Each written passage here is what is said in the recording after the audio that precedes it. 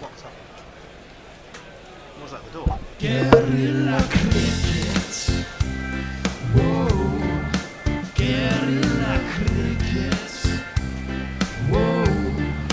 Guerrilla. Take guard, man the barricades, patrol the cover boundary. At last the time is come. This is a cricketing emergency.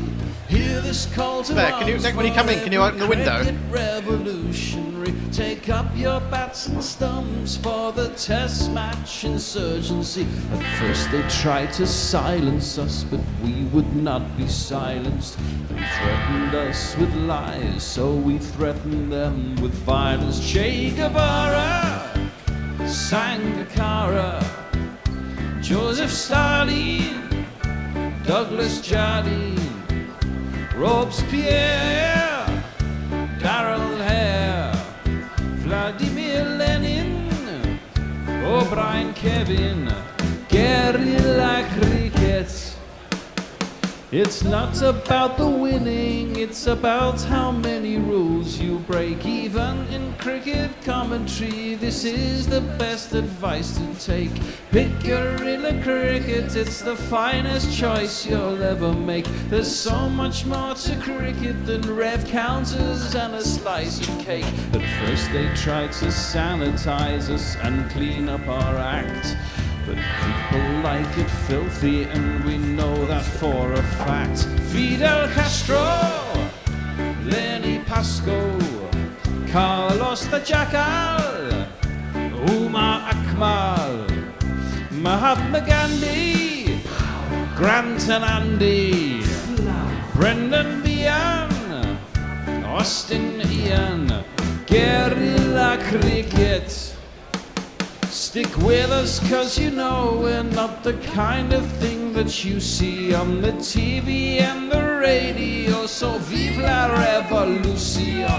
First they tried to buy us, but we would not be bought. Okay, we were, but then we ran away, and we will not be caught. We would not give up the ghost when they left us all for dead. They decapitated us, but we just grew another head.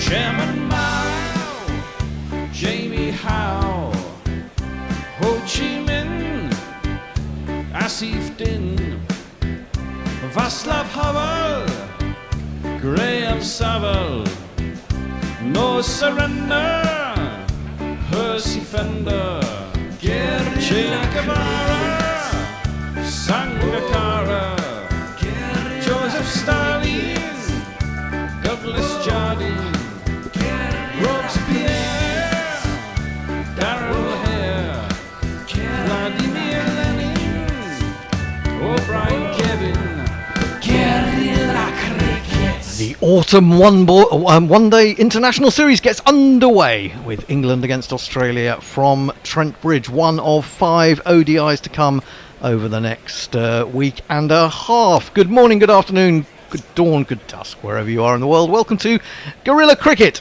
I'm Gorilla Hendo, Nigel Henderson, and I'm joined by big beasts in many ways of Guerilla Cricket. It's an intimidating lineup.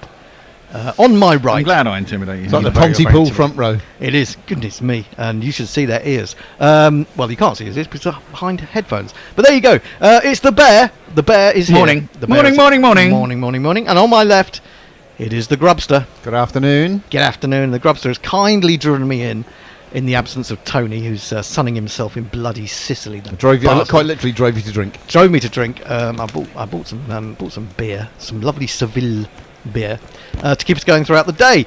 The news is that England have won the toss, and Harry Brook, captaining for the first time in an ODI, has decided to bat, which is a positive move, I think we have to say. Mm-hmm. I suspected that England would bowl when he won the toss, but no. Mitch Marsh said that had he won the toss, he would have bowled, and so we kind of thought about why not have sealed bids. Sealed bids is an idea of mine, and if they clash, so if both teams want the same thing, then you have a toss. But if not, don't bother. Absolutely, don't need to go to the middle. Don't need to have the interviews. Just get on with it. No anthems, hopefully. Well, I'm sure we will have. Now, there have been big scores at Trent Bridge in the past, haven't there, in ODIs? I can remember Alex Hales and Jason Roy going going absolutely crazy. It's sunny in Sydenham, south east London. It's a little bit more murky in Trent Bridge, or at Trent Bridge, where Ben Duckett will be playing on his home ground, opening for England. He will be opening with Phil Salt. The rest of the England team is Will Jacks at 3, Harry Brook at 4, Jamie Smith, keeper, at 5, Liam Livingston at 6, Jacob Bethel at 7, Bryden Cast, Jofra Archer, Matthew Potts and Adil Rashid. So plenty of spin options there for England. I'm not sure about the pace attack. It seems a little bit thin to me. Australia's 11 is Travis Head, Mitchell Marsh, Steve Smith, the pig is back, and this time he's angry, Cameron Green, Marnus Labuschagne, Alex Carey keeping wicket. Made a bit of an impression in those T20s. Up top, Aaron Hardy, Sean Abbott, Ben Dwarshuis. I think that's how you say it. DeWeese, apparently. DeWeese. DeWeese. Oh, that's easier then. DeWeese. It's a lot easier. I heard Mitch Marsh say his name. Ben DeWeese and then Adam Zampa. The teams are out in the middle. The pitch is maybe slightly, just slightly off centre, I'd say. And the countdown has begun. Shall we jingle up those involved? Okay. Don't mind. Who we got? We got Phil Salt. Get up on there. So salt, yeah, Phil is here. Want you to push it good into the offside. Skulls runs around the park.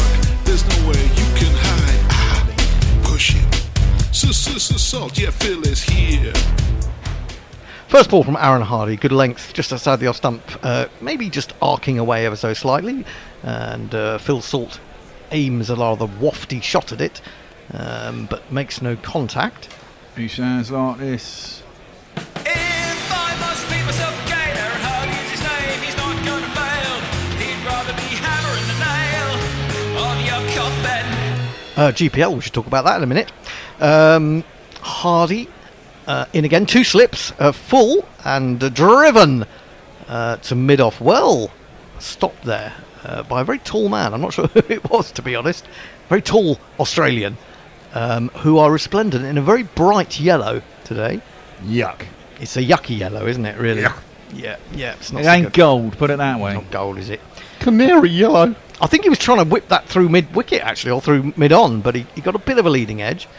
Anyway, he's got a single. England 1 for none. They're underway. Ben Duckett back into the ODI side. He's got 100 at this level, beat against Ireland last year at Bristol. Anyone can get 100 at Bristol, can't they? Against Ireland. Against yeah. Ireland. Maybe that's harsh. Shh, that's very harsh. That's very harsh indeed. Very, very harsh. So Duckett. I thought Duckett might get the nod over Jacks. So I'm quite surprised to see Jacks is actually in the team. But anyway, he's coming in at 3. Or alleged to be. Ring of 3 on the offside, a man at short third man. Hardy is in. It's dabbed into the offside by Duckett, who'll take a single. Cleverly done. Fielded at extra by Labuschagne, who for a moment, I don't know, I just had a flashback. He just looked to me at a distance, very much like Michael Hussey, the way he moved there. But anyway, it's not him. Or if it is, what's going on? Grubby, Yes. Anyone joined us this morning? Yeah, we've got Marg is with us. We've got Leah, who says Guten Tag, and another word that I can't read out. You know I don't read German, Leah. Matthew Cullen says afternoon all. Colin Suter's with us, saying, so just Ray Winston. Make of that what you will. Hardy bowls just outside off stump. It's a good length. And it's a controlled shot, really. Nicely timed, but it's not going to beat the man at backward point. It's more or less straight to him. So there is no run. Harry Brook is up there on the dressing room balcony reading about himself in the match programme, by the looks of things. Messers tells us that it's Dwarcius. Dorcius? Dwarcius is how he pronounces it. Oh, it's hard enough with Labuschagne. Now we've got Dorcius. And I thought Labuschagne. I thought Labuschagne, Mitch Marsh had said Dweeshouse. So there you go, about 8 different pronunciations so far. Hardy into Salt, who starts to come down the wicket and ends up playing a defensive shot off the inside half of the bat towards mid-wicket. There is no run, so a quiet start from England. 2 for none, 1 ball remaining. Do any English players know how to play ODIs anymore? Well, Ben Duckett just plays exactly that he plays in Tests, surely. Well, that's true. He plays like that in T20s as well. Yeah. Maybe a little bit more aggressive in T20s. But being able to pace an ODI innings. Well, we shall see, won't we? Hardy then coming in to complete the over. It's full. He's got an outside edge. Oh, and he's only just dropped short of the man at backward point, who also had to put in a dive to his left. Would have been a tremendous catch. I think he's got a little bit of a finger on that. It's the piggy. He's got a bit of a trot. He's got a bit of a trotter on it. Well, I would Clipped say his nail on his trotter. I would say that he's got salt on toast in that first over. He played and missed the first one, then he got a leading edge. He got another leading edge there. He's not lined him up properly at all. The ball is moving away from the right hander, and he's playing shots across the line, which He's is all over the place. ill-advised. Well, you'll be surprised to know that I've gone under for the full of the first wicket. Oh, I've got what? 30.5, which is quite a good spread actually for wicket and I ODI. think I can see that. I can see that coming in, Bear. We should do the GPL, shouldn't we? The GPL is open. Is it open, Bear? It is open. It's massive. £158. 158 quid. Ooh, Now, come what on. you have to do, if you've never done it before, and if you've never done it before, why not do it now? You go to our website, gorillacricket.com, you go to competition, follow the instructions, you pay us £1 for every estimate of how many runs you think there will be scored in the day, and if you get it on the nose, you get the money. You can have as many goes as you want. Of course, if more than one of you gets the same number and it comes up, then you have to share the winnings. Now, it's the man with many pronunciations who is going to open the bowling. That's a fucking disgusting. Terrific moustache. Terrific Terrible. moustache. Left arm. A little bit of in-swing to Salt, who actually plays this with more confidence than the away swinger. From Hardy up to mid-on. Moved late though, didn't it? It did. It's exactly what you want to see is the left arm over bowler. He's right on the money straight away. I should go bold. Anyway, this man's bowling. How would you pronounce it then? Bendwashes. Dwarsis. Dwarcius. Okay, Dwarcius. that's how he pronounces it. Dwarcius. So Dwarcius. that's what we're going to call him. Ben Dwarsis is coming in to bowl. He's just got the one slip, and again there's a little bit of movement in the air, and it's nicely stroked by Salt, but straight to mid-off, so he's got his fielders in the right place. Is the Aussie Tash having a renaissance? Oh, huge resurgence. It is, isn't it? It's disgusting. Have we got a jingle for Tashes? No, but if someone wants to make one that's very derogatory, I'll happily play it. There is there's a line in the song Army by Ben Folds 5 which goes, grew a mustache and a mullet. Oh dear. Dwarsis, and again he's found the outside edge, Oof. but it's dropped short of Cameron Green, who does well as a big man to get across to it and take it cleanly on the bounce. It's Salt. Call him the Condor, Cam Green, because of his wingspan. Huge, isn't he? He's huge. I was talking of big wingspans. I was very upset to see that Shannon Gabriel has retired certainly from international cricket. Why did he do that? Why did he retire from international cricket? Well, probably because he wasn't getting in the team, which seems to be what a lot of players do now. They try to make out that it was their decision. Driven, that's much better. Given a little bit of width, and Salt finally finds one to his liking, and he thrashes it away through extra cover for one of these. 4 on the floor, and one more 4 than the 4 before. That's what 4's are for, to get funky on the dance floor. Yeah, very pleasant Delicious. shot. Delicious, it really was. He's of no great pace, is he? Dwarfs Hoyce. How many pronunciations can we get through? Dwarfs House. It sounds German. Maybe Leah can give us a steer on that. DW Arsehouse. Indeed. In he comes again, gives width to Salt, who goes down on one knee almost and tries to play cross-batted. Doesn't time the shot, unfortunately for him, because there was a 4 in the offing there. Only gets it as far as cover. Salt has moved on to 6. Duckett has a single. And 1 ball remaining in the second over. England won the toss and decided to bat. Slightly different shade of blue England are sporting. Yes. What are we calling that? Teal or something? God knows. Oh, I don't know if it's teal. Towards house in again and turned off his hit, but straight to mid-wicket. So he's bowling to his field, you have to say that.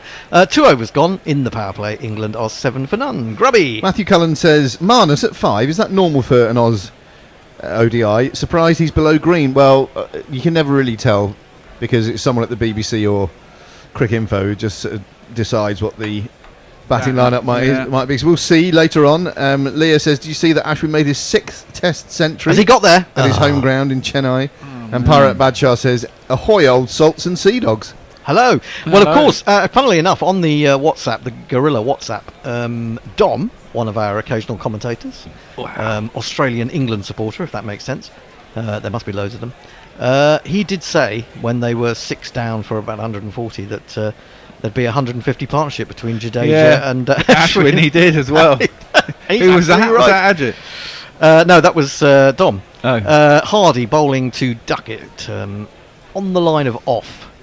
And Duckett defends straight back up the offside of the pitch. There is no run. Talking of Australian Englishmen, this very fella, Aaron Hardy, was born in Bournemouth, Dorset. Bournemouth. Born in Bournemouth. Born in Bournemouth. Someone has to be, and he was. There you go. There you go. You see, they're nicking our players. Yeah.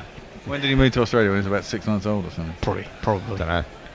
I'm not bothered checking it out. No.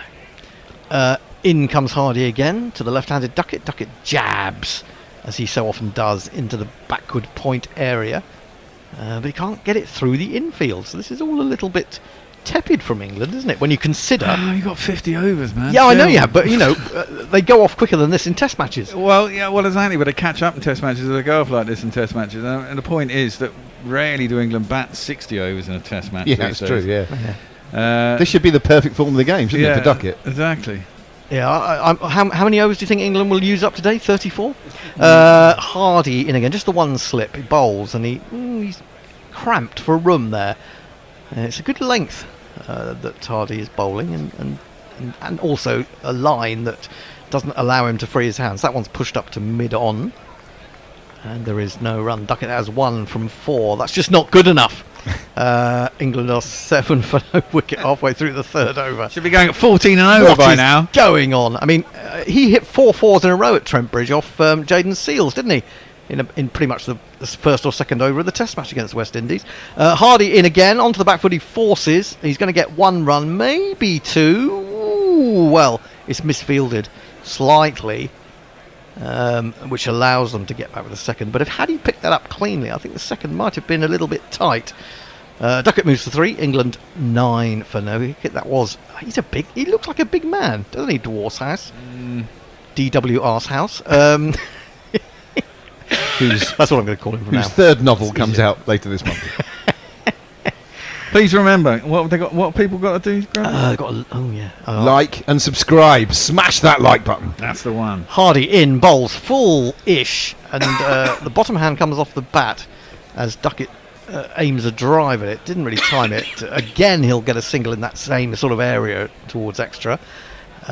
He moves to 4, and England are into double figures, 10 for no wicket.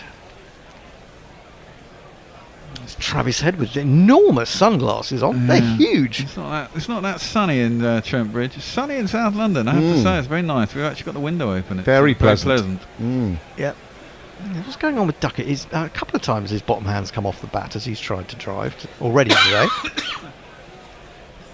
And anyway, Salt will face the final ball of Hardy's over. 2 slips in for him, and he waits for this one and then just drops it into the offside and takes a single. The mid-off has to move around to his left to field.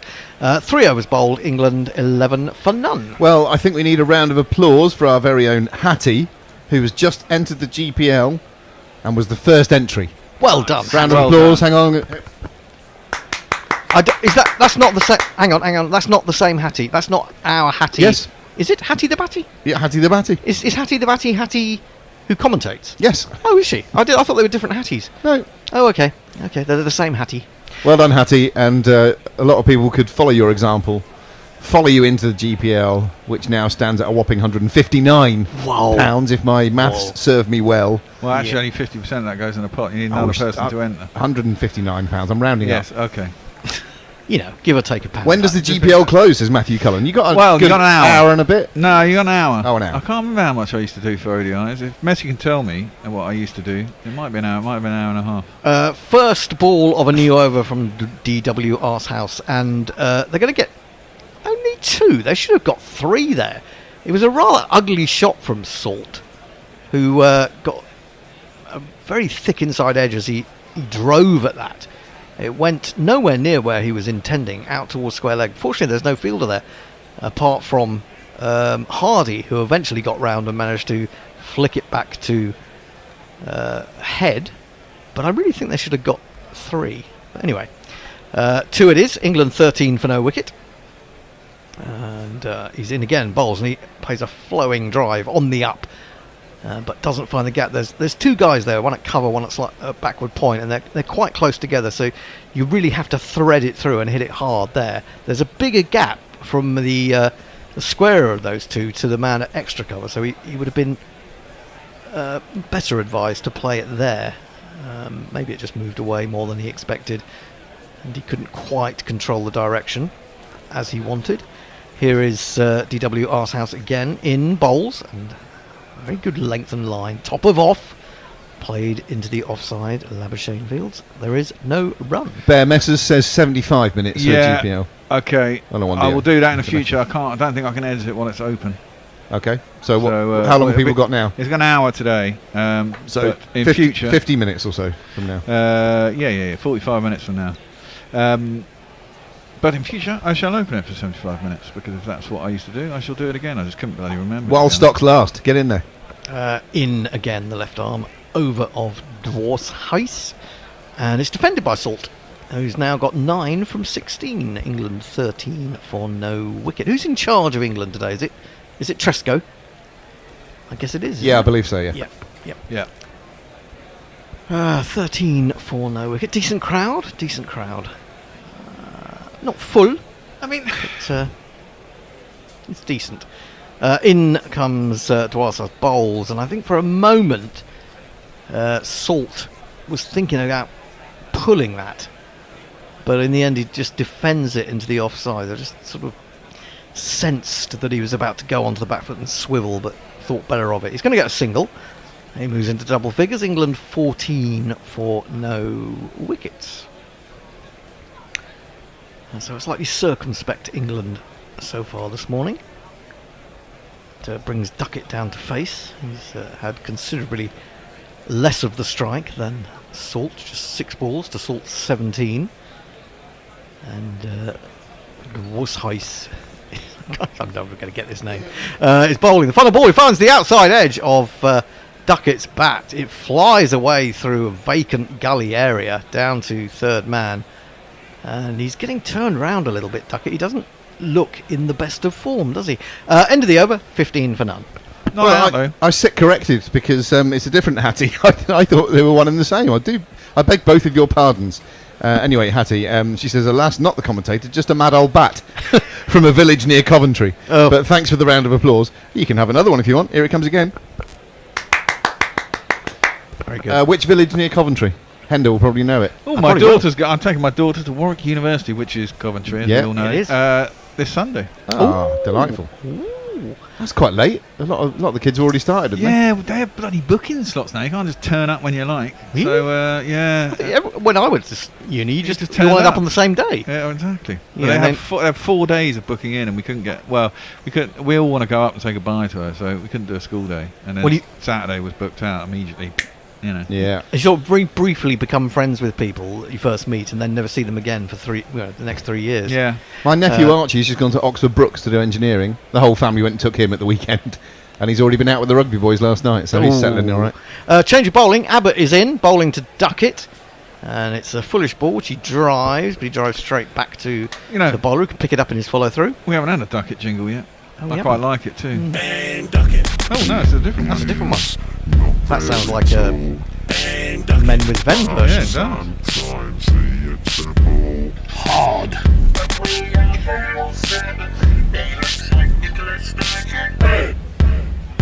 And Duckett. Oh, quite like Production values on that. it. Yeah. Abbott in again, down the leg side. He can't make contact. Bounces a second time on its way to Carey. Umpire. Is it Dharmasingha, isn't it? Who signals the wide, so England will take that gratefully. Who's the bowler? It's this man. Sean Abbott, bowl, bowl, bowl. Batsman and bowler with tight control. Well, it wasn't so tight in that last ball. Now that's better from Duckett. He'll feel really happy with that. He's gone on to the back foot and he's chopped it away off the back foot through extra cover for one of these. His first, I think. 1, 2, 3,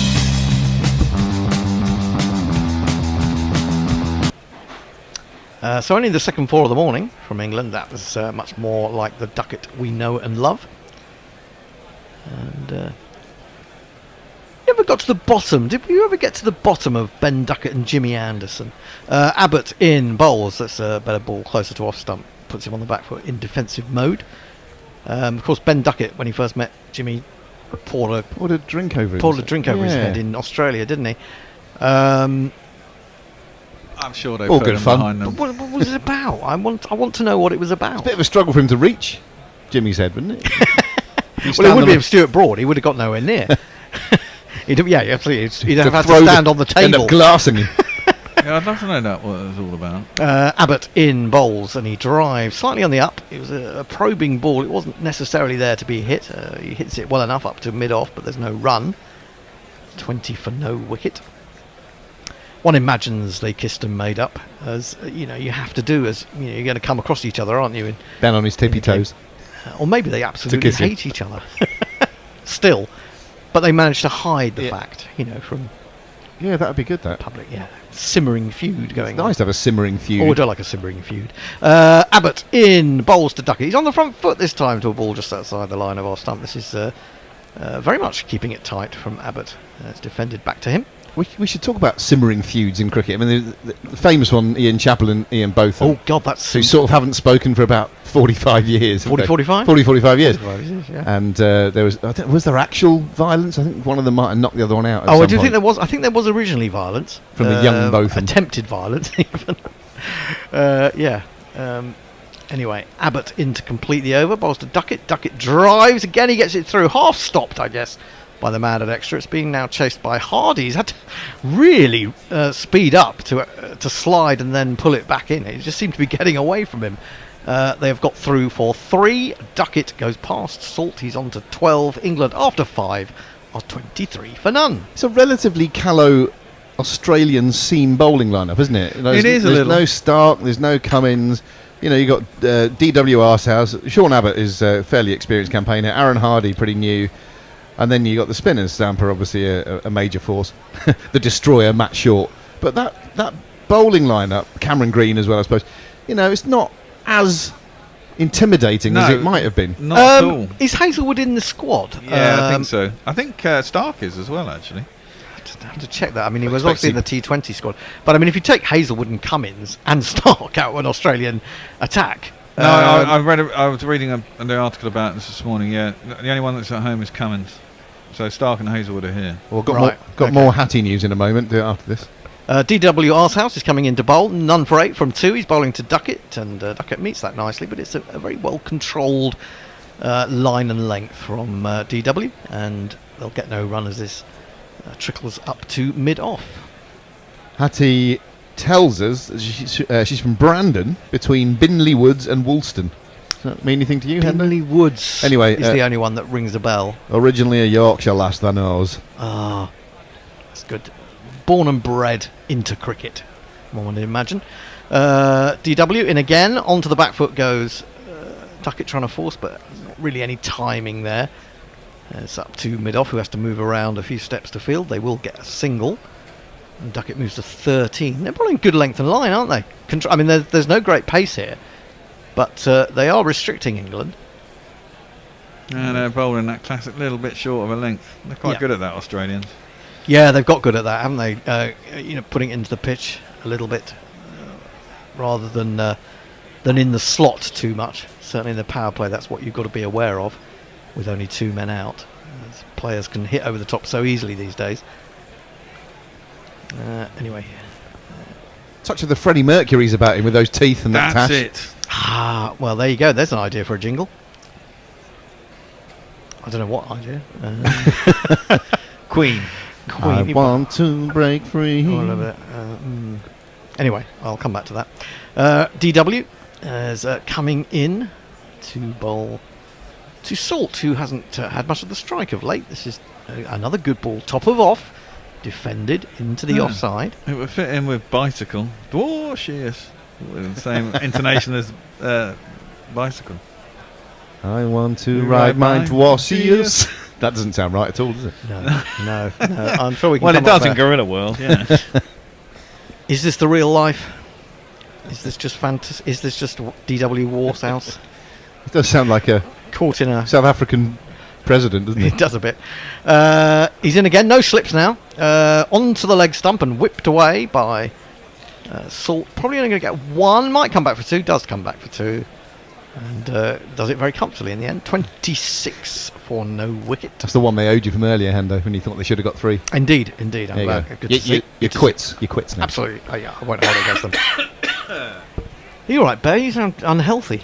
No, just, you know. I hope you haven't got COVID. You're not going to. No, I haven't got COVID. I just got something caught in my throat. My brother had COVID the other day for the first time. He'd never had it.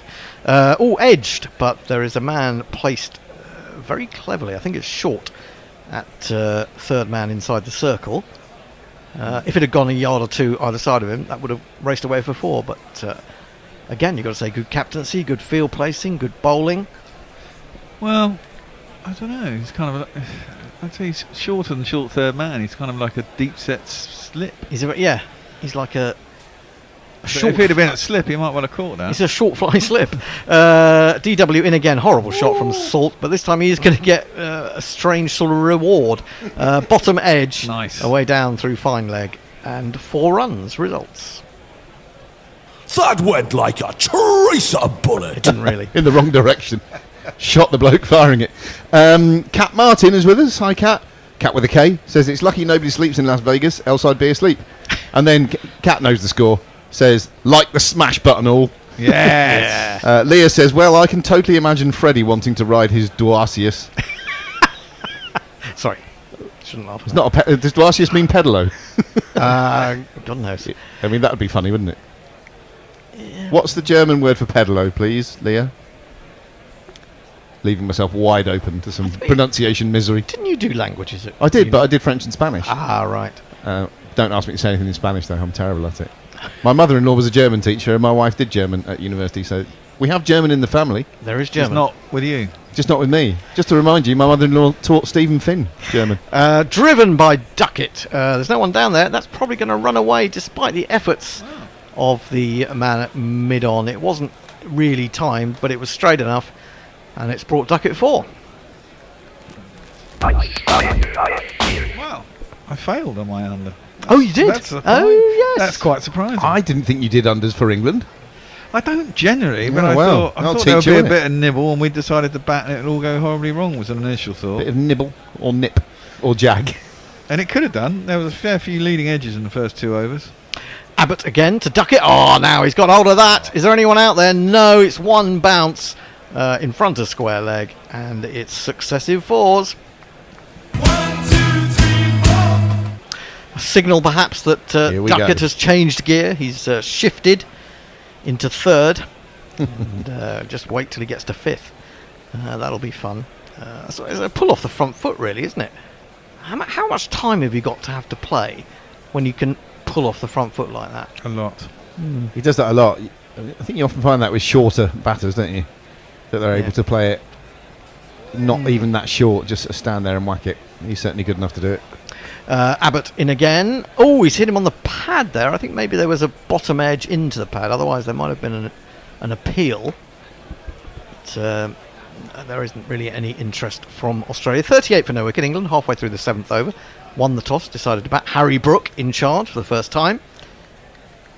And Duckett has moved on to 21. Salt 16. Just signs that they're just upping their rate a little bit here, having got some idea of the conditions, which is not something that England often do. Anyways, Abbott again into Duckett. Bowls and he drives on the up. Oh, goodness me, there should have been a single there, shouldn't there? The mid-off is quite deep. He's hit it quite hard and decided against the run. I mean, hit it for 4 or just dab it up to mid-off and take the single. But they like to go for the big shots. That they do. 38 for no wicket. Don't forget the GPL, the Gorilla Prediction League, is open. 162 at the moment. 162. And counting. Yeah, you have to estimate how many runs have we scored in the day. Both teams' aggregates added together. Abbott in bowls, and he comes down the wicket and short arms it through mid-wicket in the air, but there's no one there. The bear will go mad, and it's 4 runs.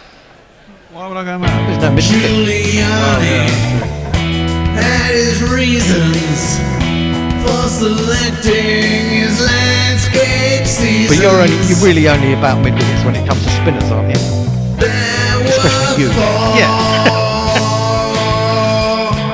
I mean, as a spinner, it infuriates me. I mean, it does generally infuriate me that there's no one in close on the leg side, whether it be a straightish mid-wicket or something. But you got to have someone to mop up the little There ball. were a that just couple, get weren't dabbed. there? Just threaded it between them. Abbott in again, and he's done it again. Oh. He played it straighter. I think it was Hardy at mid-off, was trying to scramble across, then put in the dive. Couldn't stop it, and it's raced away. That's 4 boundaries in the over, is it not? There you go. Wowzers. Yes. Okay, 46 for none after 7.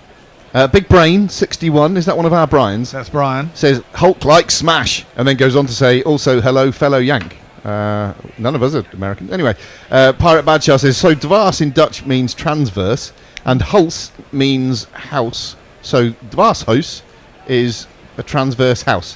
What? Makes total sense. Leah says Tretboot is pedalo. Sounds a bit like boat. Also, it was a joke about Freddie Mercury. Okay, yeah, all right. 2 great inside edges, says Jihan Ariatnam.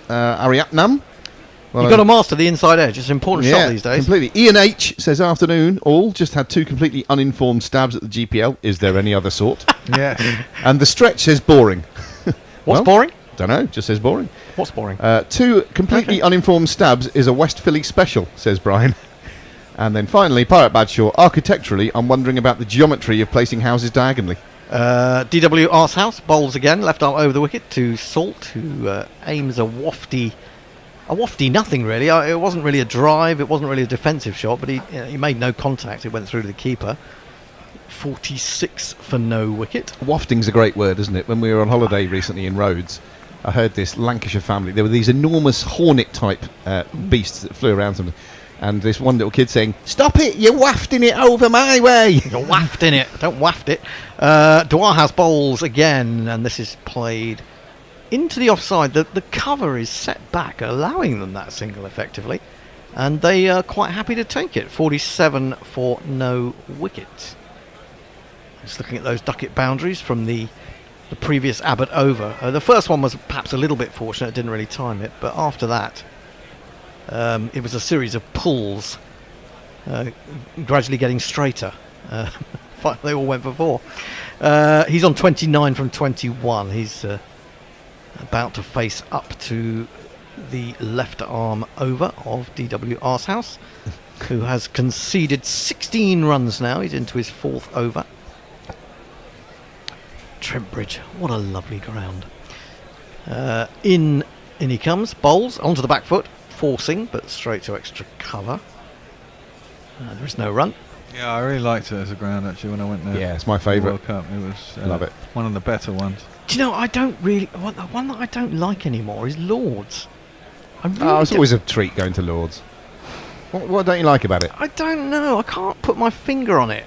Probably because it's further away than the Oval on the tube. Well, no, it's not just Well, that. Trent Bridge is even It's further. I'm it's here to fair. tell you. Yeah, true. Well, that's a better ball, but they're going to go to single, dabbed from straight. Some sort of creature has just come in through that's what I thought through it the was. wind. but Was it a leaf? They got a single while we were getting terrified for a moment. We thought it was one of those hornets. We were talking about beer advertising on the way over. We weren't were. And there's this one Hofmeister. Remember the Hofmeister bear? Yeah, yeah. And it was all about the forest was quite boring until he turned up and whatever. Anyway, and at the point where they're showing how boring it was, a leaf sort of floats down like this, and one of the little rabbits goes, "A leaf, a leaf." So when you said that, it reminded me of that. reminded me, All those years ago. Indeed. Dwight's house in. He's bowled him. Oh, now he was trying to make room for himself, but then seemed to get beaten on the inside edge. Not a particularly great knock, this from Salt. 17 off 24. You can't review that, son. He can't review that. He can't quite work out how he's missed it. He doesn't really want to go off. I think they're going to have to haul him off. I think 2 things here. 1, beaten for pace. 2, did it keep a bit low? Well, that's what I think he's trying to intimate, that it kept really low. Yeah, maybe. Let's have a look from behind. Well, It's difficult to has he say. just got caught between going forward and going back and ended up going nowhere? It's a strange one, but it is a wicket, the first wicket, and England lose it at 48. the T20 captain goes. The crowd says There's a scratchy little knock that from Salt, wasn't it? Not his normal bludgeoning fluent self. Yeah, he looked a little ill at ease in that first over where he couldn't really work out how to play the outswinging ball. Kept trying to whip it through mid-wicket, which is not really the way to play it. Yeah, a bit scratchy, I would say. Absolutely, but that'll be great news for the unpronounceable left-arm Australian, who's got his first wicket of the day. And he's from New South Wales, isn't he? 30 years old, I think. Made his debut for Australia at international level in 2022. He's been around the Big Bash, hasn't he? I think that's where I've seen and heard of him. Quite a late start then, really. Yeah, well, certainly in international cricket, yeah. Duckett is giving advice to the new batsman, who's going to be Will Jacks. Now, Will Jacks, important innings, a series of important innings here, I think, for him. We'll jingle him up, and then we'll talk more. it might be Will Jacks. Maybe it's Will Jacks. It's probably Will Jacks.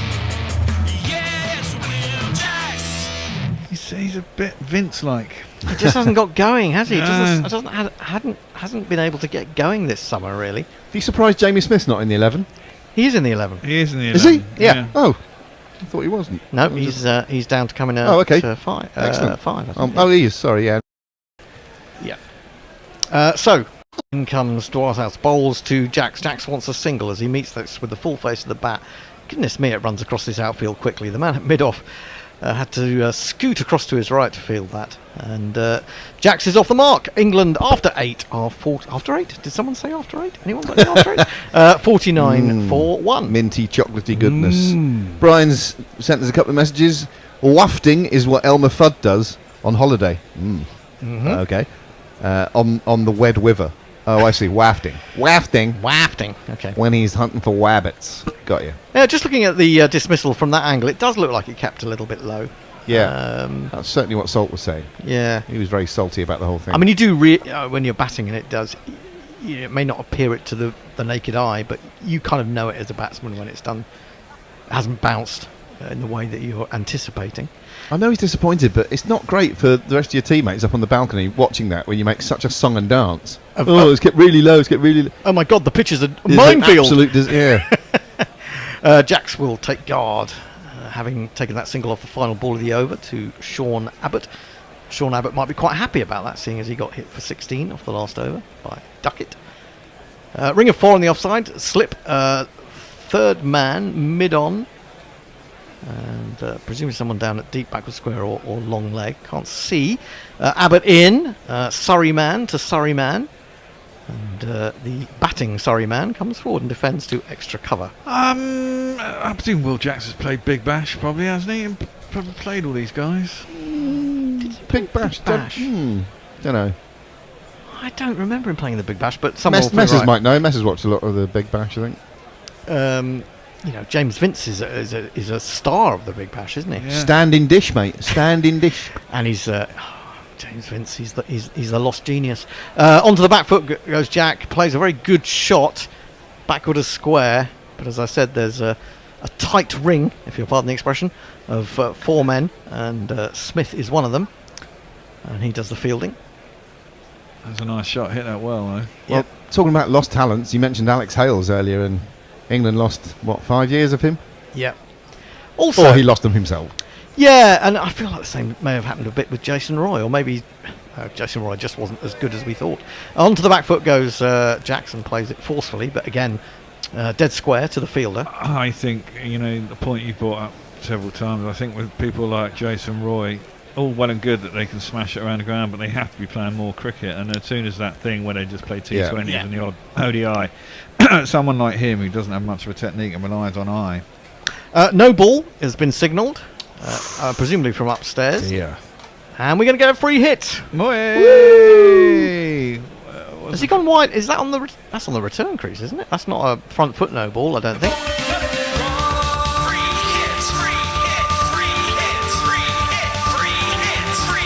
I think it's a free hit. Abbott in short over the top of Jack. Surely that's going to be given as a wide. It is. He's not going to get away with that. Quite right. Good umpiring. Now, when do they give those as wide and when do they give those as no balls? I find that confusing these days. It's a no ball. It's a no ball. It's a no ball. It's still a free It's hit. the third of the over, If isn't it's it? a third of the over, yeah. But I thought. But I mean, it should be a wide anyway. I mean, there's no way you can hit that. But often you see those given as no balls, Yeah. not when it's a third of the over. Abbott then in again, bowls, and Jax hammers this. That was brutal. He's hit it straight. It was by no means a half volley. He's carted that to the right of the bowler and down to the boundary for 4. There's not one boy for me, I must have 2 or 3, I need 4. And this is actually a bit of a worry, someone like Jax as well. I mean, how much 4-day county cricket has he played this summer? Well, not this a great is it. deal. I just think that being stupid enough to try and play in all formats, Yeah. even if you're going to specialise in one, you've Yeah, got to absolutely. be playing all the time. Yep. Flicked away off his legs. They'll certainly get 1. They'll probably get 2. Mitch Marsh is going to retrieve that, running around from mid-wicket. I mean, there's no substitute for playing a game. I mean, net hitting's fine, but you can be out as many times as you like. It has no consequence, yeah? Yeah, totally. Yeah. Whereas out in the middle, you're out. And if you do that every 3-4 balls because you think you're God, then you're soon going to A, lose confidence, and B, not going to have time to correct it by playing anything else. Yeah, I think it's happened to people like Hales. I think it's happened to Roy. I think it's happened to happened Livingston. KP was the first one, I thought. Onto the back foot goes Jax. Plays this comfortably to backward point. No run. I mean, if you look at the back end of KP's career, there weren't the proliferation of tournaments there are now. He was literally almost just playing the IPL, so playing for 6-7 weeks worth of cricket a year. Well, and then towards the end, he wondered why he wasn't scoring any runs, because basically you're not playing any. Then he scored 300 for Surrey and got this was right at the end. Oh, of his after career. that even. No. This was after all that. Abbott bowls, good length, good line, defended by Jax very watchfully. It's the end of the 9th over. England 57 for 1. Duckett has 30 and Jax has 7. Grubster. Oh yeah, give me a moment. Just got carried away there by talking. One Mo, I shall get to your messages. By the way, if you do want to get in touch with us, YouTube is the best way of doing that at the moment. So Yeah, we don't like Musk anymore. Wherever we don't, but never did. wherever really. you're listening to us, if you want your voice heard, then get over to YouTube and send us a message. As Muttley Von Erich has done. Woof! Afternoon primate has just woke up from a mid-morning nap. Oh. Dog sitting and got woken. Can you have a dog looking after another dog? Anyway, and got Good woken up early by my charge, love and sausages. And Messers says, Will Jacks played 8 matches for the Hobart Hurricanes in the BBL in 2020-21. Very mediocre results. Top score of 31. 3 ducks. Now it is the off-spinning destroyer of the second T20, Matthew Short. We're going to get a bit of spin. He's never taken a wicket in ODI cricket by the looks of things, but things could change. He's probably going to operate from round the wicket. Well, he got 5 in the fucking last T20 Got 5, played, I know. didn't he? Here he is, bowling to Duckett, onto his, well outside his leg stump. He just steers this towards square leg and thinks, oh, there must be a run there, but there isn't, because Cameron Green has swept round to his right. Oh, Maxwell's not playing today either, is he? That's Oh, no, definitely Maxwell. interesting. That's true. And of course he bowls.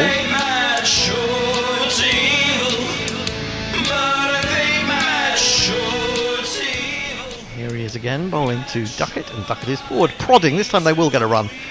There's a big open space at mid-wicket. I always feel a bit short-changed when Maxwell's not playing.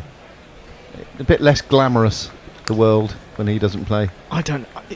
He's somewhere along the lines of Stoinis for me. I've never warmed to Maxwell.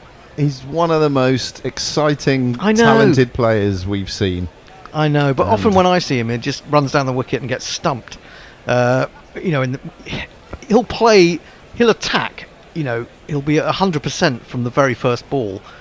Sometimes I think that sort of is to his detriment. That innings against Afghanistan Oh, on one leg. Yeah, that was crazy. Unbelievable. Short into Jax. A little bit of turn there, and it comes off a thick inside edge as he's trying to whip it away. Round the corner. No run. You have to say, Afghanistan definitely choked that though. I mean, when he was Oh, on one leg, they kept still bowling into Right the in the arse, so you slot, could yeah. hit on one leg. It was mad. This is played back to short. Did Afghanistan win that game against South Africa yesterday? I mean, Yeah, they did in the end, South yeah. Africa were 30-something for 7 at one point in their. They were batting first, and I just presumed it was a T20, and then I realised it was actually a one-day international. They did. I think they won it 4 wickets down. Short in, clipped through mid-on by Jacks, who will take a single. There's going to be a change at the end of this over. Andy Ward is going to come in and take over on ball by ball. Fourthie is he's going to appear from down under, and James Hillhouse is also going to join us on the remote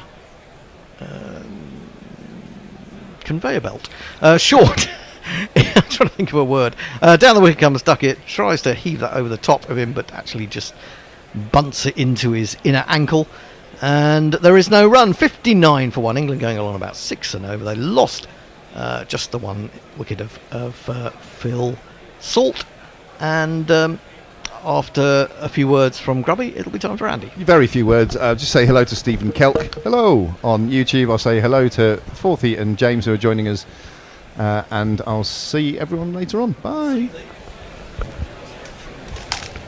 Unless no one's there at the moment. Is anyone there? We're here. I'll leave it in your capable hands, lads. Yeah, thanks, Grubby. How are you, Forthy?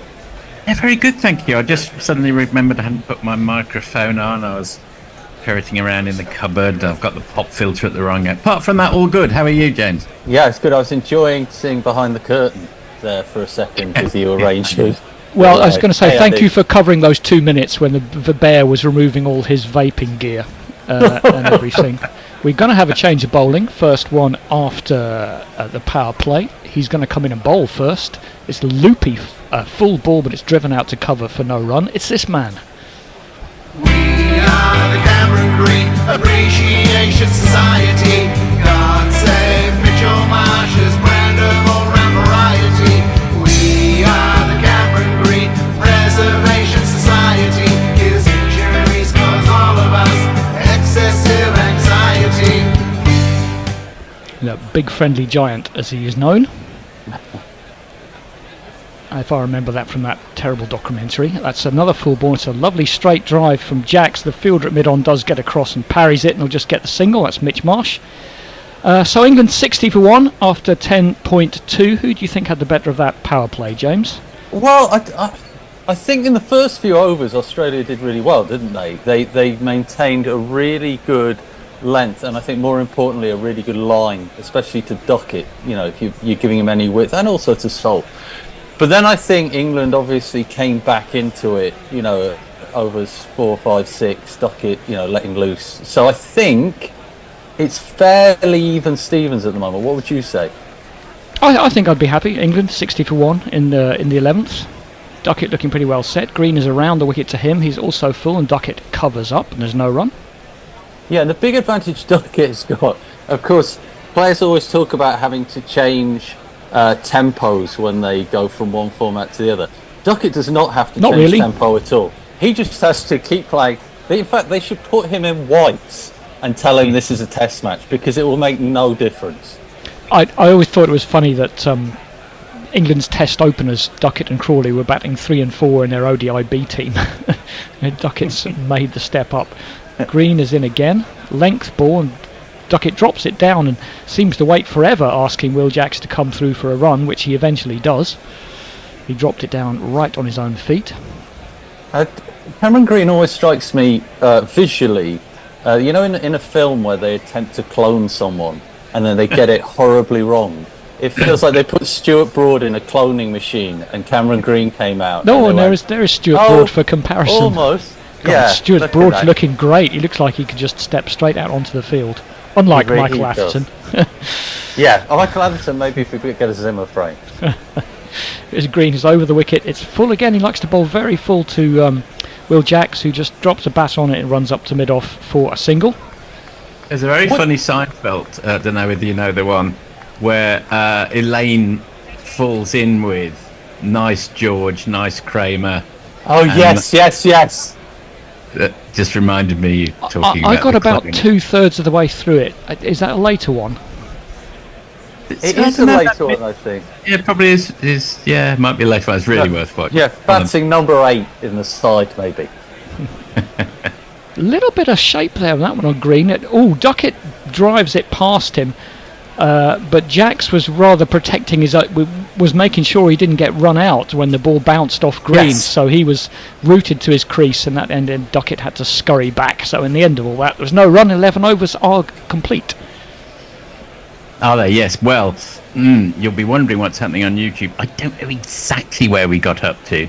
I might start from the end and go backwards, and you can say we've already heard that one. Stephen Kelk, no one brings the darkness quite like Hendo. Have we had that? No? Well, just stop me as I say. Jeremy Henderson, no idea who he is. I think Hendo is getting better than Bear at hating Australians. What's Maxi ever done to you, Hendo? Some more Stephen Kelk action. I hope you caught that train, Stephen.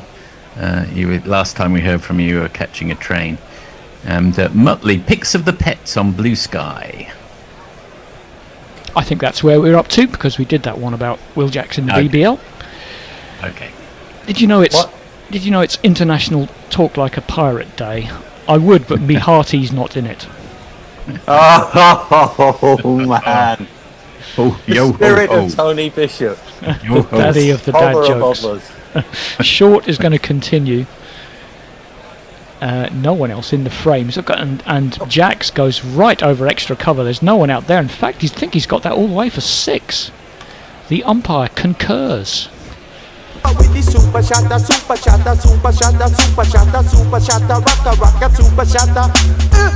England don't want to let Short settle in like he did in that T20. Oh my God, that was humiliating. I always think that about England. However well they're doing, something humiliating will happen. Ashton Agar will almost score a century. I don't think Short will get a 5 for. I can't see Matt Short ever getting another international 5 for in any format. He's back over the wicket to Jax, who clips it out to short mid wicket. And there's no run. Yeah, very much a one-hit wonder. Enjoy it while you can. Lift up your number one trophy and forget about it. Zager and Evans in the year 25-25. Oh, what a one hit. Jax is back to that one and punches it out to deep point. He's on to 17 at a run a ball. Duckett slightly ahead of that rate. He's 32 off 29. That's interesting because, fourthly, obviously you know more about music than probably every single guerrilla commentator put together. Of course. But no.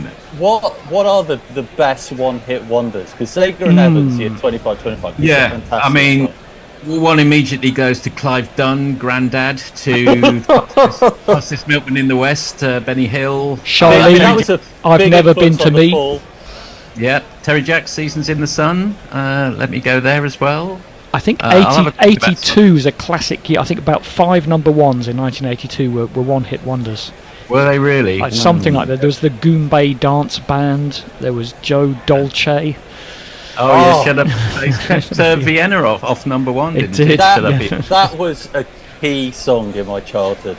My mom still talks about how much I used to sing that and kiss myself laughing when he said, "Shut up, or your face." More innocent times. Shorts in again. We've seen Mr. Ball. We talk about Joe Dolce, but I think it was worth it. That one is paddled around the corner by Jax. It's fielded rather awkwardly. I think that's Travis Head. They get back for 2. I think he was Australian, wasn't he? Was he Australian? Yes, he was. Yeah. Joe Dolce was Australian. Yes. I know. Oh, you thought he was a 10th generation Neapolitan. Oh shit. Turns onto the pads, Jax plays it out to short mid-wicket, and Steve Smith back on our screens picks it up for no run. Nice. Porthy, you're going to tell me next that my dad didn't take our family dog to live on a farm after he had that accident. Up country, yeah. He's still there now, having a great time. Yeah, he's fine. He's sending postcards. Yeah. Oh, is that the end of the over? I think it is. Right, O'Harris. Hello, GC Radio. Hello, O'Harris. Stephen Kelk, my neurosis ensures that I rarely miss trains, Forthy. Good to hear. Pirate Badshaw. Nice one. Pokebum Finger. Avast ye landlubbers. Oh, really hitting a good seam here. Stephen Kelk, what goes pieces of 9? A parity error. I thought that was just inflation, quite frankly. Pokebum Finger, shiver me timbers, your boundary rope be like the thick ropes of seamen. Do you know, I hope people, well, you're going to know in a minute, pirates didn't actually talk like that. It was one actor in the 30s who was playing Long John Silver or something, and he said, "You know what? I'm going to do it in like a mad Cornishman," and it was literally from that this belief took place. Duckett takes that one around the corner. Maybe Robert Newton. That does sound familiar. Yes. Oh God! If you think I know about music, wait till you get James on film. Well, I was going to say when I went to Ireland this summer and went to Dublin, and me and my daughter went to the National Museum of Leprechauns, and they pointed out to us that the reason that leprechauns are always pictured as being green is because of a Disney film called Darby O'Gill and the Little with People. Sean Connery. With Sean Connery, yes, brilliant. We get it back to music. I'm feeling very excluded. No. Well, I tell you don't need to feel very excluded because my daughter said that she said, "Does anyone know what this film is?" And I went, "Oh yeah, I think it's Darby O'Gill and the Little People." And everyone else on the tour looked at me as though I was shit on their shoe. I thought it was impressive. They did not.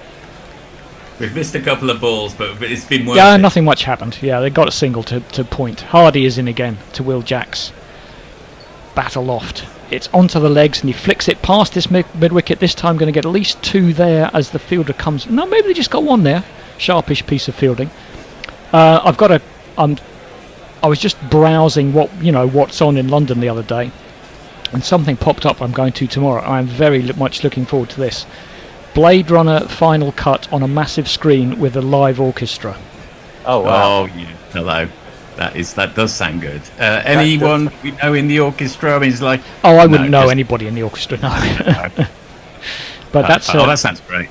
And to be back to what used to be known as the Hammersmith Apollo, where I've been many times. That one's punched out to cover by Duckett for no run. I think Jeff Simpson's in the first chair for that one. I could be wrong. I'm just making that up. I've no idea. But I'm sure there's lots of very proficient musicians. One question I've got for both of you is, do you think Will Jacks is under a little bit of pressure in the England setup at the moment? In the England white ball setup, maybe. Of course, they just had a kind of change of management as well. Duckett clips that one out to deep square, get a single. He hasn't done a lot lately, has he? No, he's got a good average in the one-day stuff, but in the T20 stuff, I think he always flatters to deceive. He always strikes me as a bit of a chinless wonder of a batter. What do you think, Forthy? I was trying to think of one-hit wonders there. Sorry, I was. Give us one of those. I think he's a bit better. He's a bit better than that. Star? Yeah. Yeah, that's classic. Although they had a couple more. They had at least one more. Did they? Yeah. And Trevor Horn was in Yes as well, and so they're not really one-hit wonders. For me, you have to have no other entries in your your Wikipedia page. Just one single that was number one. That's harsh. Surely our listeners can help us out with this. They know stuff like that. Right, Forthy is gone. He's either storming out. I thought you were storming out. Because of my harsh definition of one-hit wonders. Star Trekking. The firm had Arthur Daly. That's a great song. Yeah. Oh well, okay. If you're going to be really, they literally had more than one hit. So I'm disallowing it. Okay. All right then. Hang on. Was that the end of the over? Yes. Yeah. For those who are interested in cricket. Chumbawamba I will accept, yes. All right, then. Farong, so we're over here. Stephen Kelk, explainer. He's going to explain the joke. It's always good to explain humour. Explainer, a parity error is used in computer science to denote the wrong number of bits have been transmitted. Here, 9 rather than 8. Parity. Of course. Parity. He says, feel the humour. So I think Duckett plays that one out to cover for no run. Yeah, I think Will Jacks is under pressure.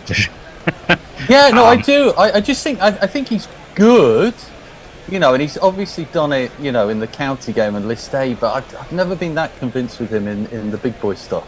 Well, the bar is so high, isn't it, with modern ODIs? He's going along at 20 off 22, and you'd be thinking he's absolutely fine. Oh, 20 off 22, is that it? Kind of thing, Well, he's not done yet today. Hopefully, Duckett tips that one into the offside and get a single. Duckett, of course, is this is being his home ground, is very much loved in Nottinghamshire. Very, very popular guy.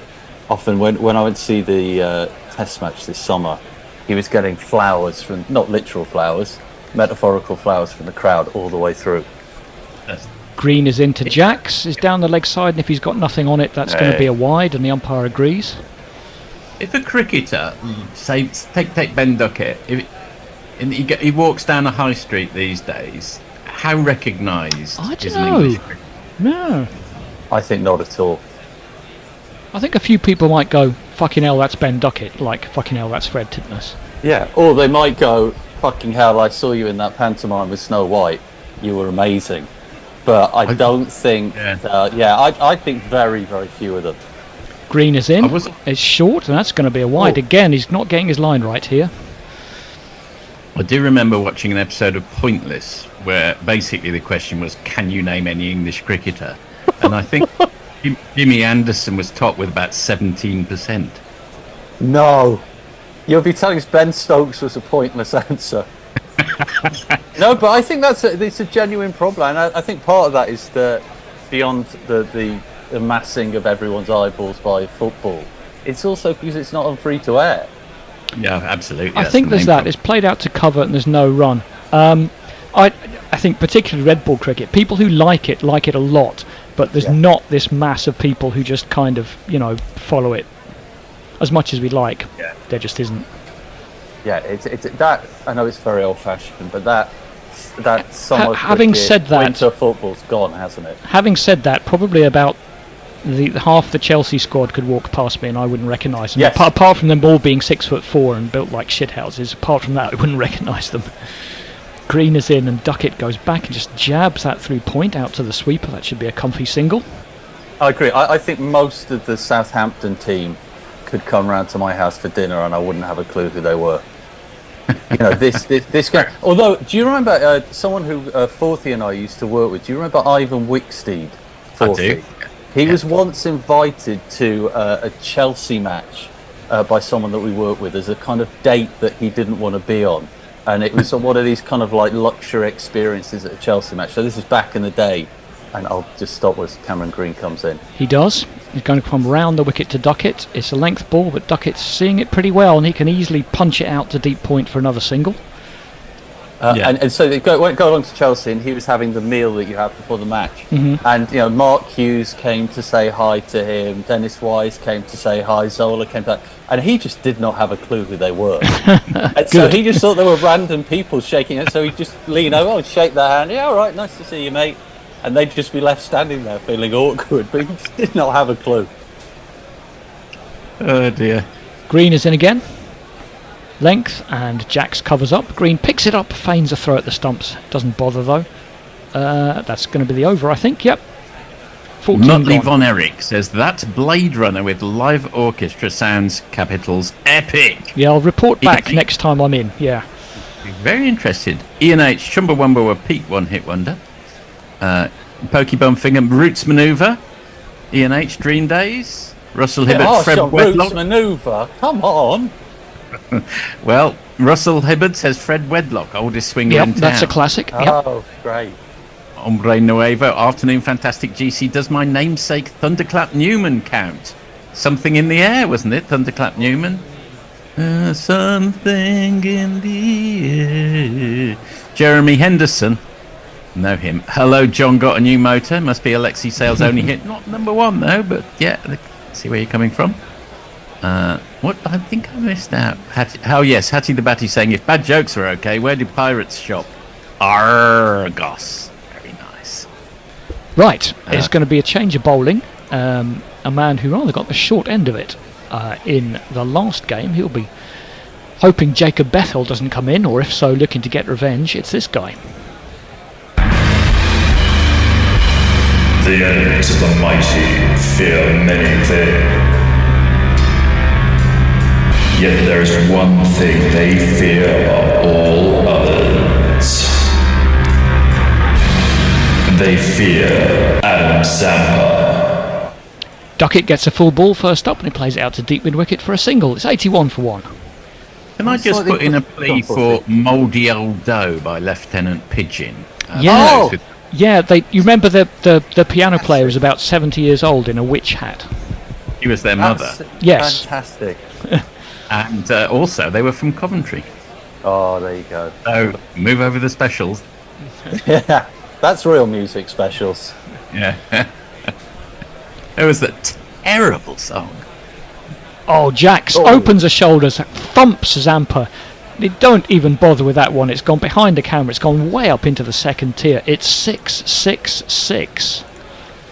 The number of the day really hops and kicks. The number of the day is 666. Maybe there's a slight veneer crack on Zampa after what Bethel did to him the other day. Maybe the message has now gone around the team. Oh, we could take this guy down. Yeah. Jax does just prod that one past the bowler, scampers across, can't get there, and he'll get a single. Of course, it's 100 caps for Zampa today, isn't it? Okay, I didn't know that, yeah. Yeah, I mean, he's had a very fine white ball career. I mean, Jax didn't hold back from that one. No, he really didn't. That was incredibly impressive. And I think that's the thing when he's played for England off in white ball. He looks like he's trying to make it happen, but today he looks a little easier in the crease. Tucks that one into the leg side ducket, but it's straight to square leg and there's no run. He's never played a test, has he? I'm just trying to recall. Don't think so, but I couldn't swear to it. Thought he had. Well, just having a quick continent. Have a look. He's in again. No, he hasn't. Back goes. Has he not? Ducket goes back in the crease and back away from the ball to give himself some room, but he can't get it past extra cover. So, question for everyone out there: has anyone else played 100 ODIs and 0 tests? Ooh, that's a good one. That is a good one. Yeah. Zampa is in once again, tosses it up. Ducket pops that one into the leg side, and this time they'll get one. They're going to have a think about two, but the fielder's in quickly enough, and they don't. That's the end of the over. He got zipped through that one. It's 89 for 1 off 15. Oops, hang on. Yes, good. Messi says, with the greatest respect, James, nerds are almost always the only ones impressed by their own nerdishness. Very true. I've got Muttley Von Erich says, I've got a Blade Runner tabletop RPG game. I recently dropped £150 in the Kickstarter for the latest rule books for it. This is good news. That sounds good. Yeah, I was thinking what how about you would be the Blade Runner and you've got to go around and catch them, I guess. Yeah. Cov question earlier. Oh, was there? Farong says, 5 historical facts of Coventry City, please, football related, and so will be accepted. Well, I'll come back to that at various points. Don't feed him. Don't feed him these questions. I should think that is Coventry City fans not still crying in their beers after looking certain to win last night and then losing 2-1. I think when you're up, when you won up after 88 minutes, there's no guarantee. And Tottenham playing so badly. They were playing terribly. They were awful. All the Spurs fans on my timeline were absolutely slating them. And it's one of those games where I think they were even more annoyed that they won. Yeah, I think so. Yes. Ducket punches that one up to mid-off for a single. Hot fact to fill in a bit of space. A cold fact, yes, okay. We were the first all-seater stadium, Jimmy Hill, 1983. Right. We had the first floodlit game, I think, back in the 1950s. In England, there'd been one in Scotland before. Wicket for no run. Oh, it's a West Midlands confrontation. Was it Wolves or Coventry? God, I think it might be Wolves as well. Why do I think that we were there earlier? I can't remember now, but maybe someone held up a candle, maybe? Lots of candles in the match? Jimmy Hill converted the Eton boating song into our famous club song. Personally, wrote the words. Hardy is in again, and Ducket plays that one out to mid-wicket, and they scamper through for a single. I think we're the only team to have played in the Premiership, the First Division, the Second Division, the Third Division, the Fourth Division, League, the old Division 3 North, and the old Division 3 South. And South, that's the one that's going to get them, yeah. Wow, yes, that's a great one. Yes, I think so. Hardy is going to come in again. And just the top half of Ducket's bat goes out to cover point for no run. Can't say I remember the Third Division North and South. Actually, contemporaneously, but I do remember being a kid and sort of looking back through all the tables and stuff. It got up on him a little bit more, that delivery, didn't it? And there's just been a tiny hint of a bit of a regular bounce. The one that got Salt, I think he felt kept a little low. He did. There's just a little bit of that. Duckett punches that one back, straight back to Hardy, who throws it to the wicket keeper on lob. There's no run. I think Hendo was saying the batsman was sort of like the club player telling all his teammates, "Oh, it's really difficult out here." I played with a few of those guys. I did not like people doing that. Had a guy who's captain used to do it. Come in and tell the rest of the team, "Oh, it's impossible to bat out there," just because he got out. Give it up, lads. Give it up. Yeah, pretty much. And that's the subtext. Hardy is into and again, Duckett likes it there. It's a sort of a length, perfect ball to anyone else. Length on fourth stump. Duckett thrashes it into the offside. Can't beat the fielder though. It's the end of the over. 91 for 1 off 16. So let's go fast. I think we're going to have some drinks. Yeah. Oh, yeah, okay. so. That gives us a bit of time. Yes, lots of facts about Coventry. Disinterested Handjob says, I understand Zampa will overtake Warner's Australians leading white ball wicket taker shortly. He adds, if he gets some wickets. Richard Harmon, Matchstalk Men and Matchstalk Cats and Dogs by Brian. That's a good one. Yep. Very good. Great pick. David Durrell, Big Bad John by Jimmy Dean. Big Bad John. We used that song on a beer commercial back at the old agency for John Smith. Varun, the other one with 172 ODI starts but 0 tests is David Miller. God bless ChatGPT. Yeah. That is a lot of ODIs and 0 tests. Wow. Wow. Russell Hibbert, Ernie Hunt, famous donkey kick goal, absolutely, for Coventry. Yep. Against Everton, 3-1, 1972. Willie Carr flicked Which up was to Ernie so Hunt. good, they made a rule to stop anybody do it again. Yeah. Yep. Too much fun. Not actually literally striking the ball, according to the FA. Messi, the world's first football match under floodlights. So here we go with his facts. Took place on this day in 1878. All right then. At Bramall Lane in Sheffield, as the Blues played the Reds in an exhibition match. This day, okay then. This day, 14th of October, 1878, which I think is Princess Anne's birthday from memory. Oh, you're facting him back. She's not that old. Oh, nice one, Andy. Very good, very good. Let me just check that, because we got the day off at school, I remember, for Princess Anne's wedding. For Princess Anne's wedding? Jesus Christ, times have changed for the better. Oh, yes.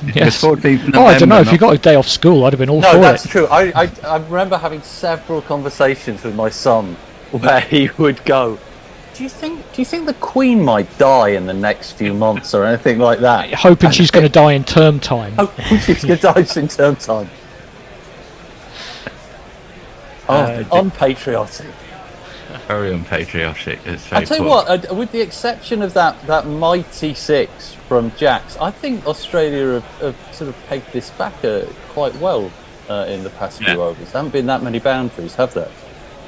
No, I think it can be reasonably happy. They're going close to a run of ball, which is what basically most of ODIs is going a run of ball for 40 overs and then having enough wickets in hand to blast it at the end. Yes, and I think that's nowhere truer than at Trent Bridge. If you have someone in your side in the final 10 overs at Trent Bridge, you can go monster-sized total. Did England get that 498 at Trent Bridge? Yeah. I don't know about you guys. It's been so long since I watched an ODI. Been a while, England. yeah. I've slightly forgotten what's the good. formula. Yeah. What's good, I agree. What's bad. I agree. It sort of feels like T20 on Valium. I'm not quite sure what is happening. I think it's not helped by the England mismatched kit, where they've got a kind of a lighter blue or a mid-blue jersey, and then they've got navy blue trousers. It looks like someone forgot to bring their proper trousers in. Yeah, I agree. I prefer it to be monochromatic. Yes. It's an odd choice. Well, England aren't that far away from wearing the red shirts and blue trousers, which looked awful. Oh yeah, they love a bit of that. They love to mix it up. Red and blue. That's Crystal Palace, isn't it? Really? Yeah. Well, I think, and you have to check those fashion charts for what colours go with each other. Whether you want spring or winter hues. Yes, exactly. Zampa's going to colours, continue, okay. and despite being in the arse end of September, he's bowling in dark glasses. James will know this. We'll come back to it after this ball. It's a film-related point. He's going to bowl to Back Jacks, who's on 29 off 29. Tosses it up. Jacks punches it into the offside, and point is round to get a single. James, is it true that Wes Craven chose green and red for Freddie's jumper because those are the two colours which clash the most? Oh, I don't know, but that sounds eminently possible. Yeah, there's that whole... I tell you who is... Sorry, this is really nerdy now to Messi, but there's a whole... Bernardo Bertolucci's cinematographer, Vittorio Scarraro. I'll shut up, Bob. Guerrilla cricket from Joe Dolce to Bernardo Bertolucci as Duckett also gets funky with a reverse sweep from outside off stump, and he puts it through extra cover for 4. Of course, once he reversed, it was mid-wicket. Nice. 1 2 ka 4 4 2 ka 1. My name is Lakhan. My name is Lakhan. But yes, Anyway, back to Bertolucci. Yes. Yeah, no, anyway, his cinematography always used to had a whole intricate kind of colour theory, personal colour theory worked out, where each colour symbolised a different thing. And if you look through the films, you can see it. Conventional sweep from Duckett this time. He hasn't been sweeping much so far, but he's suddenly decided to do it. That one goes down to long leg for a single. I think Zampa has lost it, not lost it, but lost his little sheen of invulnerability here. He really is. He's that character in a film who gets kicked in the backside by the wind, and then everyone else realises they can have a go at him. He's like Biff at the end of Back to the Future. Yes, it's exactly that. Popped up too long on for a single. I'll tell you what, it's probably not strictly accurate to say that was a reverse sweep. It was kind of a switch sweep, because he changed his feet as well. He looks in fine fettle here, though, Duckett, as does Jacks, to be fair. But these two going along very nicely, look untroubled.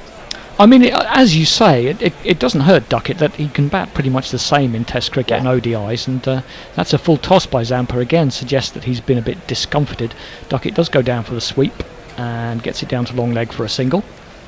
Yeah, I think that's right. I think he's just sort of stepping into the same shoes. And in fact, the benefit for him is that no one's going to slag him off if he plays like 60 scoop shots in a row. They're just going to go, well, it's white ball cricket.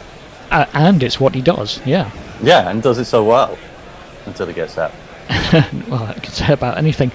Jacks punches that up too long off, and that's 100 up for England. 100 for 1 at the end of the 17th. Well, it's good to have a sort of corroboration from Leah, and a little scary if you don't. Craven chose red and green for the sweater because those colours are the hardest to perceive properly, and thus create discomfort in the viewer. I think that's more or less what I said. She also has got something rather funny here. Well, I mean, Leah is frequently funny, but this is funny. Speaking of dead queens, Rishi comes to Buckingham Palace as the designated Prime Minister and introduces himself with, "I'm Liz's replacement." And Charles answers, "What a coincidence, I am too."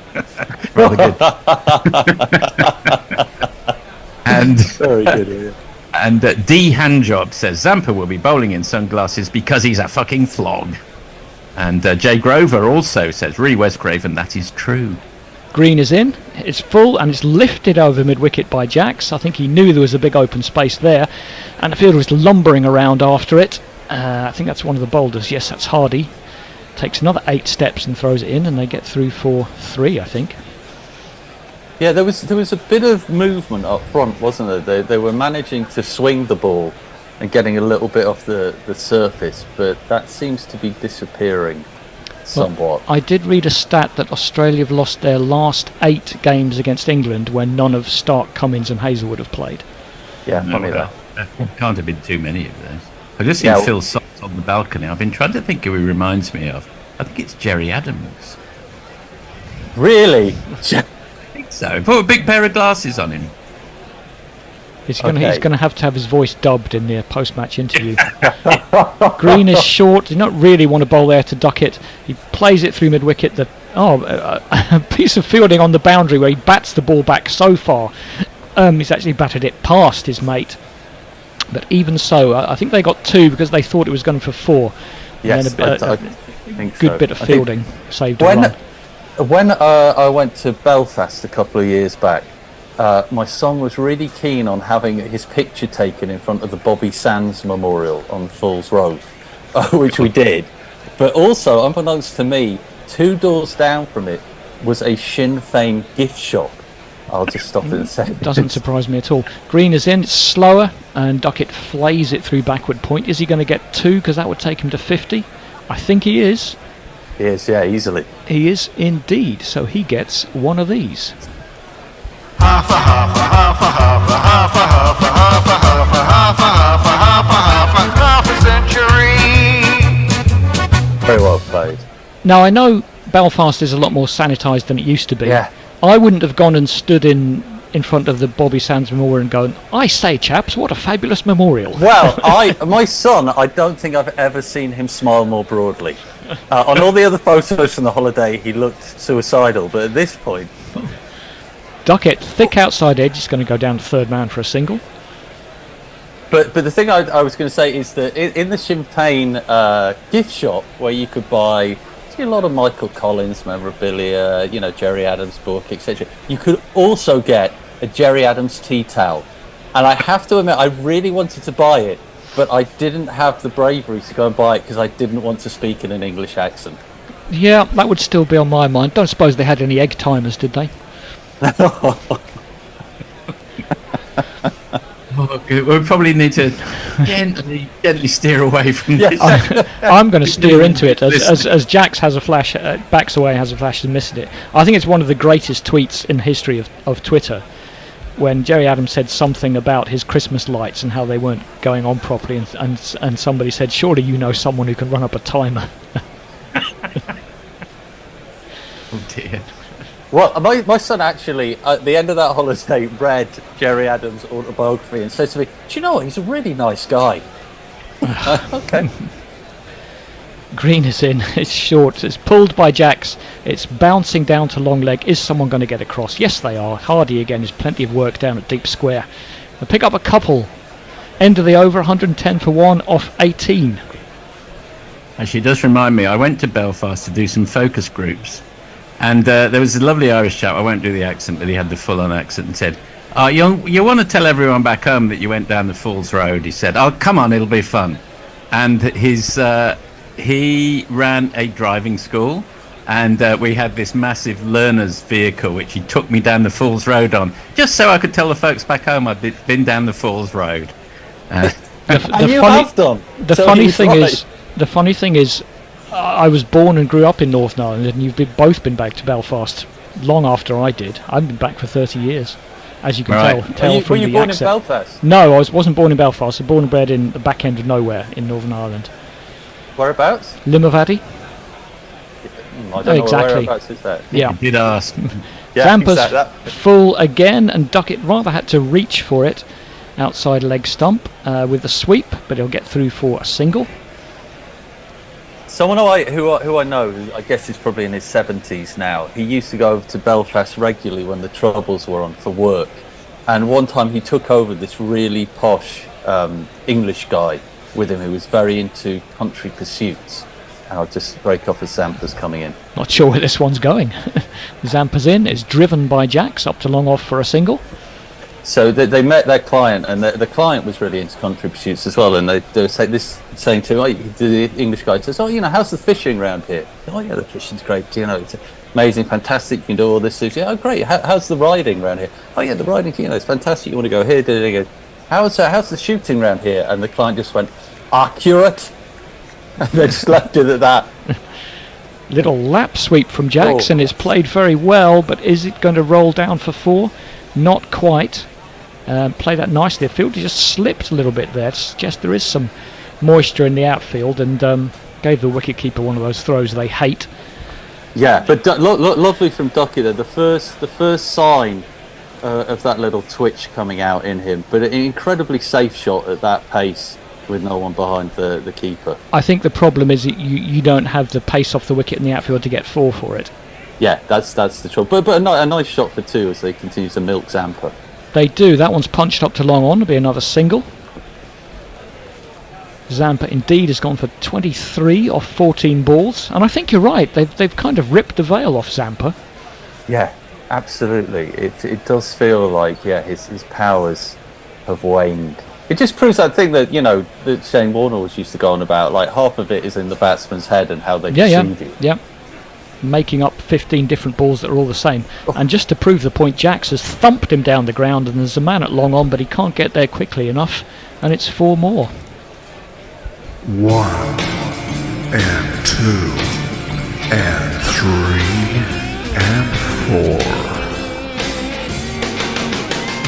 Just to pick up on something you were saying before, Andy, actually. I mean, this is, there's lots of talk about the New England and getting the new players in. But for those players who've been around the side for a while, as you were saying, with McCullum coming in, it's not just that there's a new cycle, there's a new coach. So everyone is absolutely playing for position at the moment. Yeah, well, Jax is one of these kind of transition players who was eased in towards the end of England's golden white ball period. And is now almost certainly, compared to players like Bethel, one of the more experienced players. Yes, he sort of he seems less trendy now. He's like Grey Goose vodka or something like that. Well, as you say, he's maybe not had a great spell, but this is a great opportunity for him to go on today. Famous last words. Like second season Ange ball. 42 off 37. I always win in the second season, mate. That one remains to be seen. Played out to cover for no run. Yeah, I mean, in some of the places in the world, sure, you have, of course. I mean, we all love him in Australia. Let's be clear. We do love him in Australia. I think the defining thing about Ange at the moment is the mate intonation has gone from mate to mate. It's gone passive aggressive, hasn't it? It's gone really angry. Yeah. Oh, there is a million different versions of the word mate. Talk about this afternoon. End of the over. Nick Viggers, hi everyone, read the kits. I'm all for Annie's idea of having some one-day stuff in the whites with a red ball like the domestic game used to be. What do you guys think? Also adds, great commentary as always, by the way. Gorillas bringing cheer to a drab Thursday. You are very welcome, Nick. I know the way you are. It's lovely here, actually. Yeah. Pirate Badshaw, accent wouldn't be an issue. The diaspora tend to be the most zealous anyway. Good point. Dara Azizi, hi all. Hi Dara. And Farong, same coach, all formats for England, indeed. Are we on again? Yeah. Oh no, a little bit of a change. Abbott back. Kiwi Duckett passes 50. Surely has earned the honour to bowl at international levels. I thought it wouldn't be long. Yeah. Abbott is back. He's taken a bit of punishment. 3 overs for 32. That one's going to be a leg bye for a single. Can you get through any more so we catch up before hand over? Graham Caldwell says, so much cricket on today. 2 test matches, this one day international, plus day 3 of many county championship games. A feast! And that's it for YouTube. Sorry, I haven't got the other one up, so whoever comes on after me will need to catch up on Blu-ray or whatever the other thing is. Truman-esque from you there, Forthy. Yeah, all the kids are on InstaWiz now. All the bloody whatever it is. Shorter from Abbott, and Jax just pops it down to gully, and there's no run. I mean, this is without being a miserable bastard. We should contextualise this. This is a second string Aussie bowling lineup. Oh, for sure. That we've got here at the moment. But Jackson and Duckett are making hay while the sun partially shines in Nottingham. Why is that? Are they all injured or? Some are rested. Illnesses hit the count. 3 of them are ill, and one of them's got a quad problem. So are they actually on the tour? Cummins isn't. Cummins is relaxing on a sun lounger somewhere, thinking about the future of humanity, and the rest, I think are ill. Oh, there's Hazelwood. There's Hazelwood in the he's on the changing field. room. I thought Yeah. Lyon and Stark, I think they're the other 2 illness victims. Yeah, that was played down to long leg for a single. We're going to have a change end of the over. Who's it going to be? Abbott is in, round the wicket, and Duckett rather shovels it into the leg side. It'll pick up a single. I can't tell who it's going to be, but it's going to be some people. People will be coming in. That's what we can confirm. There will be humans. I think Abbott, one of his problems stems from his very sketchy moustache. If you're playing for Australia, you either go full moustache or mullet. You do not go 3 days of growth. You're not ready if you're at that point, Abbott. It's well, there's a actually- lot of it about though. Yep, we're going to have a neutral Yeah, but voice. not We're going to enough. have Ajit, along with Bear and Mog. So that's all. That sounds very fair. That's like one of those football panels: one English, one Australian, and one neutral. Okay, let's get a balance in there. Derek Dugan, Malcolm Allison, hosted by Brian Moore. Oh, classic. It's a leg bye from Jackson. That is going to be fine for 4. I thought that was a leg bye, but has he got... Yeah, the umpire confirmed it's a leg bye, yep. It's 4 all the same. I suppose I'm not going to do it for a leg bye. Nah. Just flicked off the thigh pad. It was... Abbott did stray in line. And Jax will only be disappointed he didn't get a bat on it for 4 for his own total. Yeah, Is this your only half hour? Is this your only half hour today, James? You're like John Turturro in the Big Lebowski. Just only in it very briefly. I'll be in it for the Steals scene. the show though. Slower, but they've gone to leg stump again, and that's So played not down to like long it. leg for a single. It's going to be the end of the That's over. very much let out of the cage for 10 minutes to wander around outside, do my business. Back in the bloody cage. Put him back in now. He's done his bit. Catch you guys later. Will do. Okay, Cheers. well I'm See you in expecting half the an hour. bear to come in, and I can't see Oh, is he Mog not there? anywhere. Oh, in which case, James, you want to stay on a bit? Oh no, I think people are coming in now. Oh no, they're Oh, coming they're coming in in now. People Okay, yeah. Arriving. Adios. Yes, I'm going to spend some time looking up Ah, there you are. Bluetooth or whatever it is Yep. that the Force couldn't do. All right. Good afternoon, gents. How you doing, guys? All right, Steady, Mark, I haven't steady. gone yet. I can hear you. Oh, what a shame. What were we up to? Bear's just doing a deal on the phone, so I'll just cover some ball by ball till he's finished. Fair enough. It's Hardy who will bowl this one ball, and it's thumped away by Jax. Out to deep point for a single, 128 for 1. Jax looks much more comfortable in the longer formats. The longer the format, the more comfortable he looks. I'm just looking at his record. It doesn't quite bear out my theory, but any thoughts on that, gents? Morning, boys. Morning, afternoon. Yeah. India recovered Voice well, of eh, silence. Ajit? Fuck me. That was, Yes, that was one amazing session. I'm very happy. I wake up with cricket and I can go to bed once cricket is done. Something like this. Wonderful day if you're a cricket fan. cricket all day long. So Hardy's in the attack. He's none for 13 or 4.1. England cruising along at 6.35, looking pretty good actually.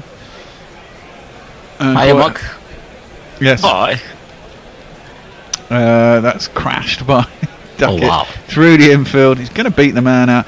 Boundaries are in quite a long way again, as we were saying the other day. For an ODI, they're pretty short. The amount of grass behind them is a bit silly, but nevertheless, smashes it through the covers and it's 4 runs. Come on, guys, hitting the fence. Yeah, clearly.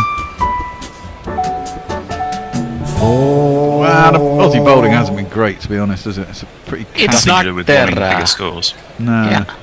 it's quite a It's not callow their lineup. top order. No, not at all.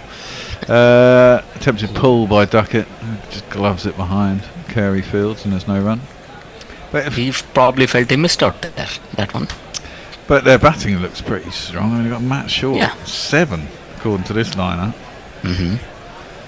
And They're probably confident of chasing. Hardy can give it a big hit as well, and he's at 8. He's a genuine. Yeah. More of a.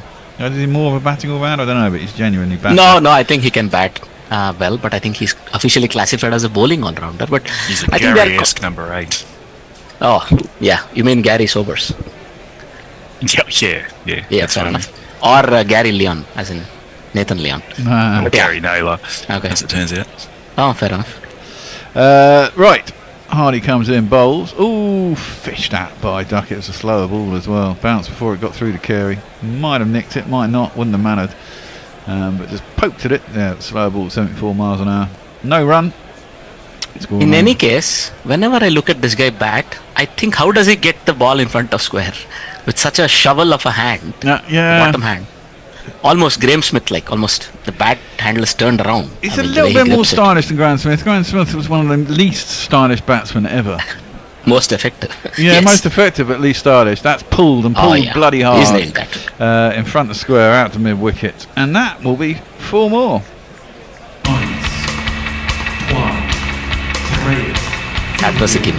I mean, he had missed one earlier in the over mark. Possibly. My feed's really crappy, so all I can see is the occasional pixelated skipping thing that might be people playing cricket. might be good. Then you're on social media duty. All right, never mind. But it's all right. It's okay.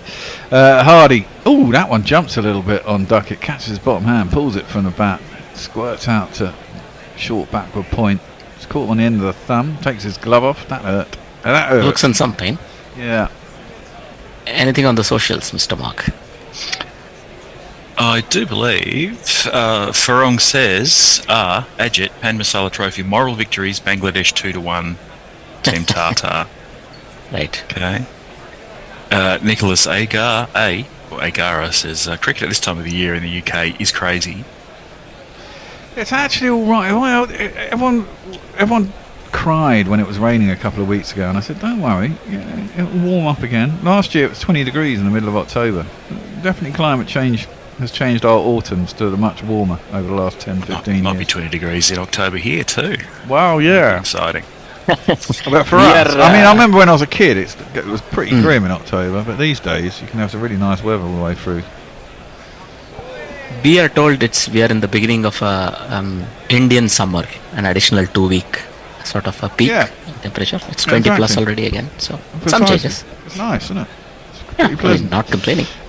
Pulled by Will Jacks, gets it through mid-wicket. I don't think it's going to go for 4. They've got some big blokes in the Aussie team. I think that's Marsh. Yeah, Marsh is a big unit. Yeah. Darshius. If you want to, they call him Dwarshus. Yeah, if you want to pronounce him that way, it's Dwarshus, but they call him Dwarshus. Dwarshus. Yes. Just call him Ben. That'll solve the problem. Ben. Yeah, fair enough. Well, he's a fucking huge unit. Still spend some time in the gym too. That's short and that's shit and that's pulled and that gets exactly what it fucking deserved. That was short and not very quick.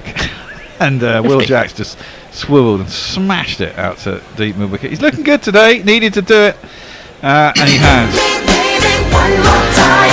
He was all looking a bit Vincian to me, but it's 50, and you know that can't be bad. Yeah, it's 50, and you know you should be glad. It's amazing what a little bit more time you have to bat in a 50 over game gives you the opportunity, eh?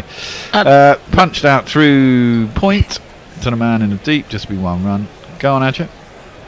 No, I was thinking he should be preserved for the longer formats. He was also the opener in the recently concluded T20 Ace. I mean, maybe it's not his cup of tea or whatever. Well, that's how you made his name in T20, really. Well, I suppose not. First of all, you make your name at county, then you become a big T20 player, and then. Did he go all right in longer versions of county He games? did when he was younger, yeah. I mean, that's why he was picked to play for England and Pakistan last year. You know, they thought he was their kind of player. He's quite aggressive, but, you know, he can play long innings. Drops into the leg side, but Duckett wants a run. Jacks is being a bit dopey. I think there probably was one there, but he said no. A batting average of 34 in first class cricket of 54 games, 300s, and a bowling average of 42 with 44 wickets of 54 games. I mean, you would definitely classify him as a batting all-rounder. Yeah, definitely. I don't. To be honest, I don't really rate his bowling. I mean, especially it might be all right in T20 dibbles at home, but it's not international bowling. I don't think. Well, that's driven nicely by Duckett. There's no one at long. Mid on is up and a little bit wide, and he drives it. Speaking of not international bowling, Sean Abbott. Yeah. Good for Surrey. It's 4 runs.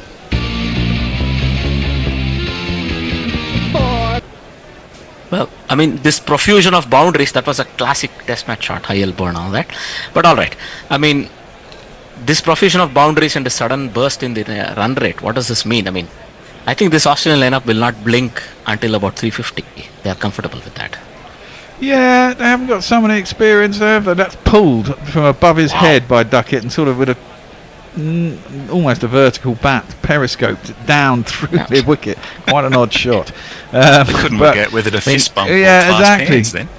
But he has managed to put it out of the boundary, and it's 4 more runs. 1, 2, buckle my shoe. 3, Shut the door. Like a swat. He swatted it through mid-wicket, really. We have a colloquial name for this. I'll try to translate it. I mean, it's called breaking the, by breaking the firewood, I would say. Yeah, like chopping an axe. Chopping an axe down, sort of Yeah. vertically through straightish mid-wicket. Try to chop wood with that kind of stroke, you'd take a leg off. I know. Very true. It's called that. I mean, it's terrible colloquial. I mean, the Folklism. words.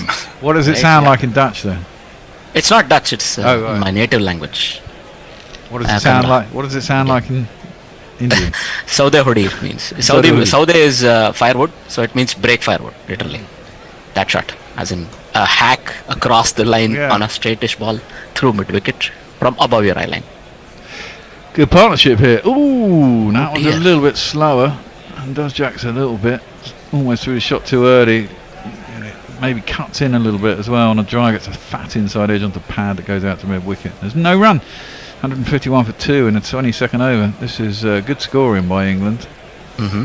There was a little bit of an inward movement, but I mean, just to take away time to talk about real cricket for a change. Now, I mean, did you guys notice or did you see much of the in innings where Ashwin made 100? No, I don't even know where it is over here.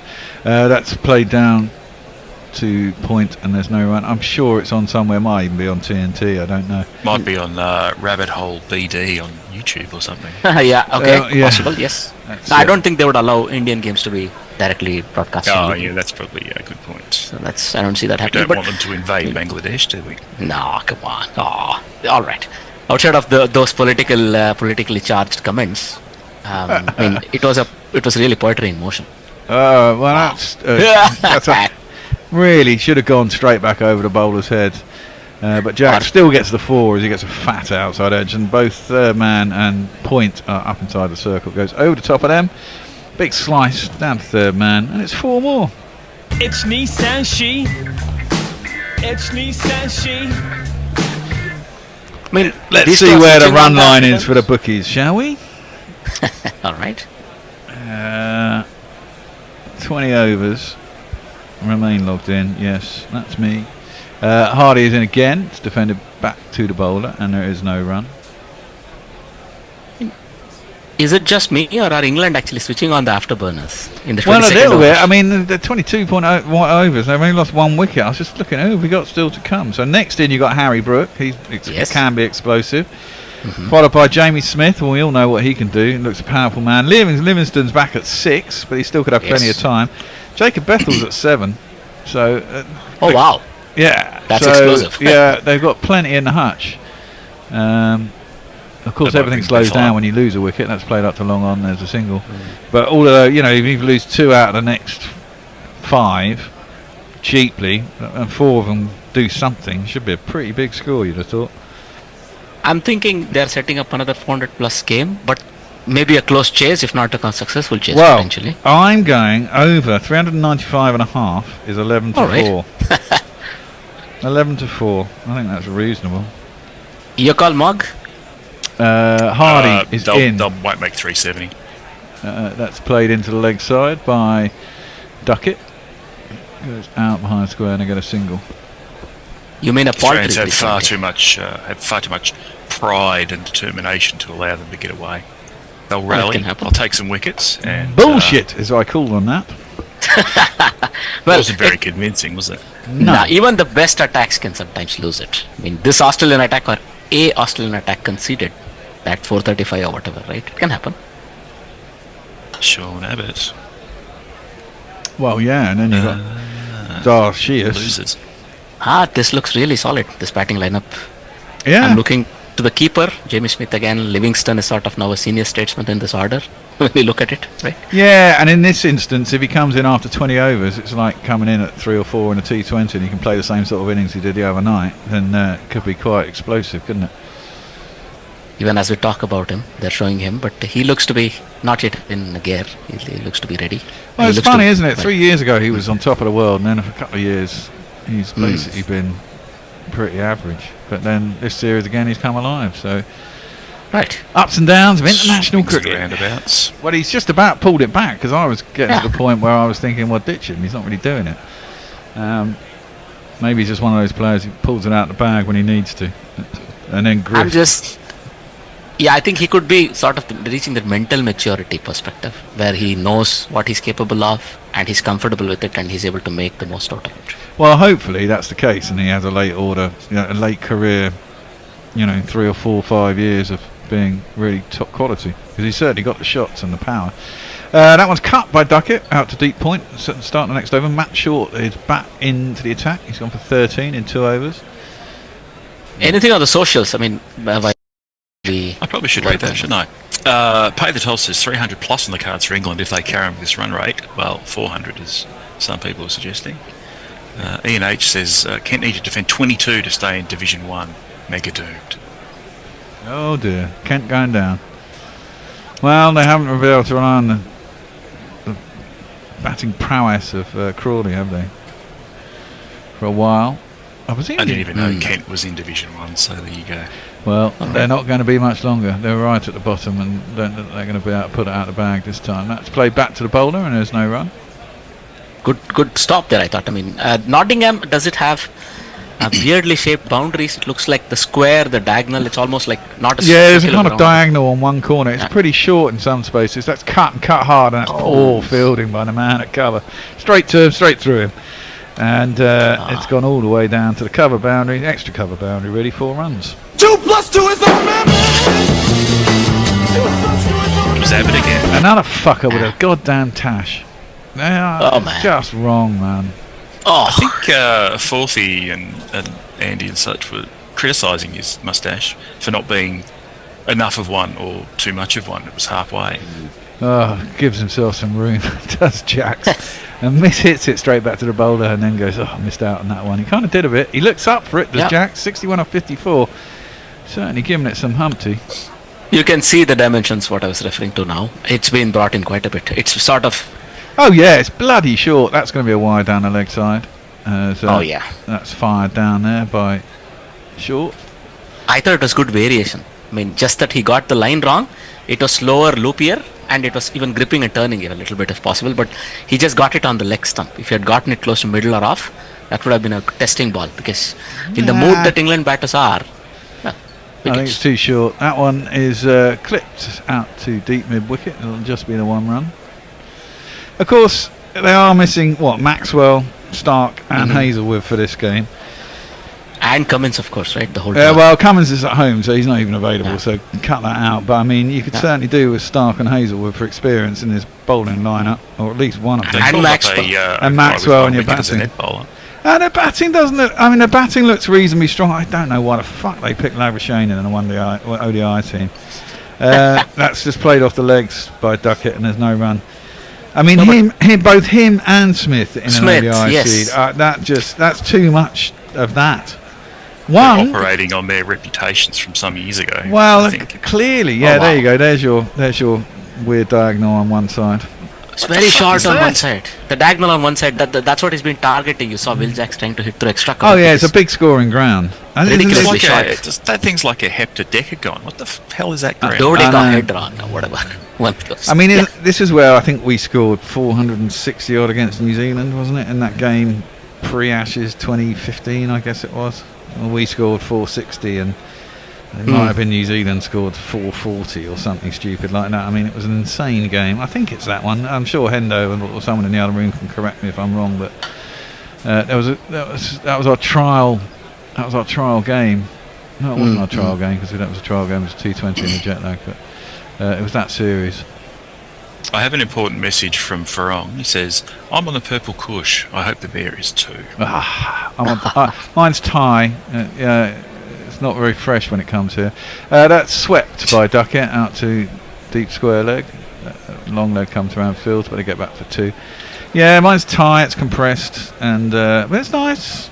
Reasonably moist. They vacuum sealed it, so it's good. But you don't get really big heads here. Farong. It's all crushed. Is that a downer or an upper bear? I don't really smoke skunky shit. I rarely smoke that. It's too much fucking THC and not enough, CBD and whatever. The other one, THB or whatever it is. To be determined, yes. Yeah. I prefer wow. to chill on my weed. That's a hoiked out to cow corner, whereas a single. Yeah, I mean, they're targeting Zampa. He's going for 9+ an over or 8+ an over as it stands. But good, isn't it? Yeah, I mean, it's good. It is good. I mean, for a guy with a limited range of, let's say, the ball delivery, he's done very well. I mean, well, yeah, the flight, but you see, the loop. you see, the thing is, you can get away with it more in a T20. When only 4 overs, you've got to go at him from the off, right? And no one really likes to go after leggies right from the off unless they throw it up there. So your bad balls might only go for a single. But there's enough bad. Oh, he's out. Will Jacks is out. I was just giving it that, and fucking he's slammed Zampa straight to done. the pigster. Oh god. Yeah. He's back in it. Yeah, the pig. God, what a fuckwit. Yeah, the pig's here. Jacks is just, I mean, it was there to hit. He leaned back. He should have got it a little bit more elevation. He probably got 4 runs over the top of cover. But instead, the pig reaches his little trotters up in the air, plucks it out of the sky. That's a very good catch. Come on. It was travelling. It was travelling, but it wasn't so high over his head that That's it was his a problem. job. He's got to take those Exactly. catches. He's a professional bloody cricketer, god damn it. So we have to say goodbye to Will Jacks. Another one bites the dust.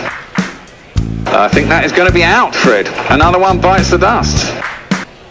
Shouldn't they send Bethel in now? Didn't he take Zampa apart the other day? That's a good call. But there's already one lefty. There's already one lefty for a start, and B, I guess the skipper gets to say where the fuck he's going to bat, and he's going to bat now. Yeah. It's his first game captain, isn't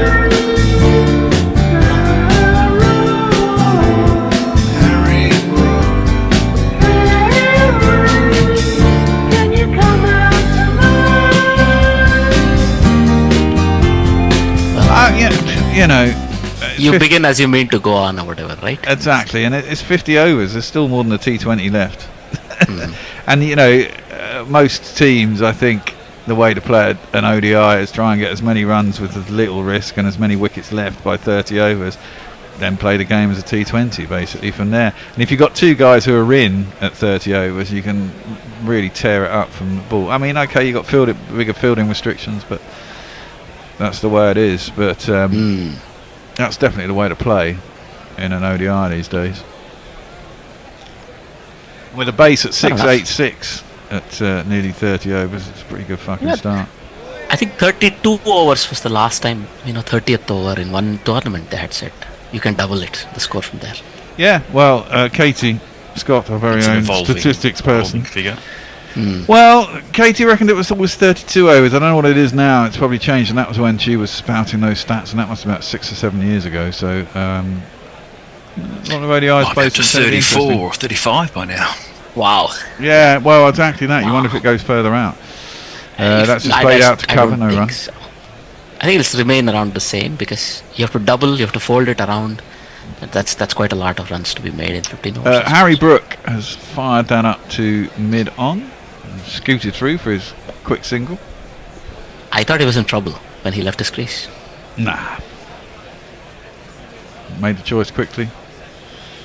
Will Jacks was not happy. It was a good innings though. It would have been nice to see him do a little bit more, but he certainly proved what he can do. I mean, it was a good pace and showed great strength. There's some big shots in there.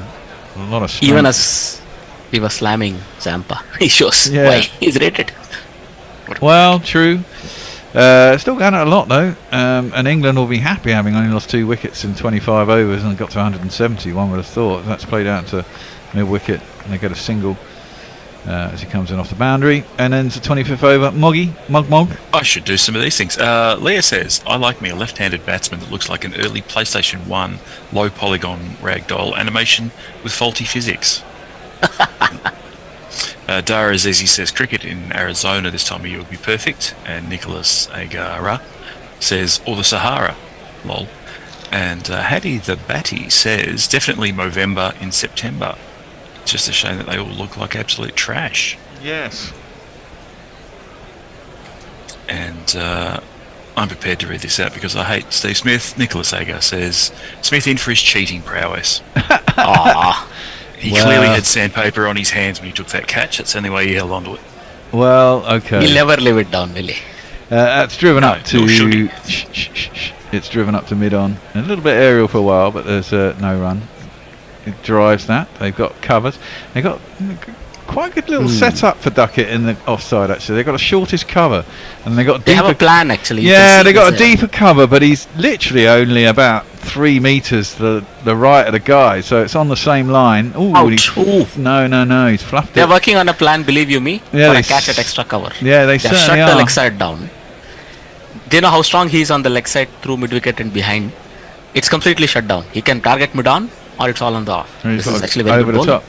top. Well, he cuts that one and he beats both of them, but he's only going to get one out to the man in the deep. Exactly. Which he does. That's all right. I'm sure he'll come around with a way to get around it. There'll be a loose one now or then, but he's still going comfortably at a strike rate of 110. Yeah. Not like any of us is complaining or something. No. Travis Head looks the worst with the moustache. Well, they all look bloody awful, let's face it. His form's been pretty good since he's grown it, though. Yeah. They have to be said, yes. In fact, that's it. We should go in his hotel room one night and just shave it off. See if it's like his hair and Samson. Or maybe just go in there and break his ankles. Well, that'd be a bit too That'd be a more violent. permanent solution. Yeah. Short is over the wicket to Brooke. He guides it down to short third man off very outside half of the bat. I'll give him the benefit of the doubt. It wasn't a genuine edge, but all on the ground. And there's no Was run. that a variety of an arm ball or some sort of a No. carom ball variant? No. What? You're giving him too much fucking credit. It's Matt Short for crying out loud. He's a part-time offie. That one's clipped out to mid-wicket and Head parries it out to the man in the deep and they'll get through for a single. He's limping. He does look very early 80s, doesn't he? Yeah. Anything on socials, Mark? O'Hara says the bear educates us about drugs. And the bear says, just don't do it, kids. Is that what the bear says? No. I would be a hypocrite if I said that. Do it responsibly, I suppose. Yeah. Is the thing to say. I think life is for experimenting, however you wish. As in all No one things, should be moderation. exactly. No one should be forced to do it. If you so choose, have fun, but don't do too much, kids. Everything in moderation, including moderation itself. And while we're doing disclaimers, don't break people's ankles so they can't play cricket. Yeah. Kids. It's bad luck. Defended out onto the leg side. Now he's got a good run. good amount of reps going on the ball, I see. The ball dipped nicely. Yeah, it'll be interesting to see how Harry Brooks. He's been a bit petulant and impatient this summer. He's got all the talent in the world. He cuts that out to point and there's no run. At times he's really given his wicket away, which is very frustrating to see when you can see how much class there is in him. When you look at this field, they are trying to set him up on the off in the ring for a catch. Well, he's good at playing it over the top of extra cover, and they've got a man down at long off. He doesn't normally go there. He goes wider than that. I don't know if they've got anyone out there. That's driven down to the long off and he'll get himself a single. They've got cover and a sort of extra cover. If there's no one behind them, he likes to go in that area, and he can be pretty devastating. Well, in the last 15 balls, they've made a comeback of sorts. Australia 8 for 1. Yeah, England got plenty of time. Oh my god! Oh dear! Oh, he's got away with that. He's tried to play it on the leg side. Either that or it's come off his boot. I don't know which. But he certainly watched the ball go up in the air. He's trying to whip it into the leg side. It might have been a very toe-endy outside edge that just went vertically up in the air. Fortunately... No, I think he hit it into the ground hard. And it hit... Oh yeah, no, he hit it into his shoe. And it's bounced up into the air. So it wouldn't have been out because I think it hit the ground. That one, he's given a lot of air by Zampa. It's slammed out to Cow. Hardy fields and they'll just be the single. England, slowing down a little bit here. Yeah. They've lost half a run Won't make in the last 370. 5 overs. 370 you said, Mark. Well, they won't make 370. I need about 367. I need 396. Don't quite need 400. It's very generous. Down the track comes Brooke, very nice, plays it straight, and I mean straight back past the bowler. Dead straight. And they still only get a single though. There's mid on and mid off converge on, long off and long on converge on the ball. Dot is straight boundaries too here. Cameron Green down there. And Zampa completes the over with his mullet. fucking mullets. Mullets, tashes, I don't know what the fuck is going on in Australia. It's not. Over to you, Mark. 1979, you pricks. Ben McCormick says, "Afternoon all. Was convinced the spinner was bowling bounces as he kept saying short. Didn't realise that's his name." Bit tired Yes. today. Yes. This is a mistake. It's been made before, but a good one. I guess that's And the problem with a lot of audio, people kids. have abandoned Twitter. Oh wait, no. On Twitter we have Mike Black says, "Harry Brook and Alex Carey mustache caper on point." Yeah, it's a disgrace. See, this man's got a beard to go with his tash, which makes it all okay. He's probably being vilified in Australia as we speak. That one spins into Brook, who basically clouts it up to long off, very aerial for quite a long way, but no one there, thankfully. He gets himself a single and is off the mark. No, I mean, he's mostly Not stuck off the mark, to. he's got one, sorry. Nah, he's mostly stuck to hitting on the ground so far in his short innings, and probably assessing the conditions on the bowling. And he's got plenty of time to do. It's 23 overs, including this one. That one's worked into the leg side by Duckett. Not much pace on the ball. Thinks about 2, but it's really not there. It's a terrible throw, though, that's come in from about 20 yards by the skipper. Poor example by the skipper. He's luzzed it in at Alex Carey. There's not going for a single, and he's basically put it in that really awkward position where it's just before a half volley for the keeper. So he's tried to pick it off the ground as it bounced, missed it, and it's gone for a. No, they didn't take it. They didn't take the extra run. No, they didn't. I thought they set off for it, but they looked like they'd run. No, I thought they'd run. Maybe they ran 2. Oh, that's an arm ball. No, that is an arm ball. That is an arm ball. Not It's a not cannon ball. It's just an arm ball. He's just let it go along with the arm, and it's drifted out with the wind or just the angle of the arm. No, Oh, and actually, no. Was it an arm ball? Was it a carom ball? No, it's a carom ball. That's what I tried telling you. He's done something else to the grip there. He's just bowled it over the top, but it's gone on. It's not a traditional, the top spinner that you do it. The ball had a slightly different, let's say the revolution was slightly different on it. Let me put it like that. But doesn't matter, it did drift away. You're Anyway, it drifted, yeah. Next ball's hit up to long on for a single. Yeah, but this is a good comeback Who's after that? I spanned them a bit. With a straw Aussies. fucking mullet. Of course. There's one guy there like that, yeah. Almost beach blonde mullet. Yeah. That's a horrible ball, short by short. But Duckett doesn't make full toll. Pulls it out to Cow, rather mistiming it, but gets himself a single. He's not playing today. I think he's subbing for someone. Yeah, he's definitely a sub. That's why I don't recognise him. mullet. But he looks a bit like Wurzel Gummidge. The straw hair. Well, he Wurzel played in Gummidge. the T20s, I'll tell you his name. Ouch. Was that Fraser McGurk? Yes. That is I Fraser think McGurk. Okay. That was Fraser McGurk. See, he looked a bit. Oh, now has he got enough on that? Right. I think he's got enough on that. Don't worry about Yeah, it. he's got. It's got a enough long on way. that. Harry Brook It's inside just out. managed to get over the Yeah, over the top of extra cover by a long way. I thought for a minute he'd mistimed it, but no, it's in the stands and it's 6 runs.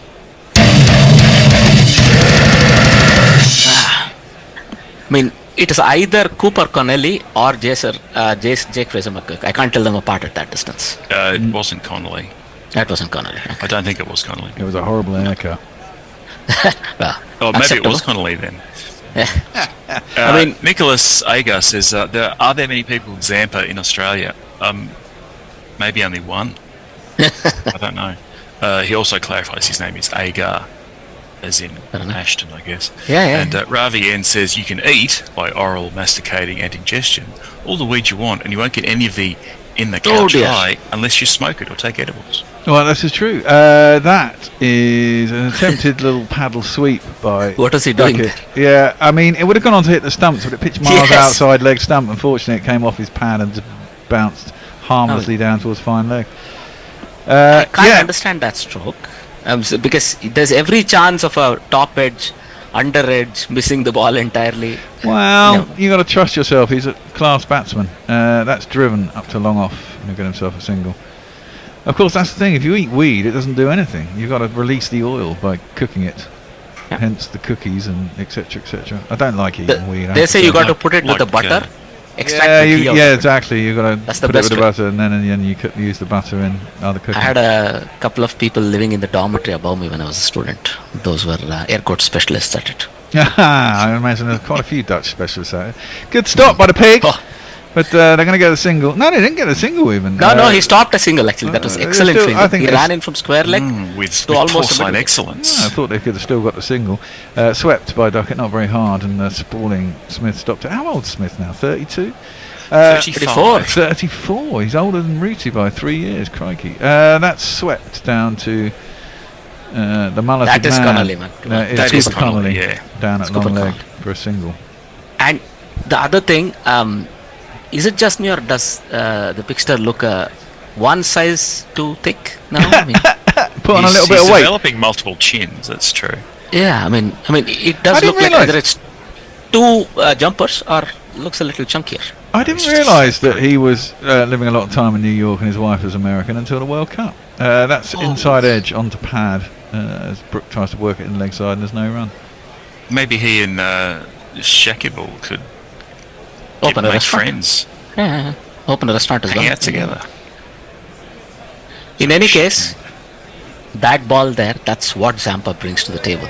He makes you wait half a second longer while you're about to execute your stroke. That gives you chances of an inside edge shot. One of those things. Well, yeah, that one's flatter and quicker and defended stoutly by cover, and there's no run. He's pulled it back, 1 for 38 off 6. One more over we have until a change. It's 188 for 2 after 29. Over to you, Morgan.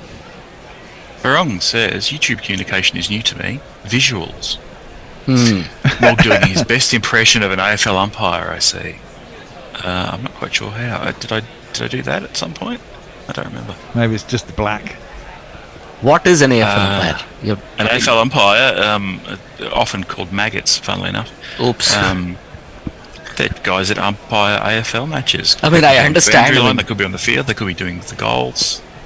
I mean, I thought the ones in the goals, don't they look like butchers? They have a little white hat and a little white sort of yeah, lacquer. they used to. They don't anymore. Oh, right. They've classed it Really? up with baseball-style caps and Oh, right, okay. form-fitting pants and the like. I used to think that quite funny. They did used to look like butchers, though. Yeah. White hat. White hat. All right, interesting. Why do you need so many umpires? It's just a ball going from It's a one very side to the fast-moving game. You've got to make sure people. Is it that fast? I don't know. Yeah, it is. Someone's ringing our doorbell. Driven by Duckett, and this field in the offside must be frustrating him a little bit. With these bowling two to a covers. plan, Someone get the door! I don't know who's And at the door. I don't know what's at the door. Maybe. Maybe some food. Maybe. Yeah. Reverse swept, and that's the yeah. way to do it, says Duckett, as he reverse sweeps that inside the man, who's at short third man. Wide of him, would have been more to the offside of him. Goes out to the third man boundary, and that's the first boundary for a little while. It's 4 runs. 4, 4, 4,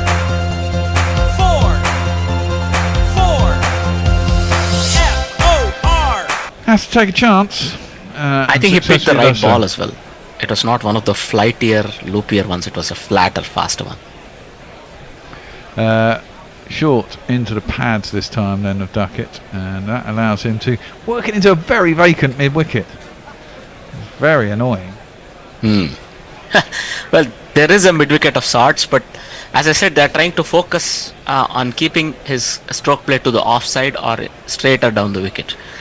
So he did well to actually play that a bit more square. 3 balls left, and we're having a little switcheroo. It's Grubby and Andy and Forthy. For the right-hander, though, you see a more traditional field.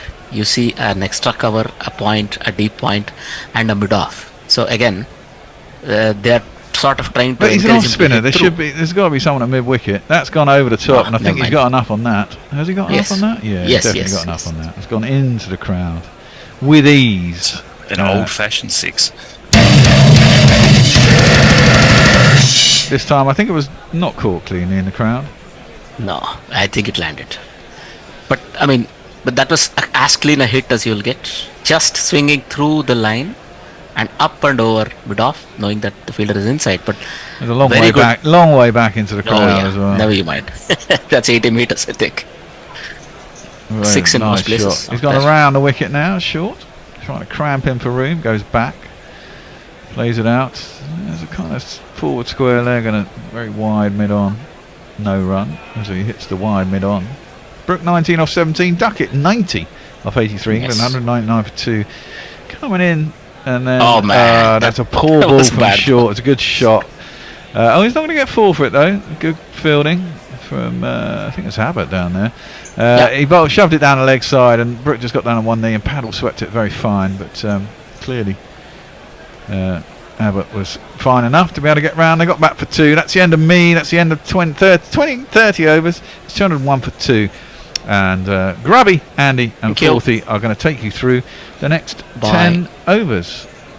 Bye bye. Thank you, Adjits. Thank you, Bear. Thank you, Mog. I hope Mog wasn't too rude about me while I was off there. Sometimes he is. He's Your ears would have been burning. mischievous little fellow, that Mog. There's a Grubby taking his seat in HQ. Andy moving in alongside him. Hello, Filthy. You all right? Yeah, the old Maxim. You double the score at 30 overs. Yes, exactly. That's the rule. Capital letters, the rule. Andy's broken the furniture. Zampa in again. Barely touched it. Swept by All we're trying to do is turn this round. Straight to the man at God square almighty. legs. So forcefully did he hit it. There's no run. Oh, my screen's... This is slightly a problem. Oh no, we're back again. The run rate is 6.66. That's the number of the run rate. And then Ben Duckett plays it into the vacant mid-wicket area. Hardy comes in. They take the single. We need a carpenter. Bye, we're a carpenter. We need some gorilla Great glue. song, We that. need some gorilla glue for this table. Hey. Very good. Tim Harding was it? In comes Zampa again.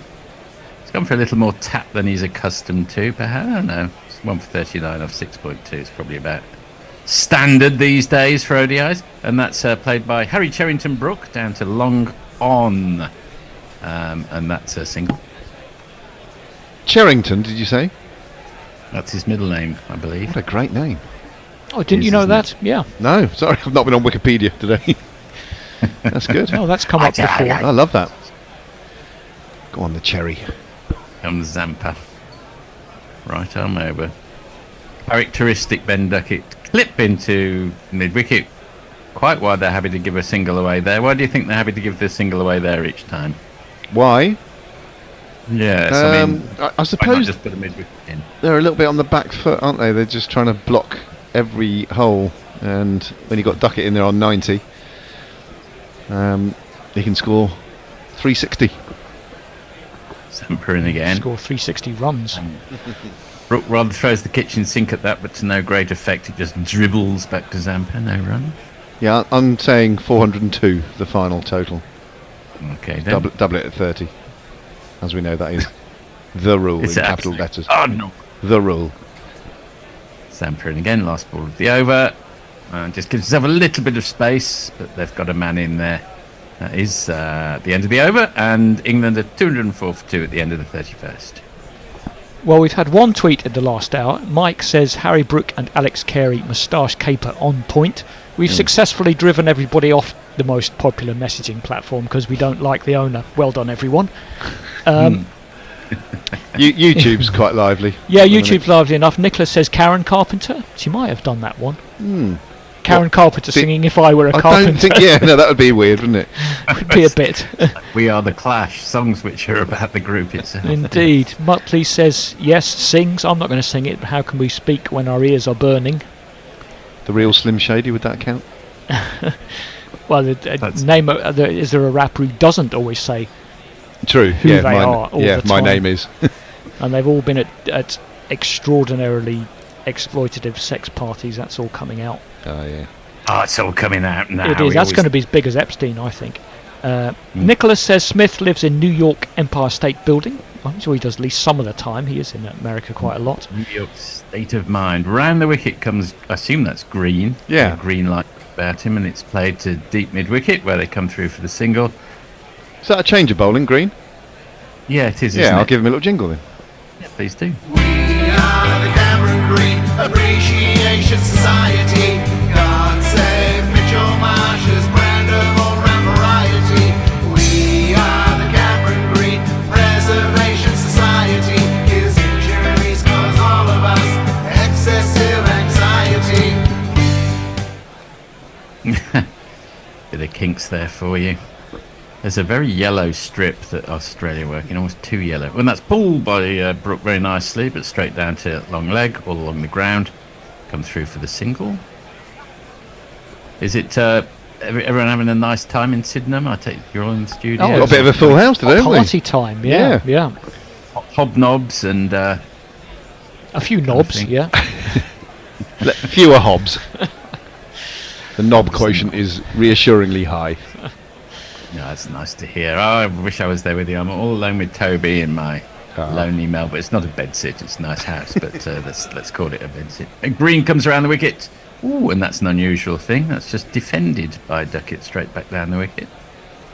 I can't remember apart from the wicket of the Jerry Adams lookalike fellow, Salt. I can't remember a ball that's actually beaten the bat.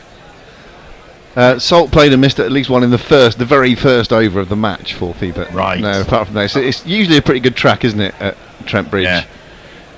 I was watching a Scandi Noir when the first over was happening. In comes Green again, cuts by Duckett very nicely, but all straight to the man. Sweeper on the offside, and they'll come through for the single. So is that just slightly quieter time. Is that X-rated? A Scandi Noir? Scandi Noir? That was just a genre. Which one was it? Oh, is it one of these endless detective murder series from Scandinavia? Yeah, just an endless one set in Copenhagen or Malmo or Odense or Aarhus or something. This one was called Those Who Kill, I think. I mean, they're usually quite on the nose, like the killing. They all have Stellan Skarsgård in them. In comes Green again. We quite like them though. For some reason, they're quite relaxing in the evening. Green comes in.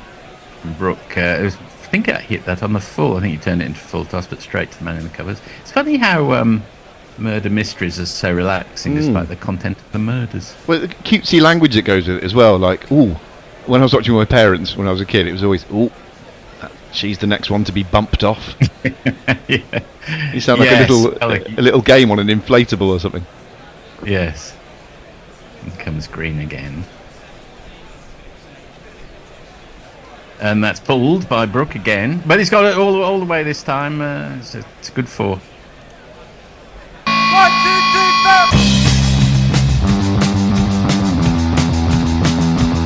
4. Yeah, my son actually works in an old people's home, and I rather, in very bad taste, said, "Oh, you could do a little sweepstake about who's the next to go." Oh, they probably do. Very poor taste on my part. I do apologise. You don't know any of these people. What's on YouTube? Nicholas says Millennium, Daniel Craig. Muttley says Serial Killer Bingo. Farong says well done, fourthly, for the Cov chat earlier. Now we have Andy and Grubby. 5 facts from town, football or town related, accepted. Who's saying that? Ipswich Town. Farong, I guess, yeah. Then we can move on to Mighty Hoops after that. Yeah, exactly. Yeah, bit of football chat. Oh, we're going to have a change of bowling though. While we're thinking of our interesting facts, we're going to see, and this has taken me a bit by surprise because I can't find his jingle, but it's going to be this fella.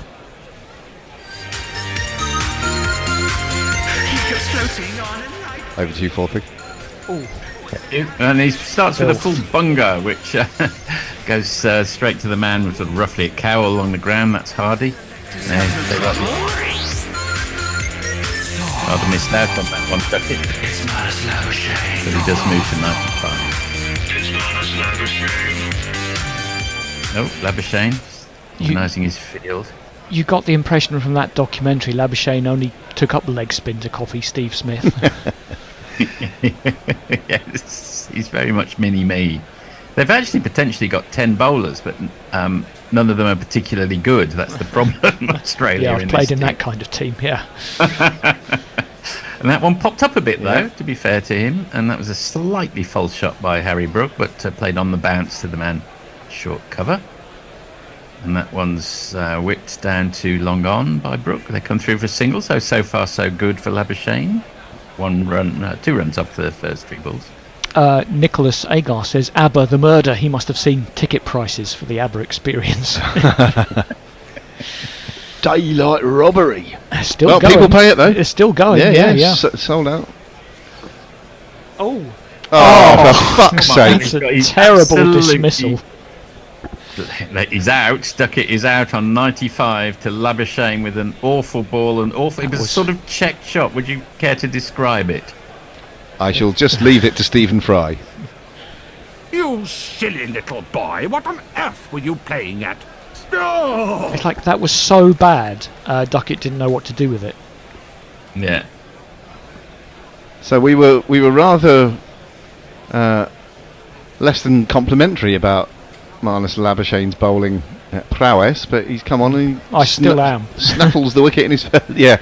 What actually happened? Done the job, hasn't It was literally halfway down the track, really slow, and it just stopped, or maybe it just had no pace to begin with, and Duckett didn't know where to hit it for 6 and ended doing nothing at all. He just sort of dropped his bat on it and it looped back a couple of yards to Cameron Labuschagne's left, and he picked up the easiest catch. Almost like he had too much time to think on that one. I mean, there's soft dismissals, and then there's that. Yeah. And went off muttering, as you can well imagine. I think they're probably on a drinks break. Right, okay. Send us a super chat. Super chat us in capitals ! That's us saying that, presumably. Yes. Yeah. Come on. Smash the like button and then super chatters. Actually, super chatters first. Jez before says, smashing it. Quite rightly says, shit gets wickets. Get your Gorilla t-shirt now. Motley, I missed one. If you have to tell your listeners who you are, surely you don't have any street cred. As a rapper, I guess. Oh, see. I thought you meant us. No, there's, I can see why they do, because it all sounds the bleed insane. as my dad was fond of saying in the 80s, when a rap tune came on top of the pops, he'd say, rap, put a C in front of it, and you got it about right. C. Yeah. Oh, they love that one, didn't they? They do, the boomers. He's not a boomer, actually. He's whatever the generation before that is. The quiet generation, or whatever they're called. Silent generation. Silent, yeah. Even quieter. Not a great bit of branding, that. They're fairly I didn't even know there was one before boomers. No, I must have been looking something up about generations the other day, and I realised that's what it was. Obviously, misremembered it. Now, someone was asking us for interesting facts. So we were talking about an interesting fact about Ipswich Town, if that's what indeed you were after. That Ipswich Town have won the league title more recently than Tottenham Hotspur. Well, who hasn't? Yeah. Well, Coventry for one, or QPR. we came second one year, which it's not the same, is it? No, it's not. I can't think of that many super interesting facts about QPR. Obviously, the first club to put in a plastic pitch in planet Earth. They've changed a bit, haven't they? The old artificial surfaces. Now, the like new playing with a Super Ball when boing. QPR and Luton had one. Oh, Luton. The new batsman for England is this lad. Hey there, Jamie Smith. Are you a good keeper or batsman? Either way, all your hopes of getting a game are fucked. Oh, well, they're not, though, because he's playing. Yep. Just looking at it again, it's almost like a dad on a beach who scored too many runs and he wants his kids to have a bat. No, okay, I'll just knock it back to you. Oh, I'm out. Oh, goodness. Oh, well bowled. Well bowled, little Timmy. Yeah. Labuschagne very buoyed up by that. He's got very much his serious face on, ranging his field. Yeah, bragging rights in the dressing room. Love a bragging right. And he comes again, this time new batsman. Who is the new batsman, sorry? Jamie Smith. Jamie Smith, oh yes, of course. He's a powerful fellow, isn't he? Certainly is. I'm very pleased to see him in the side. Yes, good move. And oh my goodness, there's been some terrible cricket in this over. Yeah. And that's another example of it. Straight through the man at point for a single, and that's the end of the 33rd. England 240.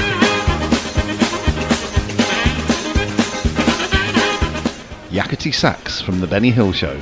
You must have seen QPR's goal of the century from the weekend. Oh yes, I have. The best version of it has that music on the background. There are a few scenarios not improved by the addition of Yakety sax over the top as a musical bed. Well, the super chats are flooding in. This time next year we'll be millionaires. Messi Jez sent us 10 Australian dollars, which must be at least £1, because Andy asked so nicely. And Hattie the Batty sent us 2 English pounds. Oh, lovely Hattie, She's thank you. wearing her "You Fucking Muppet" t-shirt. Hey. And a new bowler. And new bowler, who is this man? God, testosterone filled. Giving everyone a go. It's just a sweet driver's head. 40. It's played down. Surely that's not another catch now. Travis Head has come in. He's bowled to Jamie Smith, who's done his best to spoon it straight back, but failed to Travis Head. And everyone is getting a go. Travis Head actually bowled a few decent overs in the Ashes last summer, I remember, at times. But, you know, he's got a ODI bowling average of 55, so let's not get carried away. Mitch Marsh rubbing his hands. In comes Travis Head again round the wickets. An expansive shot from Jamie Smith. Just gets it wide of the man down into the offside covers where it's swept up for a single.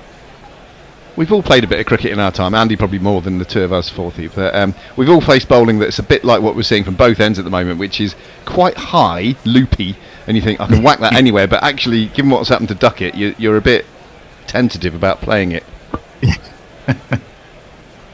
And that's played down too, long on by Brooke for a single. Yes, I used to play with the guy who was the captain of the Fifths. No, actually my son did.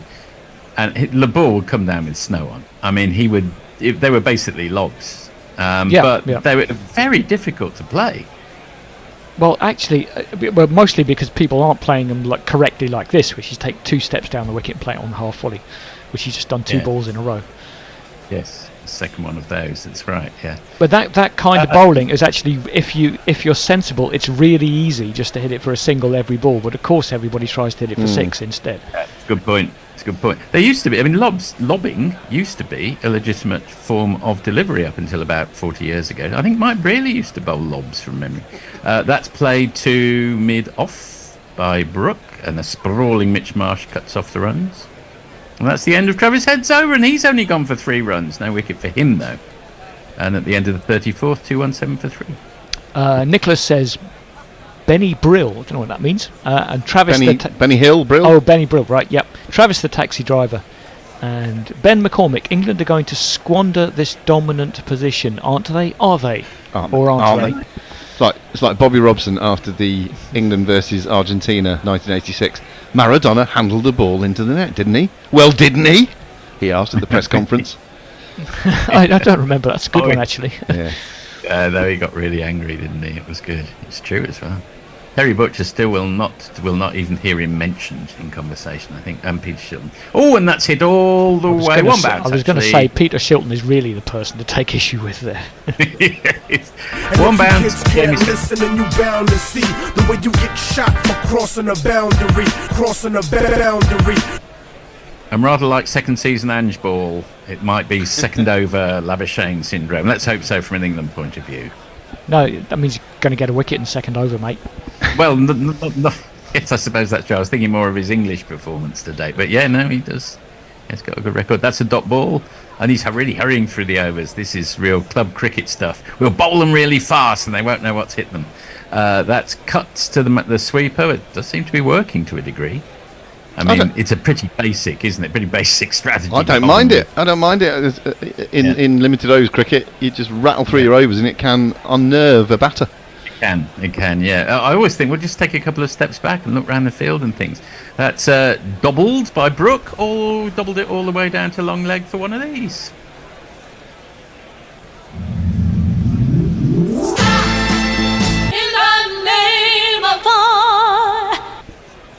When I said doubled, it was a sweep, but it was a slightly unusual sweep because it was off middle and his foot had come right the way across. For one moment, I thought he might have been LBW, which I think he would have been if he'd missed it, but he's got an under edge. He would have. And that's there you go. That has gone all the way. That is a huge hit by Brooke. Second over, second album syndrome, second over syndrome for Labuschagne. Let's talk about sex. Let's talk about sex.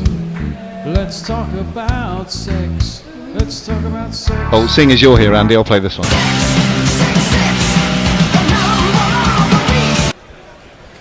I've been expanding my Iron Maiden vinyl collection bit by bit. Good man. Oh, I that's don't out. believe it. Oh, for I do fuck's not sake. believe it. A second. What is happening out there? Brooke has gone for 39, having just walloped him for 6. It's another caught and bowled for Labuschagne. I don't believe it. It's another caught and bowled off the back foot.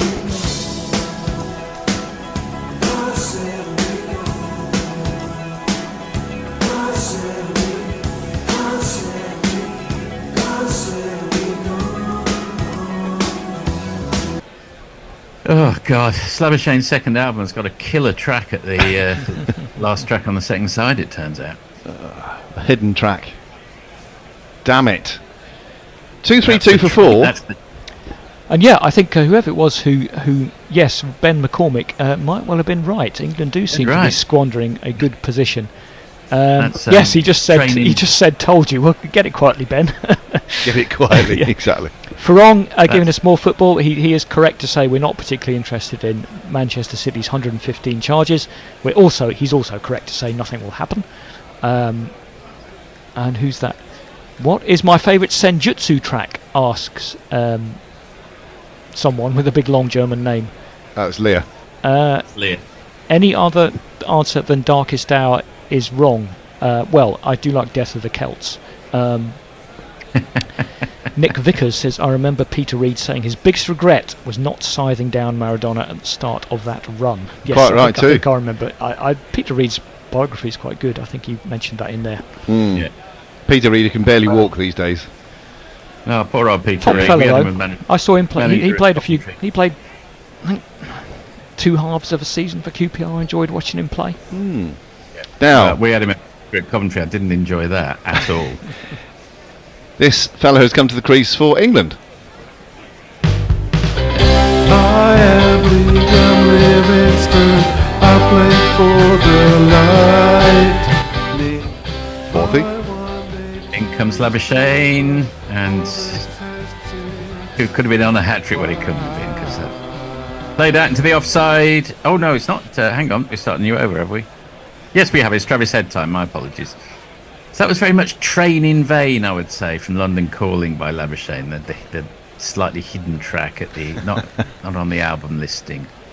There are any other great last tracks on albums that redeem perhaps a rather slow or dull second side? Do let us know. Travis Head. Well, talking of Travis have got one on their famous album, The Man Who. Oh, have they? The hidden track. Hidden tracks are usually terrible. Just yes, go that's on what I was going to say. self-indulge. they're just jokes or Terrible something they joke. want No, it's on all, the it's all end, right, yeah. this one, actually. Right. I don't remember what it's called now. Age of the CD made that possible, didn't it, really? Let's play straight back down the track, and England are going nowhere fast in a hurry, I suppose, having lost 2 wickets quickly. That's what you'd expect. Dot ball. Well, they bat deep. They've got the world's number 1 T20 all-rounder in at the moment. Batting in That's 6. a wide down the leg side. Bit of rubbish from Travis Head. Then Livingston just watches it go. Yeah, Livingston was backing away and he followed him a bit too far.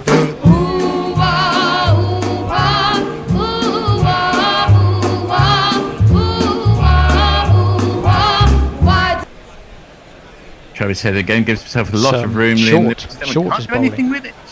Is Matthew Short bowling? Is it? Yes. Oh, so it is. My sincere apologies. We've got a proper spinner on. Ironically, he's about a foot taller than Travis Head. Yes. I thought Travis Head was on stilts. Yeah. got to work something out there, and that's played down to long leg. And there is the aforementioned Head who actually does the fielding down there. That was a hell of a scoop, actually. The mention of the word stilts has reminded me of something. Can I tell you in between overs? Oh, please do. Okay, thanks. Please do. Be my guest. Love a good stilt story. It is short indeed. He's on for his last track on the second side. 7th side, actually. And that's scooped again. And they know that there's no one remotely around there, so it's a pretty safe shot, actually. Is that one going to go all the way? Yes, it does. Livingston. It's Nissan She. It's Nissan She. End of the sit 36th, England 236 for 4. Yeah, in the sitcom, is it called W8 or the one that started off with Hugh Bonneville in it. I should have thought this story through. And anyway, they're talking about the Cultural Olympiad. They're trying to hire someone to be in charge of the Cultural Olympiad, and they've got someone on the panel who's a bit cynical about all this stuff, and he's like, you know, whatever anyone suggests, he's going, it'll be guys on stilts. That was just his retort to everything. It'll be guys on stilts. He's right as well. I can just imagine it, particularly if it's French or something. Yeah, guys on. Nicholas says, cheer up Peter Reid, an Evertonian legend. Yeah.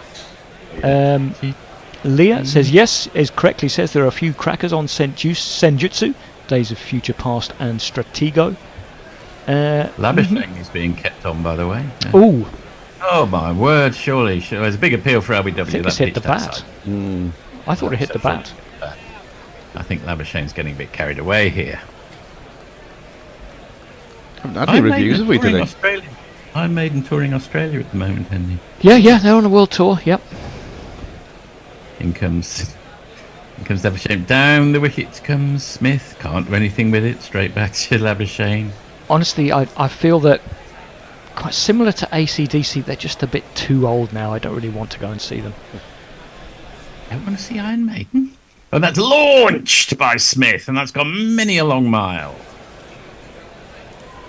I think some bands, if you've seen them at their best, maybe you don't want to go and see them when they're Let's talk fair play to them. about But sex. Let's talk about sex. Let's talk about sex. Let's talk about sex. There's the odd band that produce an album a year and just keep going and going. That's full respect to them if they just keep doing that. But some are just playing the same songs for the last 30 years. Well, AC/DC always did, to be fair. Yes, indeed. That's smashed by Smith. That's straight to the man short in on the offside. Dot ball. Who's that pulled up lame? It's one of the bowlers, I think. Is it Our House? Oh, that's a wide on the offside. This is a real licorice all sorts of stuff, this from Labasheng, but there's very few. Wide. However, he does have 2 wickets, so,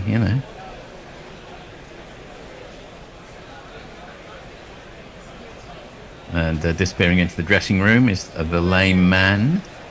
Smith on strike, facing Labasheng's 5th ball of his 3rd over. He's coming over the wicket, Labasheng. Down the wicket comes Smith and blasts it past the bowler, but Green cuts it off, just a single.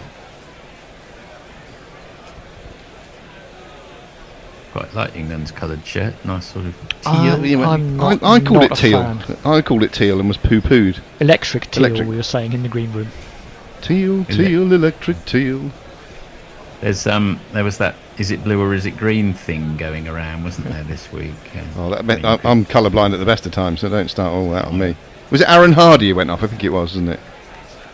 Okay. Oh, no, Ben... Dwarcius. Dwarcius, beg your pardon, yeah. DWR. When I saw his name, I thought, surely his jingle must be Our House, but if he's pronounced Dwarcius, then probably not. That's cuts. I think the jingle talks about how it's difficult to pronounce his name, so that's fair enough. Okay. That is what Farong says, our house, in the middle of the street. Exactly. Yep. It's almost begging for it, isn't it? That's the end of the over anyway. The end of the 37th, England 248 for 4, Livingston on 6, Jamie Smith on 16. A lot of hidden tracks. Eclipse on Dark Side of the Moon from Nicholas. Mercury Rev from Mark Zip. Also mentions PJ Harvey had a whole album of demos. Oh, is Car Wash Hair the hidden track by Mercury Rev? I'm not sure. Anyway, go on. Yes, that's what Mark says, yes. And Mark might challenge you for record knowledge. I know he does a lot of record sales and things. Okay. Car Wash Hair is a great track. Early Mercury Rev, great. They got a little bit safe as they went on. But still a good live proposition. Still playing those tracks from 30 years ago. That era of music just passed me by entirely, sort of the noughts through to about 2015. Back on the horse now, then. Kind of. You should find yourself a good radio, a good podcast that You're going to have me listening to 6 music before I know it. No, listen to my podcast. Oh, that's launched straight by Jamie Smith, straight down the ground. I think it's one bounce, and Short is getting a bit of treatment. I was going to say Smith settling in very comfortably, 20 off 16. Yeah. Using his feet well. It's been the summer of Smith. Yeah, well, Smith's had a great introduction to Test cricket after this. Yes. I suppose, regardless of the result of this match, Smith and Duckett look as if they ought to be in both formats, really, don't they? There's no reason why not, I suppose. Well, Duckett in particular is going to come in and put some pressure on people, because obviously Butler comes back when he's fit, and it's going to have a few people looking around, which you want. You want a bit of healthy competition. He's got 2 runs through point there. Cut for 2. Jamie Smith, who's on to 22 or 17. But Duckett's game seems tailor-made, you'd think, for the ODI format, wouldn't you? Did you see that? It's a drop I think catch. it was a time lag. Is that just happening in real time, or was that? Okay. Well, we must describe that in a moment, because it was rather an exciting bit of cricket. So apologies that we missed that. It was launched, I assume, by Smith, and there was an attempted catch on the boundary. And I think he thought he was slightly closer, maybe, to the boundary edge than he actually was. So no, I don't think he could have got down without going over the sponge. I think he would have had it, threw it away. That really was momentum. Yeah. Michael O'Mentum. 2 runs there, and that's pulled to the man at deep square leg. That goes for a single. Livingston moves on to 7. Smith slightly fortuitously back on strike. Yeah, it was Hardy with the attempted catch. Good bit of work, actually. I thought it was sailing for 6, so just to stop 5 or 4 runs was a good effort. Short in again. And that's pulled hard by Jamie Smith. It's gone up in the air. Has it gone all the way? No, it hasn't. It's been snaffled by the sub-fielder, Connor Connolly, I think his name is, down at with a stupid mullet down at long on. And he is gone, Jamie Smith.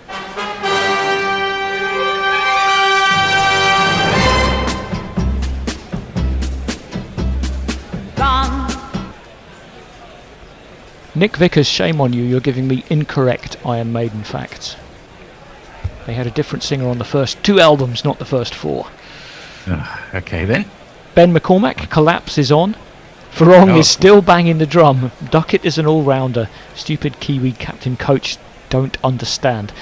Duckett, I think, is going to bowl 1 over in his final England match, whatever format it is, when he's 38 years old, and Farong is going to go, there you go, about time.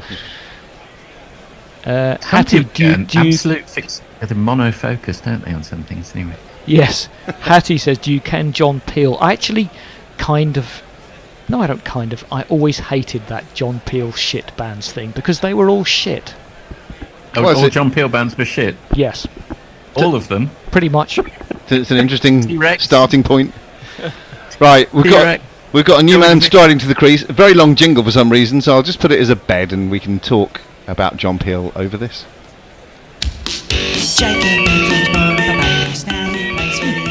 Quite jaunty, this. Pink Floyd, Andy. Pink Floyd were discovered and popularised by... I'm actually not an admirer of Pink Floyd. Too boring. Well, we're hearing a bit about Pink Floyd just before that. Okay, so let's... T-Rex, you happy with them? I am happy with T-Rex. I wouldn't have considered T-Rex a John Peel band, but I guess he did... White Stripes? You happy with the White Stripes, discovered by John Peel? Reasonably. First, I actually saw the White Stripes at a festival when they'd only done the first album, and they were like 6th on the bill or something, and no one had ever heard of them, and it's literally just the 2 of them, and they're fantastic. Yeah, I saw them once at Ali Pali, and they filled that hangar-like space with fantastic noise. Yeah, it's amazing how much noise just the 2 of them generated. At short back in, and the new batsman is... Bethel. Who's new then? Bethel. Livingston and Bethel back together to torment Australia. I wonder if his mum's called Ethel. Ethel Bethel. Be nice, wouldn't it? Yeah, I've said this many times before, but I used to work with a Jason Mason. That's brilliant. I've not heard you say that. There's Neville, of course. Many people will be familiar with. He would answer the phone and say, Jason Mason. Beat. Yeah, it rhymes. Yeah, well done. Yeah, every time. Pretty much. End of the over 256 for 5. There's a Paul Hall who used to play football. That's right. Paul Hall football. About him, he played for us. I think everyone's played for us. And QPR and Torquay. Right, I'd like to say everyone's played for QPR as well. Yeah. My favourite QPR and Coventry connection would be Roy Wegley, I think. Yeah, mine too. Yes. That was another shocking delivery. And that was a horrible full bunger, which was bunged straight to the man in the covers, but on the bounce this time. Labuschagne, oh my god. And they just cannot, they just seem to be running out of ideas of what to do with Labuschagne. And that's stroked very inelegantly down to long on for a single by Livingston. I mean, he is still going at nearly like 8.5 and over, Labuschagne. So in terms of he's not put the brakes on. Yeah. He's picked up. He really has. He's. I think he's prevented the 402, which we had our eyes on. At We did. We had our beady eyes on something in excess of 400. BDI now, there's a terrible group. Labuschagne over the wicket. Not a fan of Joy Division, Andy? In comes no, not really. Oh, okay. Not a fan of the fall. That's definitely defended. not. The absolute poster Of course boys not. of absolute shit. Absolutely terrible band. Awful. I know who you're having What on. am I getting wrong here? And that's cuts. Oh, and he found the gap. Very nicely cut by Bethel, and he's off the mark with one of these. 1, 2, 3,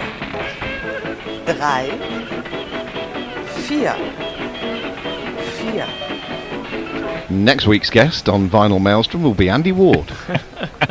Don't think I'd have much to add. Not to sure be honest. about that. No, I don't We think had I'm getting an invite. He had a back-to-back episodes, which proved very popular on the man who wrote the definitive book on the fall, Steve Pringle. Oh, and that's an attempt at a cut by Bethel, but the ball was quite a good ball, actually, to be fair to Labuschagne. It came back at him. Well, you can get 100 pages out of their lineup changes. Well, it's a 565-page book. That's cut straight to the man this time by Bethel, who's... just see a little bit of Gareth blonde hair creeping out the back of the helmet. You did have a mutual friend of ours, Forthy, on as a punk skeptic the other week. So I was just saying that Forthy he's not afraid of getting opinions diametrically opposed to his own on the show. It makes for good radio, doesn't it? Why punk sucked? Paul Burke Punk came did on. suck, yeah. There you are. Well, and he supports QPR. Speaking of, you sure it wasn't me in disguise. Speaking of, I was misrepresenting Nick a little bit. He points out it wasn't just the singers; they had different lineups for all of the first 4 albums. Lear is correct, backs that up.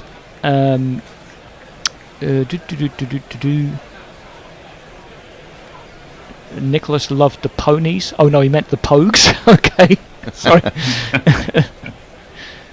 And so on and so on. And so on, indeed, and so on. Last over for us together. So if there's anything you really want to say, guys, make sure you say it during this over. Short's in. He's bowled the first one. It's a dot ball to Bethel. No, Livingston got a run off that first ball. It's a deep backward square. I've got a little bit of a... Bit jumpy. A little bit jumpy, yeah. I'm having to make some intelligent stabs, not all of which come off. Well, getting back to the cricket, England 262 for 5, 11 overs left. Do have to keep a bit of an eye on their wickets, which might just hold them back a little bit from that last 10 over blast. Well, you could get to 402. They could. Absolutely. I mean, 350. About 350 from here. There's a slip in now, and Bethel can't get that one away. Now they have got the short mid wicket in, who cuts it off. 40th over of a one-day international, where the batting side is going at nearly 7 and over, and there's a bloody slip-in to a part-time off-spinner. Go figure. It's a topsy-turvy world, Mr. Enchard. And that's cuts by Bethel to the man at deep point. I believe Hendo and Ditch will be coming into the studio to replace Andy and me. What a combination. It's a bit like Iron Maiden's 5th album with Hendo and Ditch taking over, I would say. I don't know anything about Iron Maiden, actually, apart from the origin of their name, and Bruce Dickinson's a pilot. That's and a fencer. And a fencer, yep. See, I didn't even know that. That's three facts. Yeah. It's always nice to have 3. People think in 3s. And that's shovelled around the corner to where there isn't a square leg. The man from leg slip comes round. They come through for the single. And Livingston moves into double figures. We've got 2 balls to go. So Livingston's been in great old form in the T20 series with both bat and ball. Yeah, and that's why he's the number 1 T20 all-rounder in the world. Indeed, that makes sense. But I'm talking about when he came in, there was 15 overs left. That's for him quite a long T20 innings. Yes. So this should be the ideal time for him to come in. Should be. In comes short again, round the wicket to Bethel, who can't get it away. I mean, he could marry a girl. He could marry a girl called Bethel. And there aren't too many Ethels around. Maybe it's one of those that'll come back again. Yeah, yes. maybe. The Victorian names. And that's the last ball of our time together, stroked by Bethel into the offside for a single. He moves on to 6. The score moves on to 2-6. Oh, so 2-6-5-5. And at the 40 over mark, the game's in the balance, I would say. It is. Right, well, I'll catch you up on YouTube while people are supposed to come in. Nick says. Ditch. Nick says what? Ditch and Hendo. Yes. You're waiting on. Really? Nick says, not to worry, Andy. What do you think of the Mandrake project? Not familiar with that one actually. Nicholas gets back to the cricket, running out of batters, possibly so. I think it's quite important in ODIs if you've got an 8 and 9 who are capable of just pushing singles and scoring a run a ball. Leah says, more stuff about ponies, and yes, Nicholas says, don't look Ethel. Well, Kumar Dangasara makes the international sign for it's the last power play, so I think that means they can put an extra fielder out or something. Still no movement, as everyone is stuck in their chairs in the green room. They are kind of all-consuming. Now here they come. Here comes some footsteps. Here comes Ditch. And Hendo is going to join us in a moment. I'll do ball by ball until he does. Labuschagne is in. Bethel goes back, plays it to short mid-wicket for no run. Been a little while, Ditch. It has. It has. Well, not for me because I was here actually for the Sri Lankan Test series, but Okay, I haven't seen you for a very long time. No, Bethel steps back and clubs that one out to deep extra cover. The fielder is around. It's Abbott. Probably going once I go, it'd probably work better on YouTube if you can come in here. And Hendo is here to take over. We'll do a bit of musical chairs once Hendo's ready to do the next ball. And there's a bit of a hiatus, bit of moaning by the bowler here. It's all a bit. Hendo appears to have ripped one of the sleeves off his T-shirt, which is interesting. That's curious. Is that better? I've covered up. I hope you've noticed that I've covered up my legs today. They were getting so much stick on the basis that they are sticks. That was jealousy. I know. Labuschagne bowls. Oh, chipped up in the air by Livingston as he comes forward. No one in the line of that shot, so he gets away with it. Gets a single up to long off. 267 for 5. England letting this get away from them a little bit, and Labuschagne presumably can't believe his luck. He's bowled some absolute pies and picked up 2 wickets, and 2 vital wickets. He might have even got a third here. No, he's dived away to his right. That couldn't have been very short of him. Bethel was the man coming forward to that. It's just stopping in the pitch, isn't it? I guess. He's not really bowling very well, but I don't know, he's doing a good job for Australia. And these are really, I guess, the last 2 batsmen. Bethel goes back and creates room for himself, forces that through extra cover. Good shot, well fielded on the boundary by Abbott, tumbling to his left after running for about 15 yards. They get back for 2. Although I think I'm not mistaken, Hendo, I read somewhere that Archer was opening the batting in a one-day match the other day. Archer? Yeah, but I might be wrong. Well, I mean, he can bat a little bit. I mean, I'm sure. Was it a club game? I think it would, and I think it might have been the T20s or something. I think they might have sent him in as a hitter in the first, right at the beginning. Well, hang on, I was watching the T20s and I didn't see that. Worked off his legs by Bethel, straight to Smith at mid-wicket. There is no run. 41 overs completed. England 269 for 5. The run rate 6.5. 9 overs to go. Messi, what can England get here? I think you can get 90 runs in the last 9 overs. So where will that take them? Say 359 if you get 90. England would absolutely snatch 359 off you now if offered it. I can see.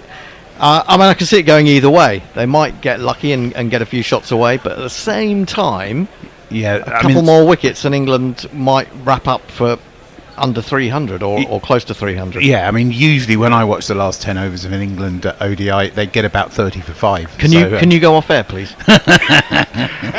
Go into a back room with no television. So it's Livingston. his first stint today. Oh yeah, fair point. Short bowls from round the wicket. Livingston tucks it away off his hip, but there is a man on the 45, and they won't get a run. Livingston 11 off 13.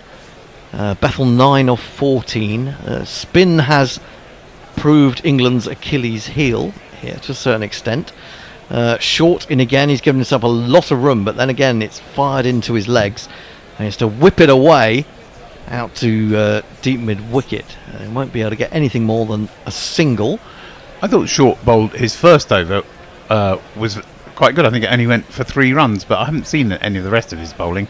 But it seems to have gone for quite a lot more since his first over. Yeah, well, he's in his last, and he's got 1 for 66, which is a bit of a come down from the second T20 when he took 5 wickets. Didn't manage to win the game for Australia, but there you go. In comes Short again, bowls, and Bethel's going back to those foolish deliveries. I'm not sure that's the best way to play them, but even having done so, he can't make an attacking shot out of it. I just feel like they need more practice against really shit spinners. He's given himself an enormous amount of room there. It is fuller, and it was slightly more flighted. He put in the drive, but he didn't get it to either side of Steve Smith, and so again it's a dot ball. And Bethel looking a little bit frustrated at the moment. Short is in again. He goes back to one fired into his legs, outside leg stump in effect, when he makes contact out to Abbott at deep mid wicket. They take another 1. Bethel into double figures. Well, you'd think in general that English batsmen don't really come up against much really shit spin, because in most competitions in England you're not going to bowl a really shit spin bowler, are you? No, full toss this time, but Livingston does no more than clip it out to Long On, who's having to make ground to his right. They were puzzling over maybe a second run, but they decide against it. He'll keep the strike. And oh no, there's still 2 balls to go. What am I talking about? 270. I'm sure it was said something weird's going on there. It's gone up to 272 now. Yeah, they didn't add those 2 runs. And that is the end of the over, so that was confusing. Something wrong on the score ticker there. Messi, any social media? Some ongoing discussion around some music things which were the subject of discussion earlier on. Nick Vickers says the Mandrake project was Bruce's solo album that came out this year, but it is seeming some of it was recorded 10 years back. Worth checking out. Daz Reynolds says, who would you open the bowling with? I'd have Archer bowling both ends if I could. Well, I mean, I think Australia suffered really badly because it didn't have a really penetrating fast bowler. You can get away with that in T20s, in ODIs events. Zampa is in. Down the wicket comes Livingston. Has he got enough on that? I'm not sure. No, he hasn't. Underneath it is Cameron Green at Long On. He got a lot of distance vertically, not a lot of distance latitudinally, and Cameron Green has dismissed Livingston with the help of Zampa. It's his first wicket, and England have lost one of those guys that you would hope would get you those 90 runs in the last 10 overs, but he's on his way, and England are somewhat fading away here, I think we have to say.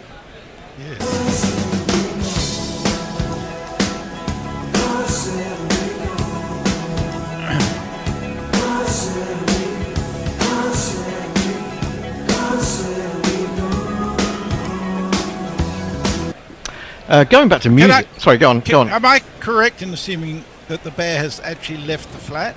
No, he was in the kitchen. Last I saw him, the green room. I would have expected to hear echoes from a distance of "you fucking muppet." When that wicket fell. Yeah, I mean, he didn't even. He got so little distance on it that Cameron Green came in about 20 yards to take that. Yeah, he got a lot of height, just no distance. Absolutely. Anyway, out to the middle comes Bryden Cars, Stryden Bryden, out to the middle, and we shall jingle him up if I can find his jingle. Here it is. Stick your hopes of victory up to Bryden Cars. Your hopes and dreams are flying at half mast. When the Bryden comes a calling, all your fears will be falling. Stick it all right up your Bryden Cars. 15 ODI matches, he's got an average of 30, would you believe, from a position around about 7 or 8. He's batting at hang on, that's 6 wickets down now, isn't it? Yeah, what's going on with Sky? Their ticker's rubbish. Their ticker's died. In fact, it's so bad they've taken it off the screen. They've got a dodgy ticker, haven't we all? So Zampa will bowl to Bryden Cast. Slip comes in, and he's in. Bowls to Cast. Cast drives. Really good tumbling stop. I think that's Connolly. Connolly's on for somebody. He's not actually in the team, is he? He's not in the 11. So he's out as a substitute fielder. Yeah, they had someone wandering round the boundary looking a bit injured earlier, so maybe someone's got injured. Onto the front foot comes Cast. It's a good full delivery from Zampa, but quite quick through the air. I think it might have been Dwarshuis, actually. DW Arsehouse. DW Arsehouse, yes. In comes Zampa, bowls to Cast again, and he just... I wouldn't like to call it a drive. It's a sort of extended prod that takes it towards extra cover. Again, there is no run. Good over this for Zampa and for Australia. He's in again. Bowls much flatter. Cast goes back, defends all the way back to the bowler. This is potentially a wicket maiden, isn't it? Potentially. Yeah. 1 ball to go, I think. Yeah. If you're bowling a wicket maiden in the 42nd over, you're not doing a bad job, are you? Here he is again. Can Cast get a run? Yes, he can. No, he can't. I thought he had, because he went back to one that was pitched around about leg stump. A little bit short. He clipped it quite nicely, but picked out the mid wicket. And nothing resulted. 272 for 6. Bethel 10. Cast to score. You could tell how much trouble Sky are having. They actually had to show us the scoreboard to see what the score was. Oh, I remember those days. I always loved being showed the scoreboard. I mean, they're not quite the same, are they, scoreboards? No. The electronic scoreboards, just... okay, you probably get more information on them, a lot of them, but you don't... There was just something about them, the old ones, that was just so... Well, the one at the Adelaide Oval and the old one at the Wacker, they've got everything. Well, I don't know if you remember, Messi, but I think the one at the Adelaide Oval was on the cover of a wonderful piece of literature. Travis Head bowls round the wicket to the left-handed Bethel, who works it up to long on, and they will take a single. Let me guess the author. I can't remember his name. He had his moments. Tyler, something about Dunny Dawes. Yes, about Dunny Dawes. I was shocked to hear that Grubby on the way over he'd never heard of my book. Unbelievable. I know. I'm going to have to sort of beat him up. The thing is, it's enjoyable whenever you read it. Exactly. Do you want to be my agent? Flicked up to long on by Cast. Will get his first run. It's Bill Bryson does cricket. Yeah. Right? Can someone just write that on the top of the reviews? That would be perfect. In he comes again, Travis Head, bowling off breaks. This one is, I wouldn't say it was fired in. It was given a certain amount of air, but it was drifting down the leg side, and Bethel helped it on its way for a single. Yeah, the sort of book that's best read in the Dunny, I think.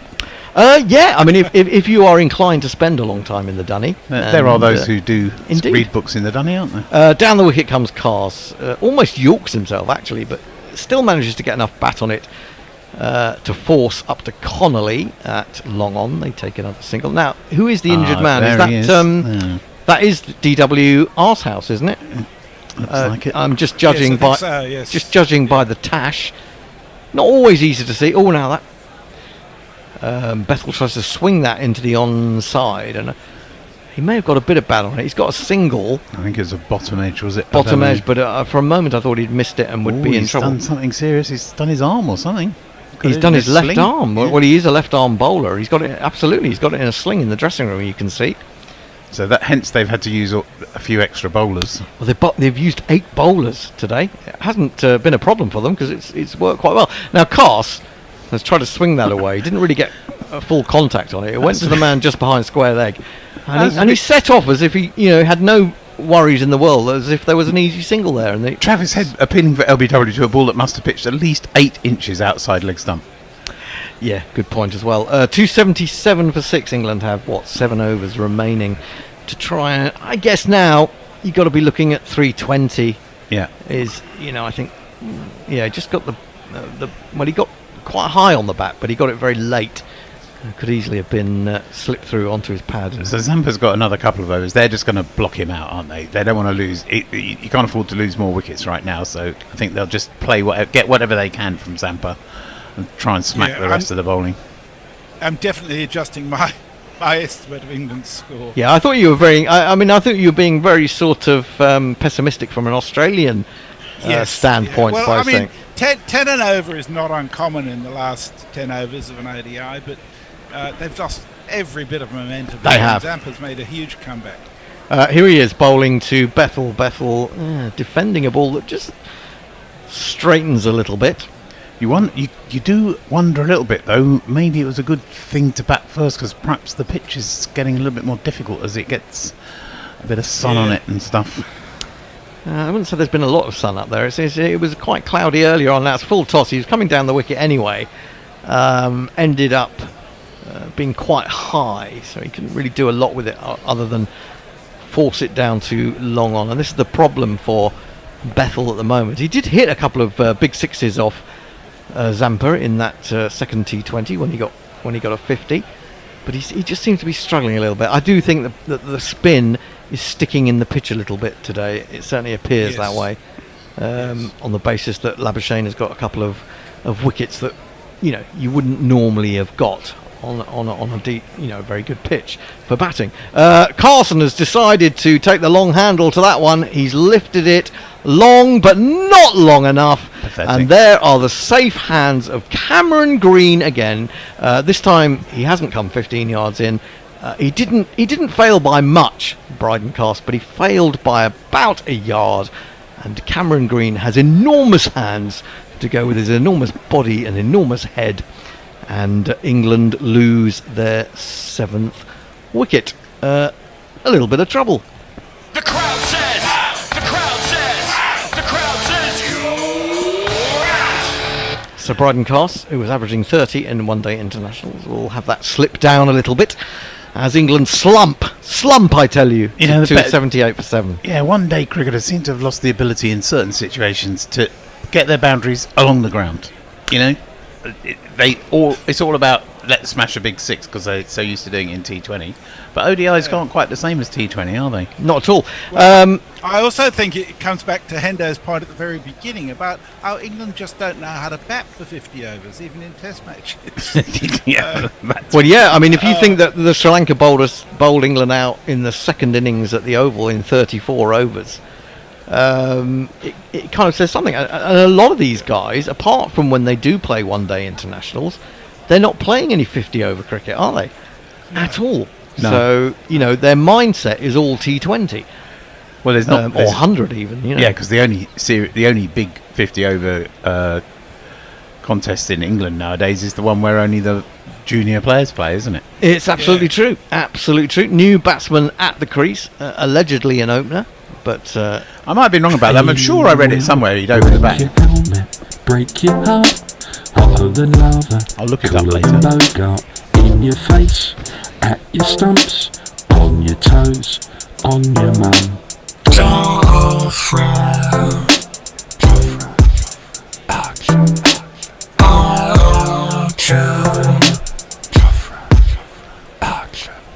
And in the time that jingle took to play, he has just prodded forward to a couple of full deliveries from Zampa, who now has figures of 3 for 42.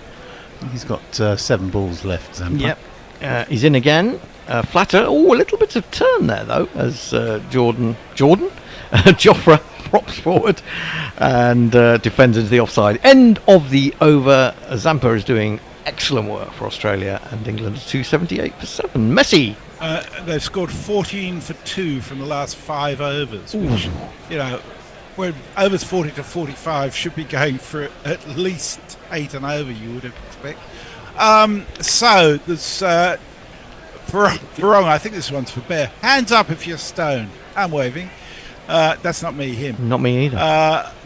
Nicholas Agar says, Rolling Stones Fade Away. That's our batting. Mark Zips asked for a bit more volume on me. I hope that's better, Mark. Now Bethel has smashed this. He's come down the wicket. That is a good shot. He's got inside the line of it. He's hit it in the air, but wide of the man at extra cover, and it's gone for a rare one of these. Yeah, he's basically his last hope. He is really. He's just cleared the extra cover there. It's Travis Head continuing. For some strange reason, we've got a very distant camera view of the next delivery, which Bethel has cut out to deep cover. He's taken the single. Just cleared the man at extra cover, did Bethel there. I seem to have the B team on at Sky today. They can't operate the ticker. They can't get the camera angles right. It's all going horribly wrong. The ticker's back, vaguely. 283 for 7. Joffre down to face. Round the wicket comes Head, and Joffre goes back on his stumps and rather timidly eases it out on the onside, straight towards mid-wicket. He's just waiting for his moment. That might be it. He swept it, and he swept it pretty well, I think. He's found the gap. He has between the man at long leg and the man at deep square, and he's picked up another important one of these.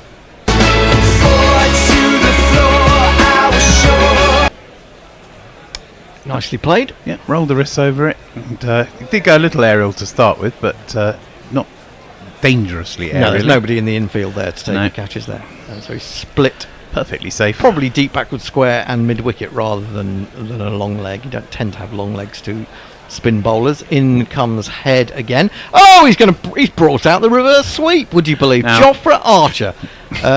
But surely that's a wide, isn't Well, it? no, because he turned round, didn't he? No, but I don't think that matters. Oh, well, we'll see. It should have been a wide. Should have been miles wide. Unless he maybe got something on it. He drives the next delivery up towards extra cover. They were thinking about a run, but it's stopped. And so England end that over on 287 for 7. Messi, any more? Leo says Ashwin is now officially better than Botham. He has the same number of tons and 9 more 50s. Also has the most 10-fers amongst batsmen with 6 tons. Pirate Badger says, just finished loading a skip. I'm knackered. He also says, they should have Tetris sessions in schools. It's great for life skill of spatial geometry. That was a bit random, Pirate. Ben McCormack says, this is as dismal as it was predictable. And Ravi Natarajan says, Bain, it's time to retire. Get rid of KL Rahul from Indian first-class cricket. That's a bit savage. And Brown in Brisbane says, afternoon all from a beautiful 24 degrees C in Cornwall. And your beloved Northants are going to have their second win in a row, Brian. Labuschagne is back on, and it's driven by Bethel coming down the wicket. Meets it before it's got a chance to turn and gets a single up to Hardy at long on. We don't have any details about the bowlers. As I say, the Sky ticker is not working. All we've got in terms of details is England's score, that England won the toss, and it's the first Metrobank ODI. So without looking at the scorecard, I can't tell you how many overs now Labuschagne has bowled. This is his 6th over. Oh, he's going to be out. That's a horrible shot. He's got a 3rd wicket. Joffre Archer, that was awful. Truly awful. He aimed a big drive without really moving his feet. Needed to come down the wicket to that. And he skewed it up in the air. And it's dropped gratefully into the hands of the man at cover. A really, really awful shot. But then again, he is number 9. So England lose their 8th wicket. And it's a struggle now. It's a struggle to get to 300.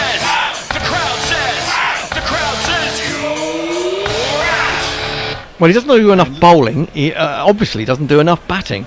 He has got some talent with the bat, Joffre Archer, but it's asking a lot to come in at this in this situation. But it was a horrible shot, really. I mean, as it was thrown up, you thought, he's just not going to hit this properly. He's not at the pitch of the ball. It can only go one way, and that was up in the air, really. I discovered where my story about him opening the batting came from. Oh, good. Where? Well, it was some while ago in 2018 for the Rajasthan Royals. Oh, right. Really? He opened the batting for Rajasthan Royals. Yeah. Seems like yesterday, though. Yeah. Well, I must have just caught the edge of an article when I was reading about it. Of course, there have been 20,000 IPL matches since that point. Yeah. So, I just saw a tweet here from Ravi Natarajan asking, does guerrilla cricket get paid if one watches the YouTube ads rather than skipping them? I don't know the answer to that. Do you know that, Messi? I don't think skipping changes it at all. So please skip. We'd rather you listen to us than to ads. And if we did get paid, it'd be about 1,000th of a cent per ad. So look after the 1,000th of a cent, and the 1 pennies will look after you. Yeah. Oh my goodness! How can we have allowed Labuschagne to run through this team? He's in again. Bowls onto the back foot goes the new batsman. I've forgotten who it is. Matthew Potts, I imagine. He's going to take a single out to deep extra. I'll just. Almost as bad as Jack's getting 6 wickets against Pakistan. Oh, that's extraordinary, isn't it? I've heard from Potts that the kettles are filthy black. You know he might too. Let's bring him into the attack. It's all down to Bethel now. He drives, but he drives straight at Smith at extra cover on the edge of the circle. Too powerful to get a single even. 289 for 8. I was going to try and say, I know it has absolutely no relevance whatsoever as Labuschagne is in, gives that one air. Well, Bethel seemed to get deceived slightly by the flight there, ends up turning it behind square for a single. 290 for 8. Matthew Potts, of course, has got 100 as a night watchman in county cricket this year. But obviously, it's slightly different from coming in with about 5 overs to go. In a one-day international. This could be his first 50 over match of the season. Oh, it could well be. Now that's an awful ball, but he's going to get away with it, as it's so awful that you really couldn't get your bat underneath it. It just crept through, and Potts has somehow managed to get it up to long on for a single. That was truly horrible from Labuschagne, but he has got another wicket.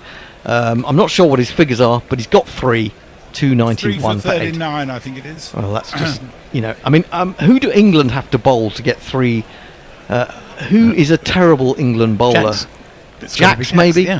Yeah, but I just feel that it's sticking in the pitch more for the leggies, isn't it? For the wrist spinners today. Yeah, 6 overs, no maidens, 3 for 39, so at least he's gone at 6 and over, so that claws something back for England's...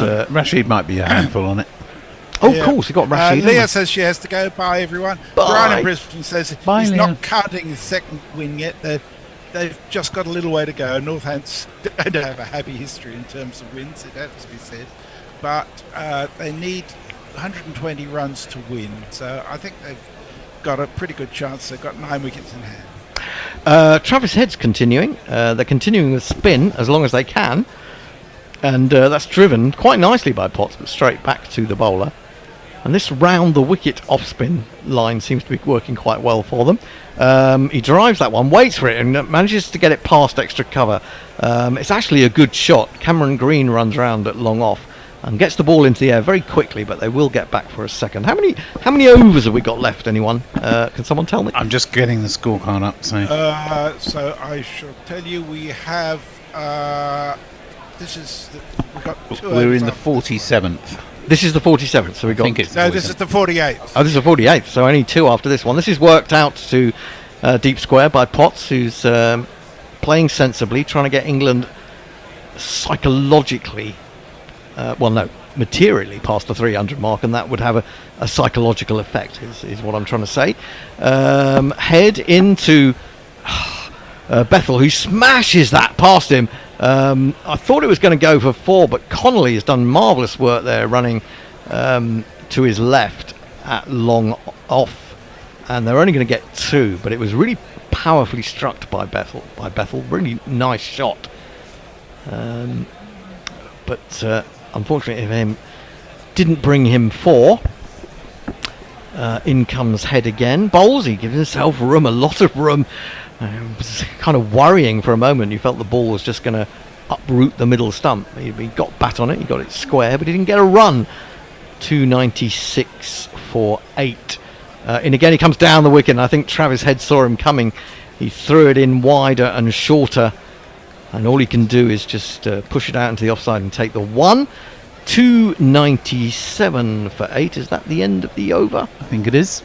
Okay, so I England think it's really keeping the spinners on at this stage, not giving any pace for Yeah, Zampa's going to Zampa's still got one to go, and he's going to bowl it. 297 for 8. Australia have worked out this pitch quite well, and England will be kind of disappointed, losing certainly two of their best batsmen, Duckett when he was on 95, and then Harry Brook to balls that really shouldn't get professional cricketers out from Labuschagne, return catches. But that is kind of indicative of the ball sticking. Yeah, Labuschagne and Head have got 10 overs left between them, so they don't have to go back to any paceman at all. No, and of course one of their pacemen has got a problem out there. Now he's edged that, has Bethel, as he comes down the wicket. Again, it was forced wide by Zampa, and so he really only got the toe end of the bat onto it. It looked like it was going to loop to short third man. It did drop short of him, so they take the single. England still need 2 to get to 300. They do. Considering the bare bet on 395. We should have a look at some of the GPL guesses actually, because when Duckett was out there with Jacks, it was looking pretty rosy for England. Zampa then into the right-handed Potts. Potts goes for a big heave, goes down on one knee and misses completely. Surely he's better getting Bethel back on strike. Just nudge. I think you're probably right. Yeah. I don't think these guys nowadays. It's just you usually get no runs when you have 3 slogs. I don't think they have enough. They probably don't do enough range hitting. He tries to play a reverse sweep. Now what's happened there? An appeal for a catch behind. I think they're going to review that. Carey seemed. They've got loads of reviews. Seemed keen, and Zampa seemed fairly keen. The DRS timer is ticking away. But I think they've already reviewed it. To be honest. Yeah, it looks like that. Yeah, I think so. They're all standing around. If you're in the last over or the second last over, and you've got 2 reviews left, why wouldn't you? Oh, totally, absolutely. Let's have a look. Is he likely to have got? Oh, he looks like he's gloved gloved that. Yeah. Surely he's gloved that. I mean, it's slowed down, hasn't it? That's interestingly enough, though. Oh, it's quite a lot below the gloves there. I was going to say, interestingly enough, having gathered the ball. No, it's missed everything, hasn't it? Yeah. Having gathered the ball, Alex Carey then tried to take off the bails as if, if he thought he'd caught it, he would have. Why would he been bothering? Yeah. So it's not out. Not out. It goes a bit like this. Yeah. 2 swishes. Yeah, 2. I don't really want to see number 10s playing reverse sweeps. I don't think they're really expert at it. He's been pinned LBW, has he? No. Well, there's a big appeal. They're going to review it again, I think. Or did he bowl him? What's going on out there? No, it's a review again. It's a bowler's review. They think it's LBW, and we'll play this. That was out. That was out. That was definitely out. Was that definitely out? I don't know. So he might have been missing, or he might have got a little tickly inside edge of that. I think he might have got an inside edge. Yeah. I mean, he came down the wicket, didn't he? Yeah. I think. Let's have a little look. Oh, maybe not. Just went half forward. Oh, I think that's out. I think that's leg stump. Yeah. I think that's hitting leg stump.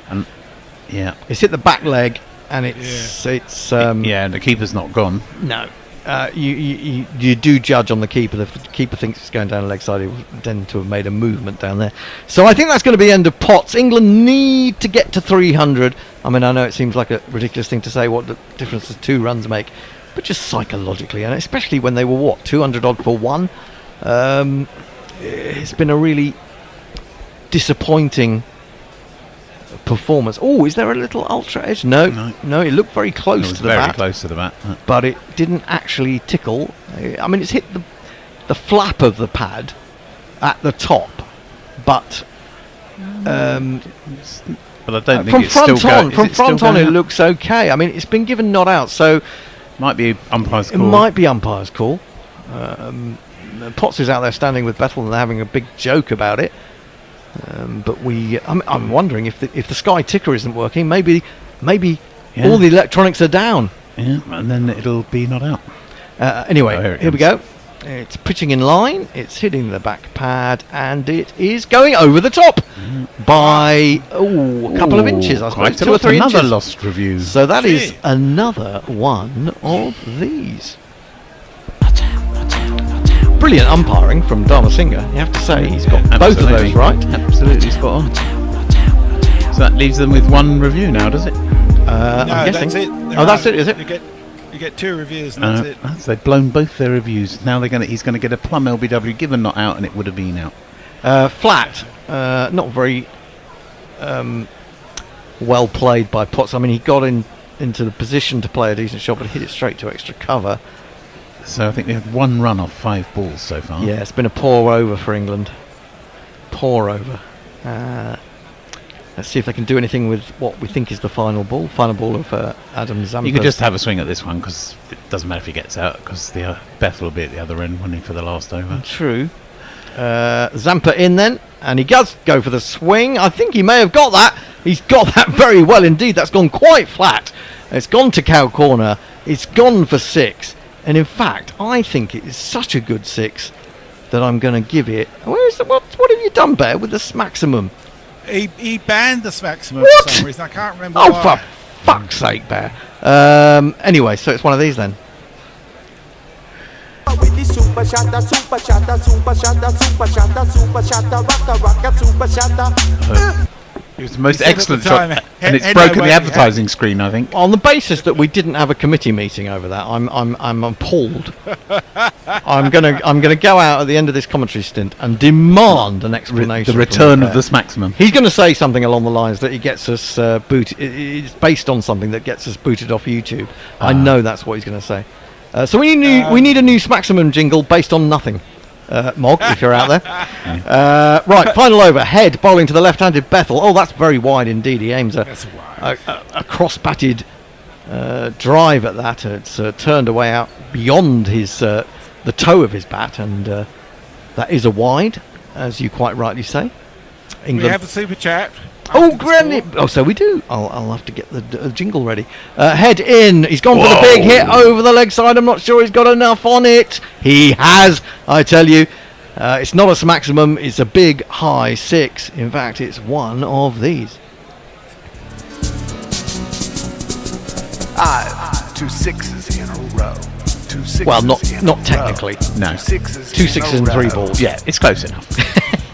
I only realised that when I played the jingle that it was that particular jingle. He's got an edge. That's handy. That is very handy indeed. That might run all the way down to the boundary. It's being chased by Mitch Marsh, the captain. He's not going to get there. These are useful runs for England. Now my innings going, great guns, I hit the ball, 4 runs, I hit the ball and it went for 4 runs. Bethel goes to 31 from 32. England have got an incongruous 11 off the first 2 balls. Head again. In. Bowls flat and horrible. He's gone for it to smash that. I think he's going to be caught there. He is going to be caught. Didn't get it square enough. Disappointing for Bethel. He sort of stands there and, I don't know, drops his head. But it is Head who has dropped him in a sense. He takes his first wicket. England are 315 for 9. Another one bites the dust. I think that is going to be out, Fred. Another one bites the dust. Decent innings from Bethel. Did quite a good job as wickets were falling around him. He ends up with 35 off 34. Labuschagne, you can't keep him out of the game. He was the man who took the catch down there at long off. And England have 3 balls and 1 wicket remaining. The run rate is up at 6.36. Is that going to be enough? Possibly. Are England not? Are England going to be bowled out? I think they might be. They might do. Well, Adil Rashid is going to come to the crease, and he's no mean batsman. That is true. But he doesn't get many opportunities. That's the problem for him. In fact, he's a very accomplished batsman. He's got a number of hundreds in county cricket. My prediction when I sat down is just about coming true, isn't it? Yeah. Oh, I missed that because I wasn't in the room when you said that. Rashid, I'm not going to jingle him up. My prediction was that England always lose lots of wickets for no runs. Head bowls, he comes down the wicket. Has he got enough on that? He's gone for the big swipe. I don't think he's gone far enough. England are going to be all out. Adil Rashid dies going for glory. Labuschagne has taken another catch. He's been an absolute irritant to England. He's going to get 100 as well, isn't he? He probably is now, isn't he? 315 all out, 2 balls unused. And, well, I guess England at one point were hoping to get 350. They've fallen maybe 30 runs short, but you know, that's cricket. It doesn't always go according to plan, and you can have great starts and poor finishes. You can have poor starts and great finishes. But England, from the position they were in, will feel a little bit disappointed, I think. Yeah, I would think they feel very disappointed. They didn't play very good cricket, did they? They didn't keep the ball on the ground. I mean, look at all those catches called on the boundary. It's very true. It's very true. That being said, I don't think Australia bowled very well, and I would have thought 320 was around par on this wicket. So it's going to be interesting. The other thing, Hendo, is this a dilemma for you. Mm-hmm. If Australia win, then nobody wins the GPL. However, if they lose, there's a good chance somebody will win the GPL. So I think you really want Australia to win, don't you? No, I never want Australia to win. I'm just looking through the cards. 17 to Salt, 95 Duckett, 62 for Jacks, 39 for Brook, 23 Smith. That was an important wicket, wasn't it? Livingston 13 off 16, Bethel 35. 8, was it? 3, 4, 5, 6, 7, and 8 bowlers we used. We think that poor old BWA Arshouse was injured. He's got his arm in his sling. He bowled 4 overs, took 1 for 18. He got rid of Salt. Hardy, none for 27. But it was the spinners, really, that brought it back for Australia. Not necessarily by bowling that well.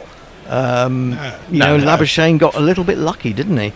Very lucky. He got rid of, 2 massively important players, both going well at the time. Duckett on 95 would have expected to bring up his 100, and Brook was going along at 39 off 31, and balls just stuck in the pitch. Long hops, really, stuck in the pitch, and they gave him return catches. Yeah, Jofra Archer might not be the bowler for this pitch as well. He might just go rather nicely onto the bat and go for a lot of runs as well. Well, England have had the opportunity to see what the pitch is doing, haven't they? And they have to adjust and be flexible and think about how they're going to approach this.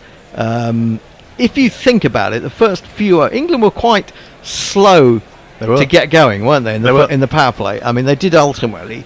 Duckett hit 4 fours off Abbott, probably in about the 7th over, and that got England going a little bit. But up until that point, it had been a little bit circumspect. And the bowling, although not of great pace, was accurate, wasn't it? It was good line, it was good length, and there was a little bit of movement. So they weren't really taking any chances. So I think the worry for England is if they probably will bowl their pacemen at least for sort of 6 to 8 overs. They might potentially bring in Rashid before the power play is over. But if they don't bowl the same line and length, they are quick bowlers, or quicker bowlers than the 2 Australians that we saw. Or the 3 Australians, or maybe not so much Abbott. He's a little bit quicker, but the ball could come off the back. The ball could come off the back quite quickly in those power play overs, couldn't it? Yeah, it could indeed. And I think that Abbott spell that is the thing that might, if Australia lose this game, might come back to haunt Australia, because he went for 50 in 5 overs. Which is a lot of runs in the context of this game, isn't it? We should mention the super chat, because yes. Well, I was just going to come back to that. Do you want to do that? Let me just play a little jingle. I never find the one that I want, but let's see what that one's like. Use your brain. Don't like that one. Super chat. Try this one. Super chat. That's better. Super chat cash. Super chat cash. Tell us about the super chat, Messi. So, Jehan Arirathnam sent us $7.99 Australian, which, contrary to the slurs that have been handed out about the value of the Australian dollar, is actually £4, slightly over £4. So don't be so mean. He says, watching from sunny Perth, been a beautiful spring week here, coming up to 11 p.m. Are England unders here? Also, first ODI post-Warner. Yes, indeed it is. So it's an interesting challenge for Australia, finding another ODI opener. Thank you very much for that, Jehan. I was just going to say, another Perth denizen there. Absolutely. There's at least 3 of you now that we know of in that neck of the woods. Yep, we'll have to meet up during the test match. Unless, of course, he means Perth in Scotland. Yeah. Oh yeah, that's what. No, he said sunny Perth. Oh yeah, a beautiful Might be sunny spring here. week. Yeah. It's not spring. spring. It's spring. No, it's not spring in Oh Perth. yeah, no, spring. Yeah, It's like it rained continuously, basically, for about 100 days. I had 32 inches of rain in 100 days. The last 14 days, it stopped raining, and there's no rain forecast for the rest of this month. It's like we'll probably go 6 months with no rain now. It's weird, Perth. And Cornelius Davis says, "Good evening, guys. Nice commentary. I'm hearing loud and clear. The two lions are at it." The two lions. Yes. That's you and me, is it? I don't know. And Johan says, "Yes, I definitely meant Perth, WA." Okay, fair enough. That's good to know. England maybe fell a little bit short of what they would have liked if you look back at where they were. But as I say, when you've got a tail that kind of starts at 8, it's not great, is it really? And I think the thing is, in both forms of the short form game, is too few batsmen at that level in the order actually get much batting. So, although you may think come in and play a few slogs and get some runs, it's not actually that easy. When it's not easy necessarily for the batsman at the top of the order, but it becomes progressively more difficult because the ball gets softer, pace is taken off, and you've suddenly got to find your range immediately, and that's a bit of a problem. I think Ditch has the scorecard up. He's going to give us the details before we go to a little break. I'll give you the details. Salt opened the batting with Duckett. Salt got 17 before Dwarhis or whatever his name is got Dwarcius. him out. Dwarcius. DWR's house. DWR's house. Okay, Dwarcius got him bowled, and I think I'll go down in batsman order rather than wicket order because I'm not absolutely sure who got out when. So Duckett went just short of a century for 95, caught and bowled Labuschagne, or Labuschagne if you want to use his correct name, and off a pretty atrocious ball and a pretty atrocious shot. Will Jacks, who'd batted pretty well, got 62. He was caught by Smith off Zampa. Harry Brook, a brief cameo, 39 off 31, caught and bowled Labuschagne again. Jamie Smith, a quick fire 23 off 19. Caught the substitute Connolly, who was on for Dwarcius. The screen is going pale, so I can't read it. Caught Connolly, bowled short. And then Liam Livingstone, 13 off 16. Caught Green, bowled Zampa again. Jacob Bethel looked as though he was going quite well, but right at the end got himself out. Caught by Labuschagne, bowled head. Bryden Cast got 2. Swishing, caught on the boundary by Green, bowled Zampa. Jofra Archer came in and fiddled around for a few balls before being caught by Connolly again off Labuschagne. Labuschagne involved in a lot of wickets today. Potts was not out 11 at the end, and Rashid faced just one ball, was caught by Labuschagne and bowled by head. England got 315 or 49.4 overs, 14 extras. And 8 bowlers were used. If I just do a quick rundown of who got wickets, that would be... I will, yep. So, Aaron Hardy didn't get any. Dwarcius got 1 before he had to go off injured. Matthew Short got 1 off his 10 overs. Cameron Green didn't get any. Zampa got 3 for 49 off his 10 overs. Labuschagne bowled 6 overs, 3 for 39. Very good figures indeed. And Travis Head bowled 4.4 overs.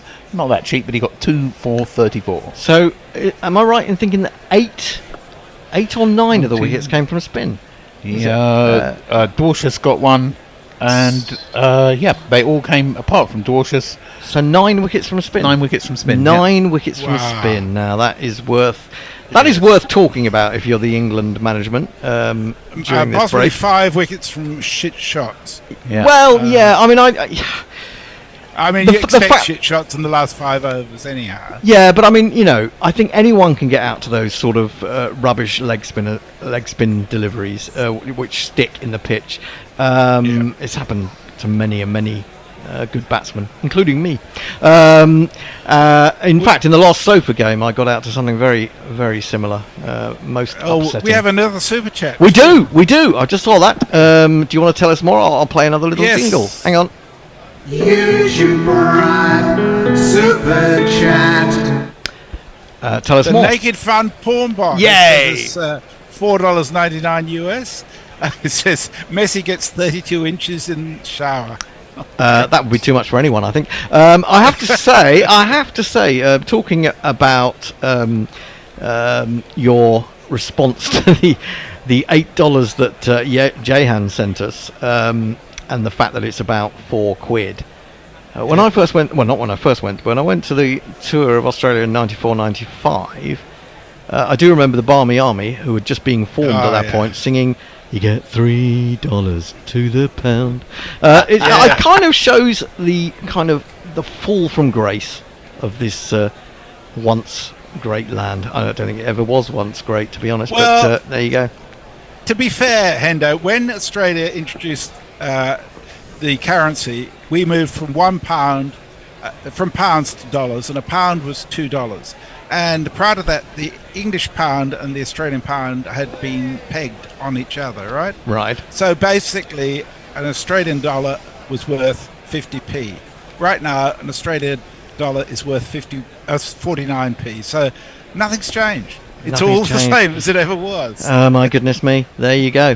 An interesting fact to note amongst the England players today is that we do actually have 5 spinners available. Some are very part-time, but apparently really rubbish part-time spin is pretty good today, so maybe they'll be good. How many of them are wrist spinners? I think only one. Only one, I think, is a wrist spinner. Yeah. But we got Salt. Salt? Yeah, Salt apparently I've never bowls. seen Salt bowl. No, but he does bowl. No, I don't off believe spin, it. I think Until I've is. seen it, I don't believe it. Jack's, of course. Livingstone. Oh, he bowls. Of course he's leggy. Well, he's leggy and offy, isn't he? Yeah. Bethel bowls left arm orthodox, I think. Yep. And obviously Adil Rashid. Absolutely. So there's a selection Phil of spin. Salt has never bowled in any white ball cricket. He has bowled once in first class cricket, and he has one for 32. So I'm not sure that he's top of the list. I think that would be an experiment too far from Harry Brook. Maybe, but in this game where the occasional bowler has got a lot of wickets, maybe it's worth an experiment for an over or two. You never know. I don't think it'll happen. I was rather joking. I was just going through and looking to see what their bowling styles were. Oh no, it's Jamie Smith keeping today, isn't it? Phil Salt's not keeping today, Yeah. so he would be free to do so if required. James Hopkinson says 32 inches in the shower gets messy, surely. Indeed it would. And on that note, we should say we'll be back in about, I'm guessing now, because we've wibbled a bit, 25 minutes or so, something like that, for the the Australian response to England's total of 315 all out. The Bear has walked in. He's got a t-shirt on saying original Penguin since 55. What the heck's that all about? It's a label. There you go. The Bear's going to come and put some recording on for a little while, and we shall be back after the break. The Bear will be on Ball by Ball. The wonderful Grubby will be on socials. I know he loves doing the socials. And Will Reynolds will be joining us down the line from somewhere in the southwest to summarise. So please join us again in about 20 minutes. Or just leave this on and listen to, I think it's going to be the Bishop and Bear. Is it not? Which one is it? Is it the one with me on it? Episode 81. I think that's me, so more of me. Yay! The Bishop, the Bear, and Hendo, as I speak of myself in the third person. Alright, other Hendo, messages. We will be back very shortly. See ya. Brilliant move from Travis Perkins. Unbelievable, Jeff, offering 2400mm walled start kits for just $9.49 and 3.5 by 300mm punk metal cutting discs for just $3.39, but only with a trade account. Question is, can they lower even more trade prices? Oh, they've done it! They've lowered prices on thousands of trade products. What a club! Get trade discounts when you join the club. Sign up today at travisperkins.co.uk. Travis Perkins, doing what matters for the trade. Prices x 20% VAT, terms apply. The Bishop and the Bear, the Bishop and the Bear. And to the delight of everyone, they're here to share jokes and rants and guests and things. Who knows what any fun they'll bring? Not affiliated with the Mad Bishop and Bear pub at Paddington Station. The Bishop and the Bear, bats beyond compare. Buckets of savoir-faire, the Bishop and the Bear. Welcome back again to the Bishop and Bear special one today. Is always a bit special. We've got Hendo on the bar stool of bravado. So we've got loads to chat about, which will undoubtedly include any or all of the following. Chat on the Sri Lanka series, a discussion about the crowd is only about 8,000, I think. The day 4, the pricing. News about Gus Atkinson, he's man of the match, but other news that's been appearing in the press. We got the ODI series coming up after this next Oval Test. We've had a Kookaburra run frenzy once more in the championship, and we've had a record broken that has stood since 2 weeks after the death of Abraham Lincoln, which tickled me, and we'll probably talk about that as we go. But first of all, Hendo, what can we get you to drink? Maybe I'll have some sort of coffee liqueur. Coffee liqueur. Well, do you want to be a tad more precise on which particular type of coffee liqueur? I mean, Irish, Jamaican, Irish will do. Irish. Chuck in a Jameson's, and we're off and away. Nice. Other Irish whiskies are available. That's my favourite, though. That's very nice. You do good ones here in the Bishop and Bear. We do indeed. We aim to please in the Bishop and Bear. And you got it together very quickly. Well, you know. It's a good barman, despite the landlord. The bar service is excellent. The landlord's a fucking genius. I don't know what you're on about. Right. Okay. Right then. Well, what do we make of? We're two tests into the Sri Lanka series. Yes, England have won them both pretty convincingly. I would say it's actually been Sri Lanka have always been in the game until they weren't. What have you chaps made of it? Well, I think they've had opportunities, but I think that's true of a lot of test matches in general. I mean, think of the times that we've said when we've been doing the Ashes, especially from Australia, and we said, well, England are in this day 3 or whatever, and then it suddenly all falls apart. I mean, obviously their biggest opportunity was when they had England 216 for 6 in the first innings. But I guess, they didn't know that Gus Atkinson was likely to come out and play like that. I mean, everyone knew that he could hold a bat, but no one knew that he could play shots quite as inventive and attractive as though it was over a sustained period. And okay, Joe Root at the other end, but it was a really great knock, and I just think that Sri Lanka were probably as surprised as the rest of us. Certainly surprised us. What do you make of the thought that, in a way, whilst the run rate's been healthy, England have been arguably a tad less baseball-y in this series than they have been for a while, and they've gone back to not conservative and slow, but playing the circumstances of the match more than constantly trying to drive the match and thus giving away wickets. Well, I wouldn't say that. I think they started out trying to baseball it while Duckett's there and the other opener. But Dan Lawrence isn't Crawley for a start. He's probably a little bit reticent to go all out from the top. And he's done all right. He's scored a couple of 30s here and there, looked okay, and then given it away. Pope's had a pretty poor series, so they haven't been able to really get off to a start. And then immediately you're kind of thinking, and without, it's funny to think that because Stokes is in the dressing room when they're batting, but he's not out there on the pitch.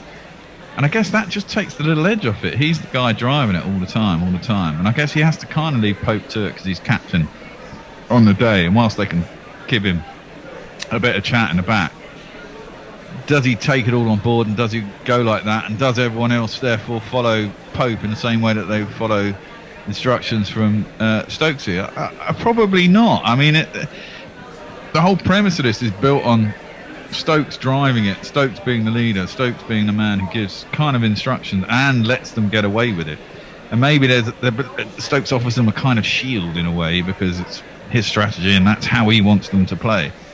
And without him actually on the field, there is a slight little bit, and they change the side. You know, the other thing is you don't have Stokes obviously at 5 and Brook at 6, and then Jamie Smith at 7. If you have that top 7, it gives you a hell of a lot more depth. You've got a complete, not novice, but you've got Dan Lawrence who averages 30, is not an opening.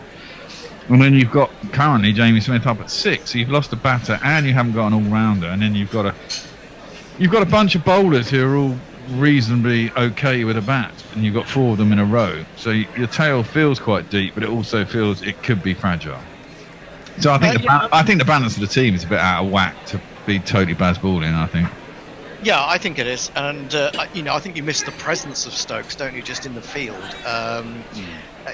Pope hasn't got that yet. I mean, I'm not saying you can't have it. I mean, I don't think anyone can have the kind of presence that Stokes has. He's unique in that respect, and so it is difficult. And I think the Dan Lawrence point that the Bear makes is absolutely right as well, because Dan Lawrence knows he's coming in for 3 tests, and that he will probably go back to carrying the drinks again, however well he did. I mean, he would have to do exceptionally well in this series, and even then it probably wouldn't be enough to force Zach Crawley out in the short term anyway. And as you say, he's batting in an unfamiliar position. I mean, it's all right to go out there and say to him, go out and play your natural attacking game, and he is a natural attacking player, but he's not an opener.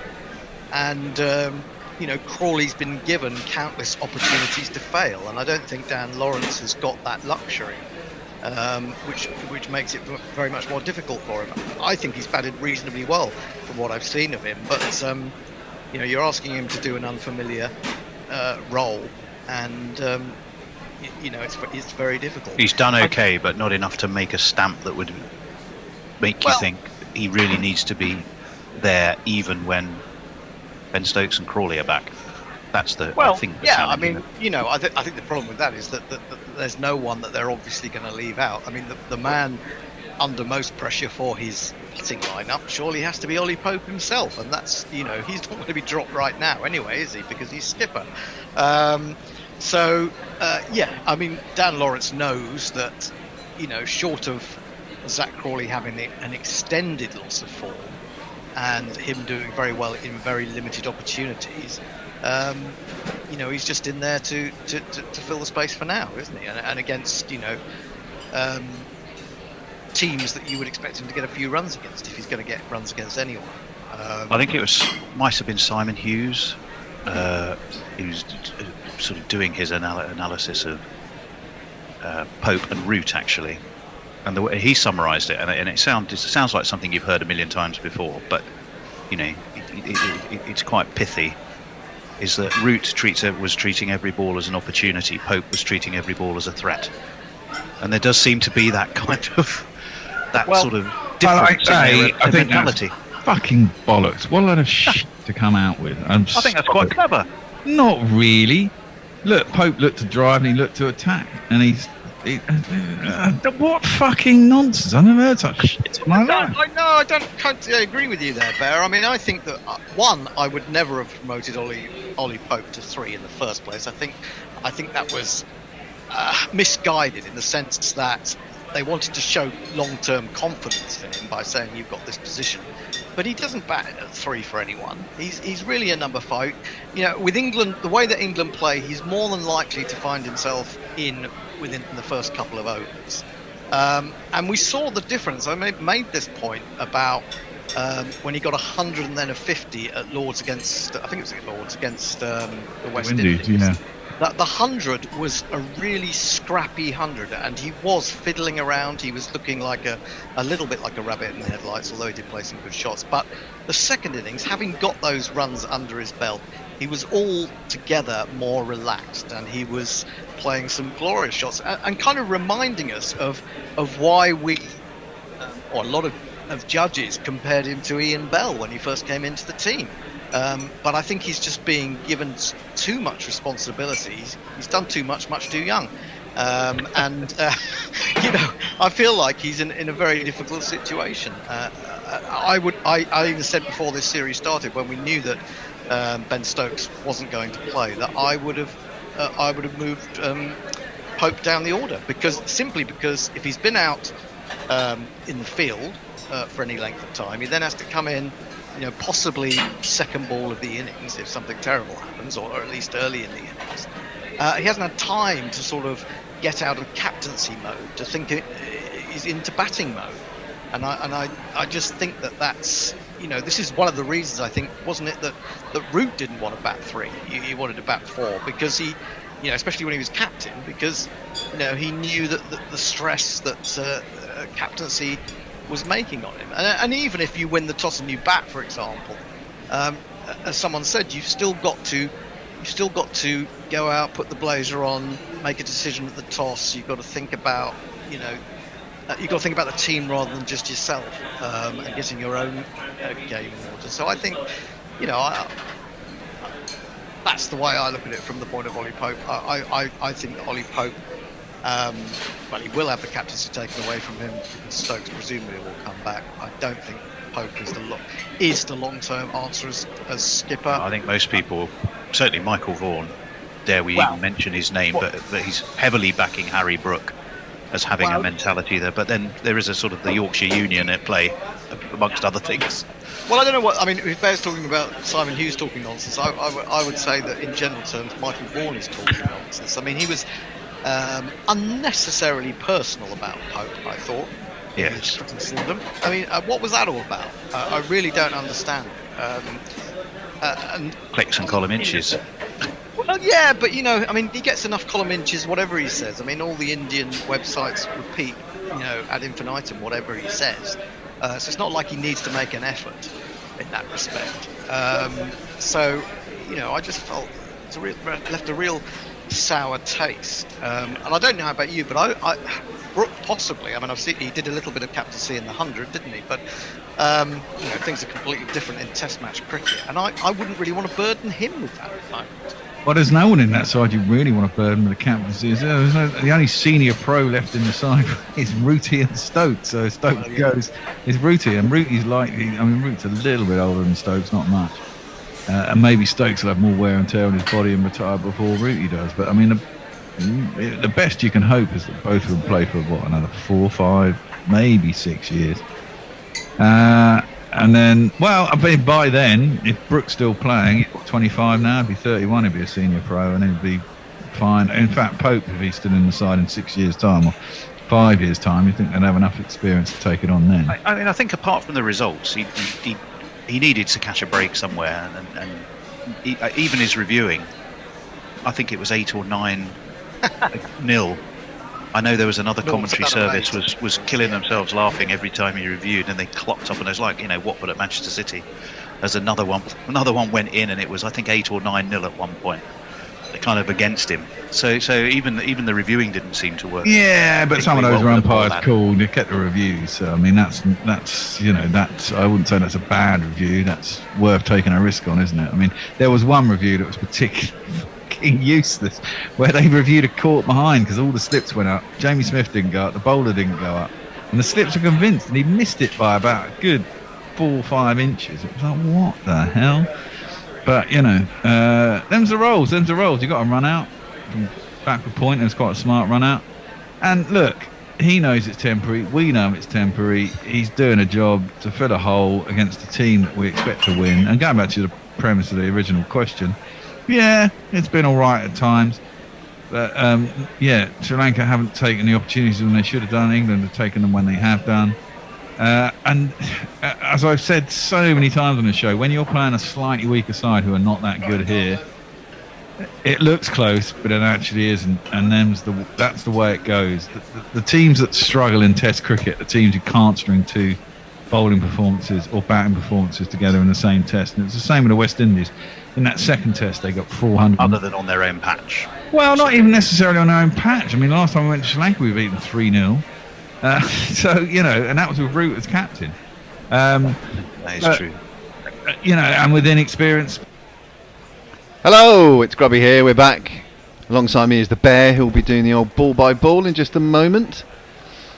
And I think we've got Will in the house as well. Hello, Will.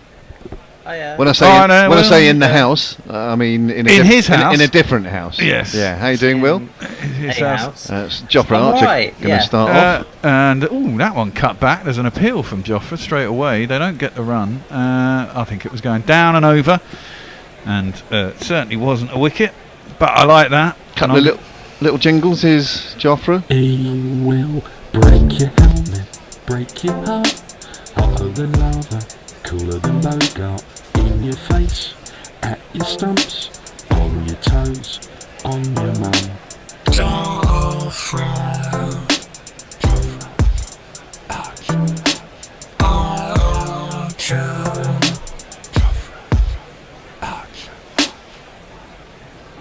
Yeah, I'm going to have to go under for the fall of the first wicket because Joffrey's bowling. I failed on 3 in the first inning. That's a horrible ball, though. Is it going to be a wider? I think that's like the World Cup final. It's just inside the line. Has it been given? No. Shouldn't have been given in that bloody final. We still won. We still won. We did still It's all win. good. No run, by the way. No wide. They're none for none. And fall of the first wicket's under 32.5. I'm there, Grubby. I'm there. You're there. As in, you're there. Now, I'm going to say, everyone thought England didn't get enough runs, and we didn't with the start we got, but actually a total of 316 It takes some isn't getting. that bad. Yeah, exactly. That one again comes in off the seam quite sharply into the thigh of Mitch Marsh. He doesn't get a run, but it will be a leg by down to the man short round the corner. Shingle up the Aussie openers. Yeah. This guy's just come on to strike. It's just a sweet Travis head. A sweet Travis head. From transdimensional Travis head. And his opening partner and skipper today is this fella. Not Jeff, he's not Sean, he's not Rod, he's not Daniel, he's not Jack, he's not Jamie, he's not Lisa, he's not Paul, he's not Adrian, he's not Manshall, he's not CJ, he's not Christian, he's not Dean, he's not Nev. That's outside the off stump, left alone by Travis Head through to the keeper and ain't no run.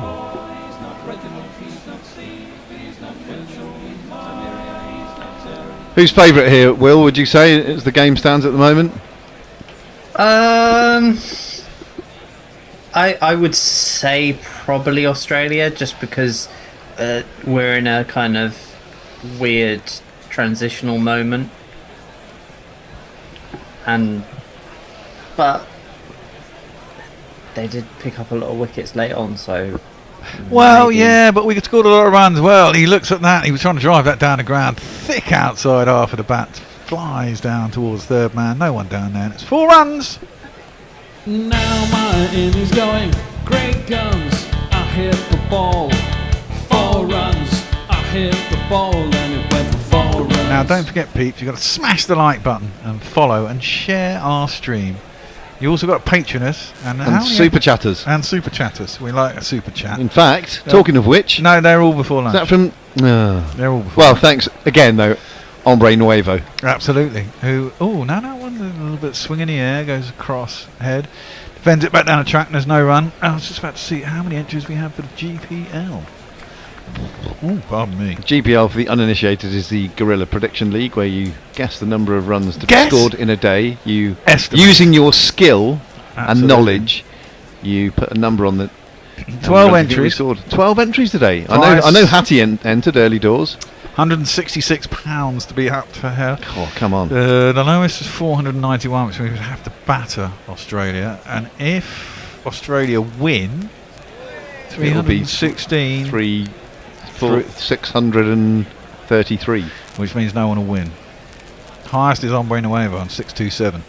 So they could fail just short. And that would be a really exciting game if it happened at the 50th over as well. And Hombre Nuevo could 166 quid as well as enjoy a really exciting finish. Opening the bowling for England at the other end is this fella. I've heard from pots that the kettles are filthy black. Interesting. Oh, and that shapes away. Beats the outside edge of Marsh's bat. No run. This headphone socket is really annoying, isn't it? It is. Will's having some Wi-Fi issues, by the way, so if he dips in and out, that'll be why. The two of us will soldier on, though, Bear. You with your dodgy socket, and me with my multi-screens. So I'm going to go against Will and say that England are just marginal favourites. Runs on the board and all that. Well, the bookies have them as marginal favourites. Yeah, it's about even, I think, as far as the bookies well, are concerned. when I asked it was England was 6-5 on, and Australia were even. So yeah, pretty much. Okay. That's defended square out of point, and there is no run. Could be seems about right. Could be a humdinger of a game, couldn't it? Could be a humdinger of a game. Usually, it is a decent track at Trent Bridge. England threatened to score. Well, 400 at one point was on the cards. Certainly at the halfway mark. But still, 315 always takes some gain, doesn't it? Yeah, exactly. So it's still over 6 and over. Well, I mean, you turn the T20, but you can lose wickets, can't you? And Yeah. I mean, England had the big partnerships at the top and then faded away, whereas sometimes it goes the other way round. Oh, that's... Oh, not out. Fished out outside the off stump. Marsh looks like a fish out of water, honestly, as he fences that one outside his off stump, well away from his body, and is lucky not to get an edge through to the keeper. He's fenced at 3, isn't he? Yeah. Already. How many balls has he faced? About 6 or 7? Australian seaming ball. He's fenced at 3 and looks very uncomfortable out there. Phil Salt did something similar. He kept getting an edge though, didn't he? That was more sort of movement through the air, that first over, wasn't it?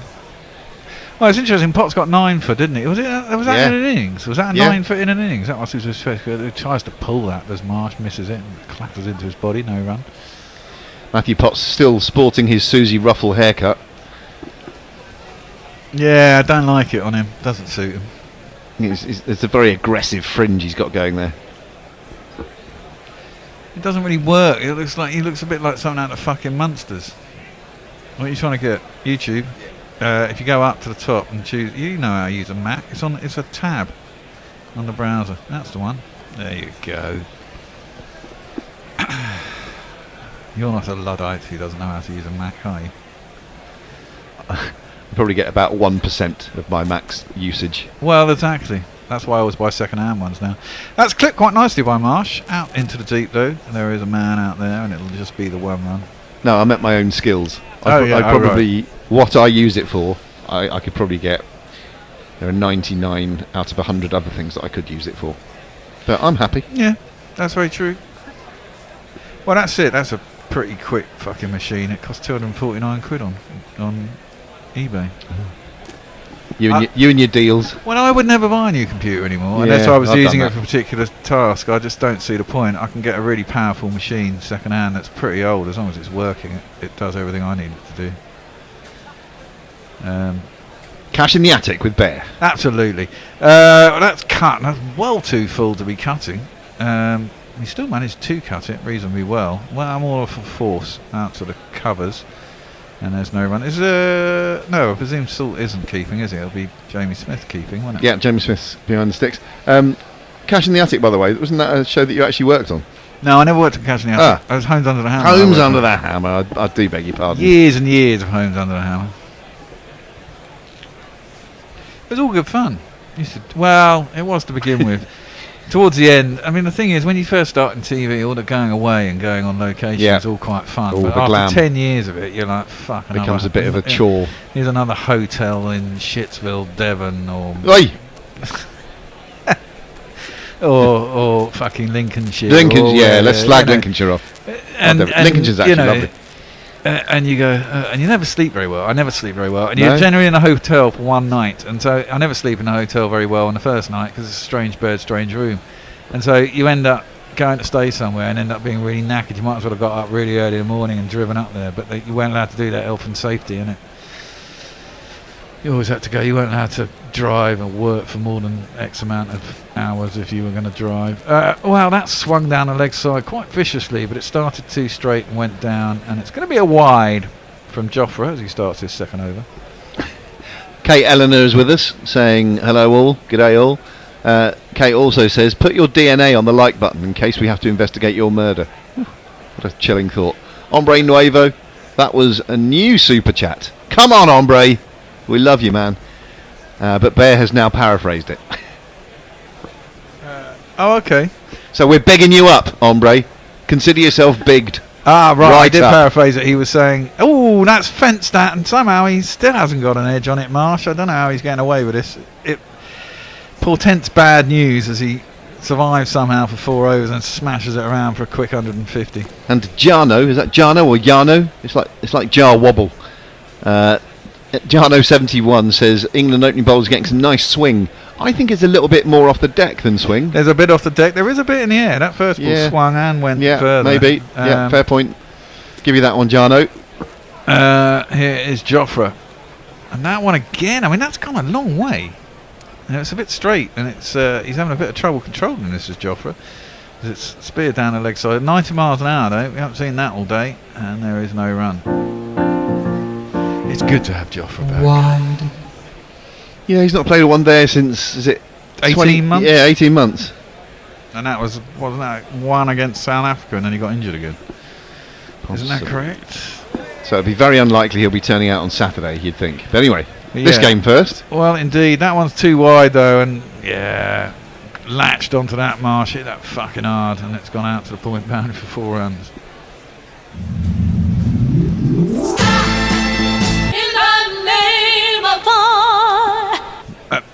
A bit of overcompensation, I think, there from Jofra. Threw that too wide, and it was easy to hit. If you bowl there to Mitch Marsh, you're going to get flayed all day. He does hit that ball quite hard. Yeah, he's a powerful batsman, Mitch. Yeah, and he's been a right pain in the arse. He really overperforms against England as well, doesn't he does. That one again comes back into him. Worked into the leg side though. They've got a single. There's him, there's Daryl Mitchell. Yeah. Kiwi, but he always overperforms against England. Not that I'm having a whine. I've been having a bit of a moan up earlier on about Somerset throwing the title away again, or definitely not winning it. What have they done today then? Well, last I looked, they're 3 down, and still needing about another 270 to win the game against Lancashire, which to me seems unlikely. Surrey have already mullered Durham. Durham just about made Surrey bat a second time, but Surrey won by 10 wickets. So I've already given the title to Surrey. Well done, Surrey. Oh, well. Well, is this the last game? Edged! Oh, and wide, and maybe a little bit short. Good fielding down at third man. They're going to come back for 2. Just went past. Is that Harry Brook, the skipper, at second slip? Wide second slip, maybe a third That's slip. where he fields, isn't it, normally? Yeah, usually. The throw seems to have hit the stumps, but he was well in. That's our new romantic Bethel, friend. It's Bethel. Flock of Seagulls / Heaven 17. Yeah, Heaven 17, yeah. Someone referred to them as David Gower-like curls. Yeah, I can see that. His look like they might just be dyed. Old Jacob. Yeah, possibly. And also they're a little straighter and more gelled. That's driven nicely by a good timing by Travis Head up to mid-off. That one did swing, didn't it? Yeah. But sort of right onto the face of his bat. He watched it nicely. It was closer than I thought, and Jamie Smith broke the stumps with his gloves anyway before the ball had arrived. Clumsy.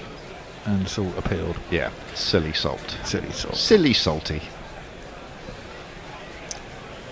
How do you think Harry Brook's going to do as captain? I didn't realise you captained England's under-19s, actually. Yeah, I think he'll be alright. There we are, that's my assessment. He'll be fine. Very, very well examined. Oh, thrown up, tossed, going to be wided? Yeah, it's going to be wided. Archer's having a bit of a problem with his control here. I think that's fair enough as a wide.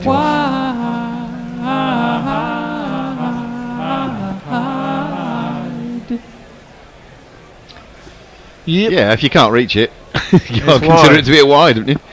We're having a look at it again now. It's a little bit short and sort of across the bows of the left-hander and going wider still. Yeah, it's outside the blue line when it went past. It's absolutely fair enough. Jofra looks less than impressed. Got a big fat watch on. That's the main thing. Jofra. Oh man, he's getting some movement in the air. And with pace, they're just fishing at him a lot of the time. It's almost uncontrollable as when he got smashed for 4 by Mitch Marsh, because he's having to throw it too wide to the right-hander. But there you go, through the keeper, no run, end of the over. And Grubby will give us some social stuff. Yeah. Actually, we don't have the right lot at the moment. I've just attempted to let Will back in, but... Will's back. Hello, Will. Having a bit of Wi-Fi issue. Yeah, it's been really shitty. You know those like 5G idiots that think that 5G caused COVID? They keep pulling down the mast that does all of Bath. Oh, I see. So I have no Wi-Fi and no phone. Well, we can hear you loud and clear now. So yeah, we can. Well, that's good. Hurrah! 5G is super quick as well. Have you been watching? You've been watching while you've been trying to get back on as well. A lot of movement through the air and off the pitch from Jofra, and he can't always control it. Yeah. Potts, is it in? And he gets driven over the top of mid-off down to the boundary, 4 runs. Having a bad day with a bench today. One course to lose 4 out of 4. Oh dear. Well, I backed England to win the game at 11-8 at the start of the day, which I thought was a fair price. But it's just no margin for error really. Travis Head is in decent nick. You've seen that in the T20 series. Mitchell Marsh just, he's a strong lad. Big and so he just stands there tall and hits it well, doesn't he? Exactly. Potts in, defended by Mitch Marsh, and there ain't no run. Sorry, Will, what were you saying? I was just going to say, I said this last night, but I really dislike how likeable this whole Aussie team are. It really frustrates me. Well, that's right, because I was talking about the interview that Nathan Lyon has given. They've made it into a kind of a 3-part thing on he's Sky. Actually a really nice bloke. It's so interesting to listen to and so humble, and obviously thinks about himself in the game a lot. Exactly, but he's fucking Australian. Well, that's pulled. Has he got enough on that? I don't think he has. He hasn't. He's out. Mitch Marsh goes, and Potts gets the first wicket. Yes. And I do win a bet. Marvellous. 20 for 1, the Australians.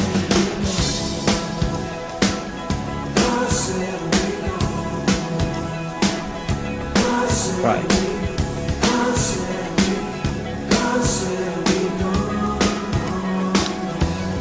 And his bottom hand came off. I don't know if it was slower. It got onto him quicker than he thought, but his bottom hand came off the bat, and he always looked like he hadn't got enough on it. It was a question of whether someone was out there, and there was. Who was that out there? I didn't see who it was. Was it our new romantic Bethel friend? again? I think it might well have been Bethel. Say again. Cart. It was riding Cart. Of course, he bowls pretty quick as well. He's in the side. Australia used their first wicket, 20 for 1. Yeah, I know what you mean, Will, but it's like white line fever. Once they get over the boundary, you can hate them as much as you like. You can admit they're nice, and of course, Piggy seems a really nice person when I see him interviewed on TV, even though he's a cheating bastard. And Labuschagne seems really nice, and I can't stand the man on the cricket field. So I have contradictions. No, Labuschagne is actually like a nutty weirdo freak man. Yeah, that's well described, I'd say. But he's the most fucking irritating batsman there is. I mean, and he's like, see, that's the thing. He's irritating in life. He's irritating with a bat. He's irritating all the time. Yes, he's the essence of irritation. Speaking of irritation, here comes one of my biggest irritations in my life. I hate Stop Get my still. Just stand still. Stop playing with yourself. Oh, it's very unsightly. Stop fiddling about. Stop playing with yourself. Oh dear. Stop you look a bit mental. Stop playing with yourself. Keep your hands to yourself. Stop Stop playing with yourself. You will go blind. And they've got a leg slip in for him. Oh, and he clips his first ball nearly all the way down to Brian Cast, who's about 10 yards off the boundary at deep square leg. Yeah, Steve Smith is one of the most annoying. Fortunately, he's not the king of batting that he was. What was it, 2019 when he after the Ashes, he was fucking irritating. When great battle, of course, Jofra knocked him out, didn't he? Was it Lords? Yeah, Lords. Yeah, put him out for 2 tests, didn't he? Yeah. And is that when Marnus first came into the side? Yes, it was. And that's when we first learned to hate Marnus too. Yeah. Lord's test. Yeah. Because he kind of took. Didn't he score a ton in his first debut or something? I don't know if it was his debut. It was his first test here. That looked a bit quick for Travis Head. He was late on that. Very deep in his crease, trying to cut it. You've got to be very, very, very straight to Travis Head, not give him any fucking room outside his off stump, because he will make it go a long way. He loves playing off the back foot, doesn't he, Travis? Yeah. The thing that I find most irritating about Marnus is probably that he thinks that the sun shines out of Steve Smith's arse. Yeah, there is a bit of that. And follows him round and tries to. He's like a little lapdog, isn't it? I mean, they called him Scrappy Doo to. He's going to be out. No, that was nearly the Ben Stokes 2019 World Cup catch. One hand, opposite hand, over his shoulder. Really good effort, Bryden Cast, because he isn't actually on the boundary. He's got a big colourful sleeve on one arm, his tattoo. But he went wrong-handed. If you can see me on YouTube, he went like that, diving over his shoulder, much like Stokes did in that World Cup. That was a memorable catch in the first game that England played, and he couldn't quite hang on to it. Saved a certain 4 and possibly a 6. Would have been a spectacular catch, and unfortunately he didn't catch on, and he got back for maybe 2. I don't know. Did he get back for 2 in the end? Or Gave himself every chance, didn't he? He made himself as tall as he could be. As it got off the ground, got his arm up to the point where the ball was, and he just sort of palmed it in the air. Got a big old mitt on it in the end. Unlucky. Potts looks like he should be in the fucking Munsters. It looks like Susie Ruffle with that haircut. Who's Susie Ruffle? Lesbian comedian. No. She's quite good. Yeah, but Susie's actually like good looking under it, whereas he's not. I think a bit harsh to Potsy. That's one of Munsters is more accurate. Oh, nearly edges it, and Joffre's gone around the wicket to Travis Head. I wonder what they're going to give me for the next wicket then. What do you reckon? He's just standing there wafting his bat on that one, is Travis. For fuck's sake, this betting app is rubbish. Oh, bloody hell. Somerset 5 down, according to Russell Hibbard on YouTube. That's annoying, isn't it? Isn't it just? Joffre is around the wicket, bowling to Travis Head. Goes full, and it's driven hard. It's half volley. Struggling with his lines and lengths a little bit, Joffre. Not with his pace, that was 90 miles an hour, but he gets punched through the offside for 4 runs. 2, 3, 4. Yeah, I mean, it was a half volley, wasn't it? Yeah. I guess if you are bowling to Travis Head, who likes to play everything off the back foot, then you naturally you want to shove your length up a bit. Yeah. But that's too far, wasn't it? It was a kind of half volley. Dug it out. It's a good shot. Round the wicket. Joffre, beats him all ends fucking up, and somehow Head again doesn't get anyone. Smiles, and there you go. It's through the keeper, and there's no run. 58.5 they're offering me. What's that? 32 runs. That'll do. Pokey Bumfinger, not one to hold a grudge, says, I still hate Hayden and Alan Border. I used to like Alan Border. That was before I learnt real hate for Australians. I think I really learnt to hate Australians from about 1986 onwards. There was one that was just popped out into the offside, out to point. There's no run. So then I was about 15, so I was starting to become an adult and realising that Australians were all wankers, especially the cricket team. And the one that really annoyed me first was Taylor, Mark fucking Taylor, in that series in 1986. Do you mean 89 when he came over here and scored? He scored 200 in the first test or something, and he edged about fucking 60 runs in his first 100. When him and Jeff Marsh were batting a whole day for 300 for no wicket. Yeah, exactly. And he was so fucking lucky in the first 2 hours. He kept fucking edging it and not getting out. It was just ridiculous. Ooh, that's worked around the corner. Ooh. And with Joffre's pace, it's pinged down to long leg for 4 runs. Need to get Travis Head like a tracer bullet. Need to get Travis Head early. I thought that was a poor ball, actually. It was slung down the leg side, and all you need to do is get your bat on it and it races away, like it did. Yeah, he's struggling a bit, isn't he, with his radar? Yeah, Joffre. Yeah.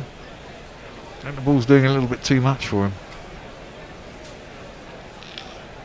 Maybe he's trying too hard. Trent Bridge, though, isn't it?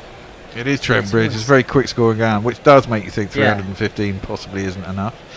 That's on the money, though. You can't work that round the corner. Can only play it up to mid-on. There's no run. Ends the over. 5 done, 30. So they're on, 6 and over? They're up, probably Spinners. up the rate, but... Spinners is going to be the game, boys, I reckon. Well, it is, but I mean, I think they need to get off to a quicker start than this, possibly. I mean, I suppose it's a long time, but the fielders out, it'll be slower. Jarno says... Sorry, Jarno says Susie Ruffle's hairstyle is nowhere near as bad as Potts. Well... Yeah, it's similar fringe occasionally. Oh no! Because Susie's got like more of a swoosh, whereas that's like a straight kind of. Bowl the Munsters, I'm telling you. Yeah, it looks like he's had his hair sewn on by. It's like the one who had the bolt through the neck. That's clipped. Is it going to be out? No, it's not. It's going to be 6 fucking runs from Stevie Piggy Smith. Clipped nicely off his legs, and with the pace, it's flown out.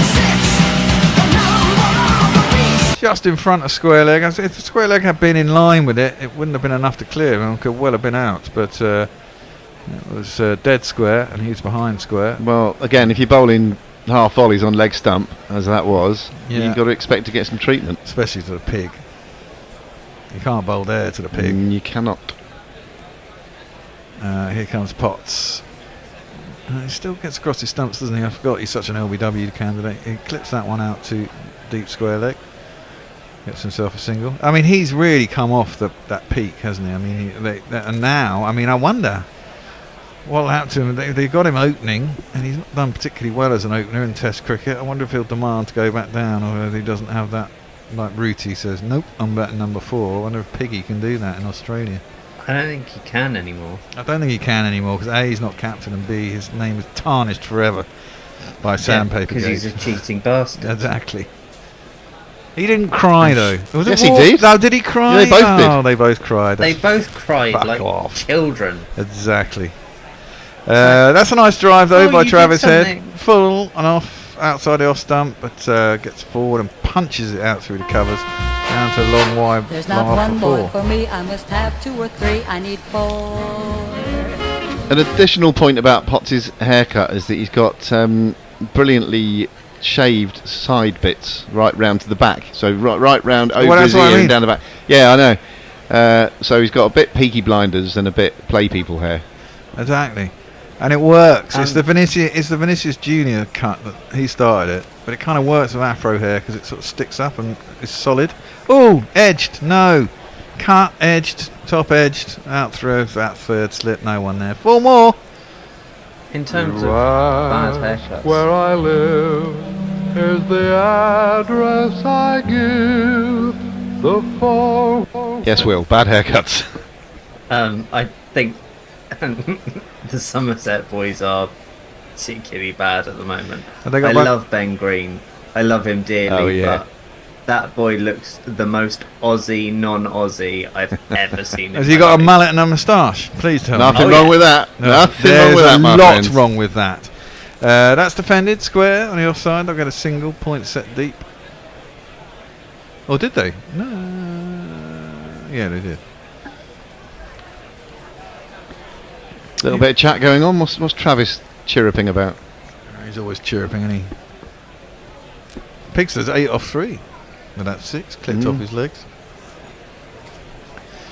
I've got under 58 and a half for the fall of the second wicket, and it's gone quite quickly.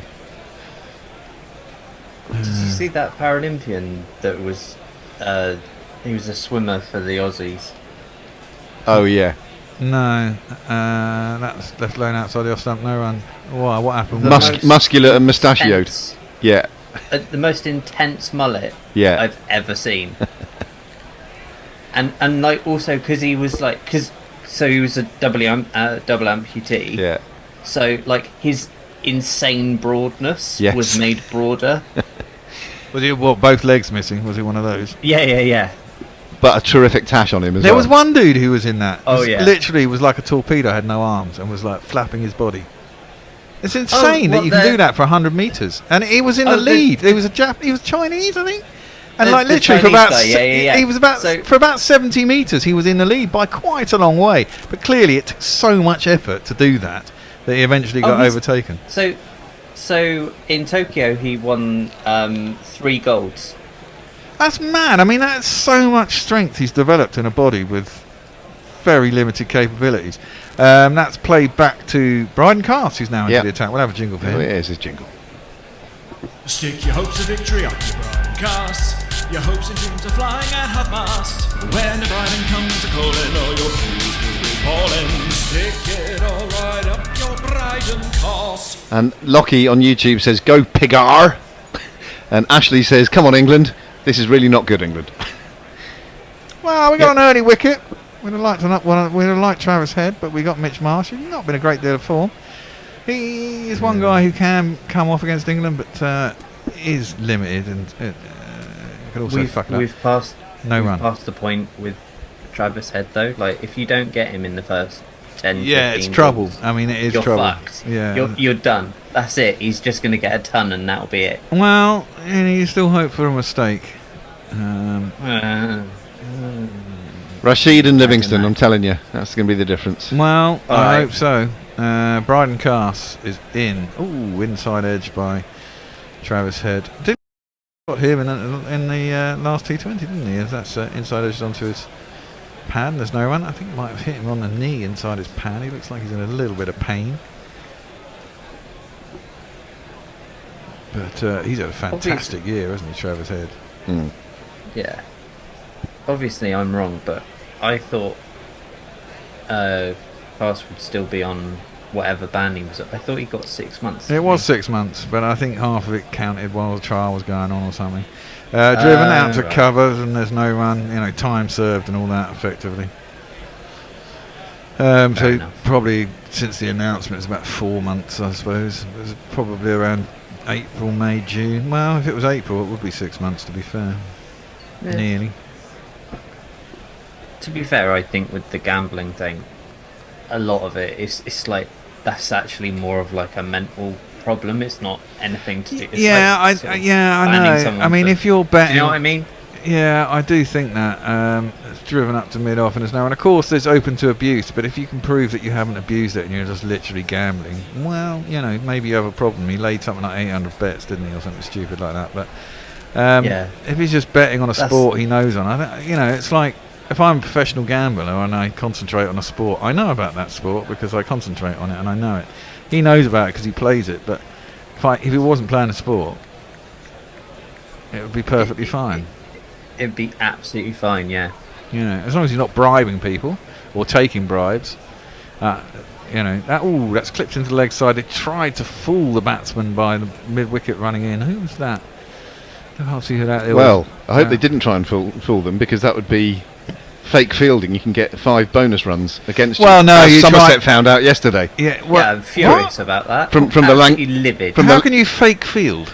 Well, what all you're trying to do is basically make them run quicker and hope that they Casey, but no, you're not allowed to. If you can't pretend to field the ball if you're not fielding the ball. What do you mean? So, but if you miss it, you've missed it. Yeah, but then you're attempting to field it.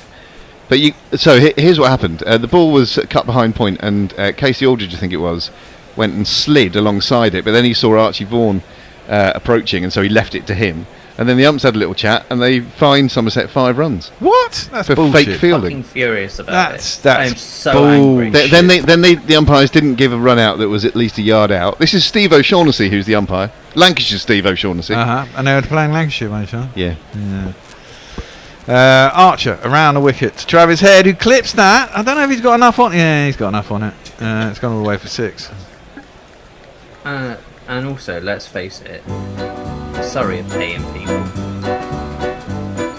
6. What exactly? Seems to be some shenanigans go on, and they don't have to be involved with gambling. It's just about trying to win. Because that's also the thing that people sort of seem to not be allowed to talk about, is that cricket is, other than cycling, as far as I'm aware, the dodgiest sport in terms of match fixing and people being bribed and blah blah blah. And it always happens, and it always has, and it always will. I don't know. That's better from Joffrey to come back over the wicket and cramps Head for a little bit of room, and there is no run. I think that's quite a sweeping statement. I think we've heard a lot about corruption and match fixing and stuff. I think once you open that can of worms, then you're going to hear more stories about it. And it's good that they've clamped down and all the rest of it. And you'll never. But who knows what goes on in other sport where we don't even know about it? Who knows what goes on in football circles across the world? Oh, now he's mishit that. But is anyone out there? There is, but it's dropped short of him. It's our Heaven 17 man. Bethel dropped short of him, and there is no run. There's 1 run, sorry.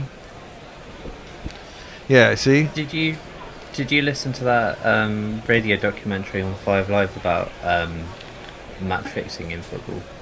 It's on like I haven't, no. Sounds at the moment. It's quite good. See, I think it's really. I mean, there are certain things you can do in sport totally within your remit, but I don't think you can actually one person, for example, as that's defended back to the bowler and there's no run. One person cannot reliably affect the outcome enough for something like spread bet. I mean, I suppose spread betting, a batsman can get himself out on a certain amount of runs, and that's max fixable. But to say we're going to win and you only approach one person is an impossibility. That's why snooker is. Wasn't it? Who was it? Was it Stephen Lee has been suspended for years, and then there's been Liang Wenbo, the Chinese player, and lots of other Chinese players, but he was one of the ringleaders apparently. That's defended by Smith back to the bowlers. No one wasn't. Who was the Scottish guy who still came back? Oh, John Higgins. Yeah, who was caught in a News of the World sting once. Yeah. Another one of those ones where there wasn't a crime until they walked in the door, and then there apparently was a crime. He was banned for about 4 years, wasn't he? 5 years or something. Yeah. Higgins wasn't. He would have. Don't know. I have to look that up. He wasn't banned for that long, for sure. There was someone else who was banned in the same sort of era who was banned for quite a while for that sort of thing. That's pulled by Smith, I think, because of the short boundary. He's going to get 6 runs. He is. It's a bit top edgy, but it is 6 runs, and I'm fucking lost another bet. 60 for 1. 2, 4, 6. Get the spinners on, lads. No, they won't do that in the power play, will they? After 10 overs, it'll be Adil Rashid.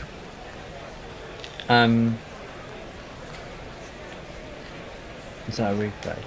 No, yeah, that is a replay. Joffre's been okay. smashed. I can talk. I was just going to say, didn't Alex Higgins get banned for a bit for doing a bit of the old marching powder? Well, Alex Higgins. He got banned for headbutting a snooker referee, not a referee, the director of the tournament. Being an alcoholic, he got banned for pretty much. I forgot about that. Yeah, that was pretty good. There's an amazing interview or press conference he did when he's sort of retiring from the sport. He's pissed as a newt, and he comes in and he says, "You can stick your snooker up your jacksie. I'm not playing anymore," like that. And it's quite sad to see, actually, but still entertaining. I remember him doing a Wogan interview. God, he was smashed. That's into the pads of head. He tries to work it into the leg side, smash it into the leg side, misses it completely, comes off his pads, hit miles outside the line of the leg stump. You're not thinking of George Best, are you? No, I saw George Best was really pissed as well. Yeah, oh yeah. I like screwing Terry. Yeah, he was absolutely. There was that interview with Frank Skinner and Shane McGowan, and Lord, like it was really awkward as well, because like it was just after Frank got sober as well. Oh right, yeah. And Bryden cast in, cut hard, and somehow beats both covers. It was a very straight cut. Would have been a sort of off drive. Went out there through the covers, but it was off the back foot. And 4 more. I'm looking over a 4. And Head is on his way. Yeah, there was some delightful. Did you see that Matchroom, that TV series Matchroom? I'm not sure. I've seen all about bits of it on YouTube. Yeah. I think. Life and Times of Alex Higgins, basically. We've got another super chat, which I'll tell you after this ball. Oh, lovely. We love a super chat. Bryden Castle's in. Tempted pull again. Fucking hell, I don't know how these guys haven't got out. At least got edge on one. Head's taking his chances and getting away with it. So that one goes inside his under edge through to Jamie Smith, and there is no run. The super chat is from Kate Eleanor, who sends us £2 English. Thank you very much, Kate. And says a crime, only a crime, when it's witnessed by third person, is that? I presume so, Yep. yes. Yeah, well, discuss. Thank you for the super chat though, Kate. Much appreciated. Get your super chats in, smash the like button. Absolutely, smash that like button. That's driven by Travis Head straight to cover. Well, I think that's Livingston, maybe not. And there is no run. Always forget the super chat jingle. Here it is. Use your bribe, super chat. No shipping, unlike the bucket hat. Yeah, no shipping on a cheap super chat. We love a super chat. Well, Australia clearly on target here.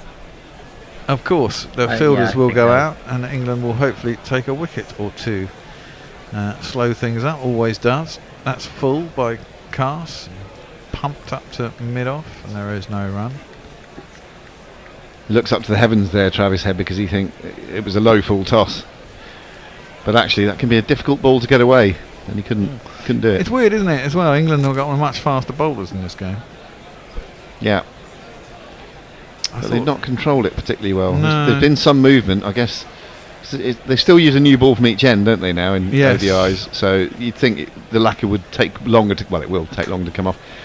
But what little movement there was up front doesn't appear to be there anymore. That might suit Jofra a bit more, actually, because it was doing a bit too much for him, really. Bryden Cast up to the crease, bowls into the pads of Travis Head, and he gets whipped around the Keep corner. bowling leg stump half volleys. It's going to keep happening, boys. Yeah, it is. 4 more runs. Travis Head really on. My name is Lakhan.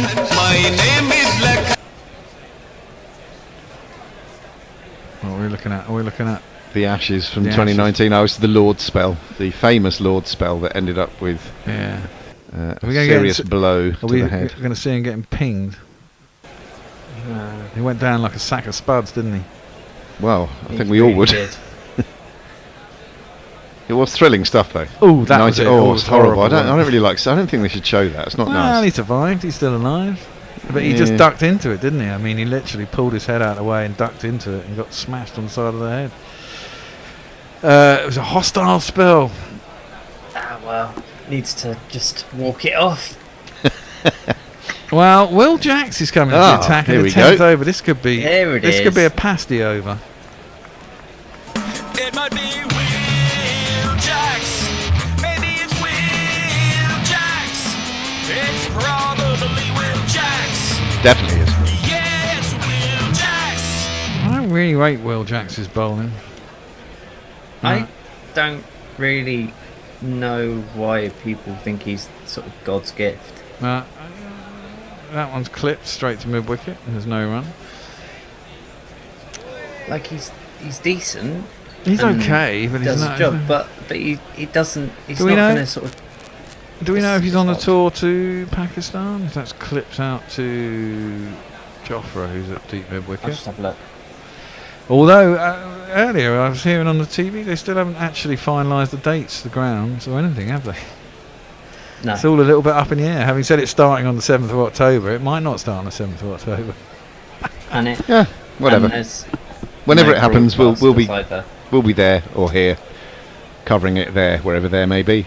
However we get it, we don't know how we're going to get hold of it yet. We don't know where it's going to be at. 'cause But we'll find a way, dear listener. of course we'll find a way. That's why you pay us the big Um, bucks. Please pay us the big bucks. Smash the like button, subscribe. Big Buck's the name of a very good horse. Yeah.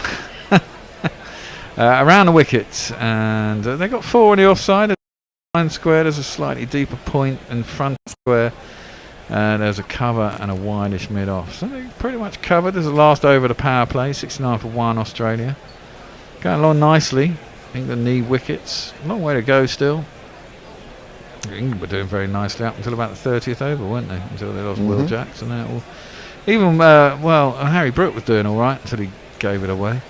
And that's when it all started to crumble. And that one is forced out to the man at point. No run.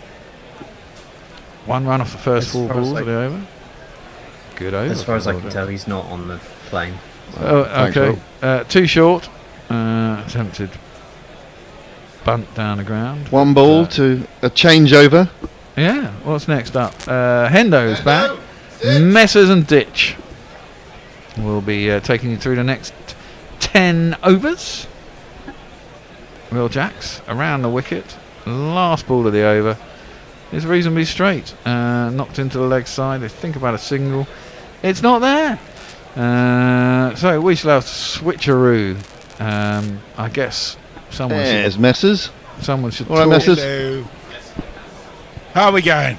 Yeah, we're all right. Although personally a bit alarmed at how easy this is looking for Australia at the moment. It's But something about Trent Bridge, isn't it? It's not a hard ground to score on.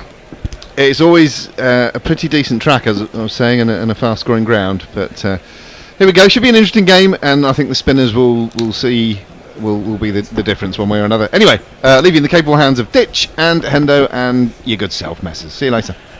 And Hendo's just going to get in very quickly into his little chair in the corner and be in charge of all the technology. And the arm's gone round to show it's the end of the power play. And we're in to the second set of 10 overs. Cars it is, coming in to bowl to Smith, who looks in worryingly good form. He drives that on the up. There is a man out there. Jofra Archer has to make a certain amount of ground from deep point to a position on the boundary on the line of extra cover, and they will have got back for 2. He moves, partnership 51 from 40 balls. Yeah, I want more spin. I think we should have spin from both ends. Well, actually, all 3 ends, probably. Is this the inexperience of Harry Brook? Yeah. I mean, but having seen how England struggled against spin, another pleasant drive from Smith straight to the orthodox extra cover. I think that's Ben Duckett, and there is no run. I get the feeling that Smith is starting to enjoy his cricket again. I think he really enjoyed playing in the MLC for Washington Freedom Fighters or whatever they were. And opening the batting in T20 for him was just sort of free license to do what he wanted. Surely in Washington they should have been called the Washington Proud Boys or something. Flicked away to mid wicket, and well picked up by the man in that position. Not sure who that was actually. 71 for 1. He does look in extraordinarily good form. I was just saying in the green room, and I'm sure that Messi will totally disagree with me on this, that I have never taken any pleasure of any sort in watching Steve Smith. And I know he's a genius in many ways. So he waits for the next ball from Bryden Cast, who bowls it in shorter. That's a much better ball. Forces it on the back foot. He slightly overbalances as he drops this one down in front of him.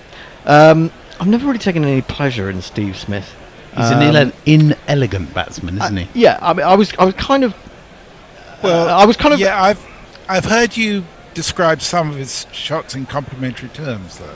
Oh yeah, I mean yes, but you know how sometimes you just go ooh when someone creams it through the covers. I very occasionally with Smith, but he does look in good nick today. Oh, good ball from Cast, Yorker, dug out. That was arrowing in towards the leg stump, but the eye of Smith is as good as ever, and he got down on that 89 miles an hour. I was going to say he was a little, if you wanted to make a comparison with classical music and what I think about him, it would be Mozart. I realise he's a genius, and he has an incredible number of productions, as it were, as Cars is in again. Bowls. Oh, he smashed that over mid wicket. That's gone all the way. He is in. I do take some pleasure from that shot. That really was something rather good.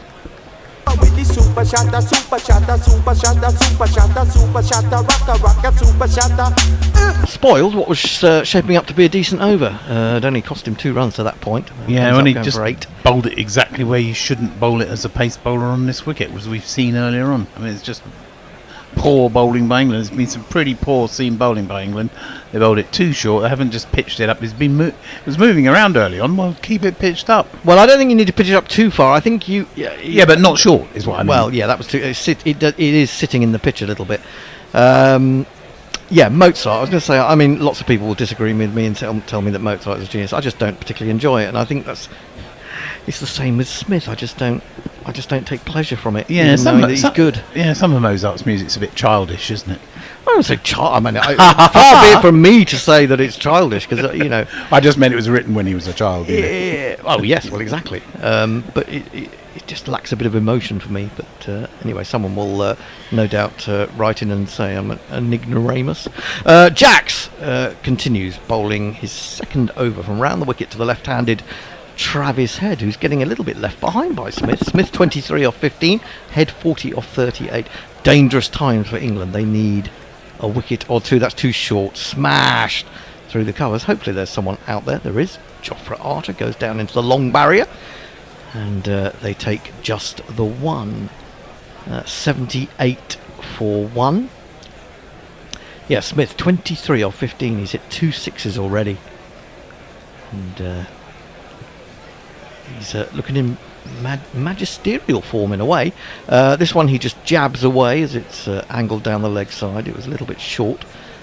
They get a single to deep square. Harry Brook is going to have to do some thinking.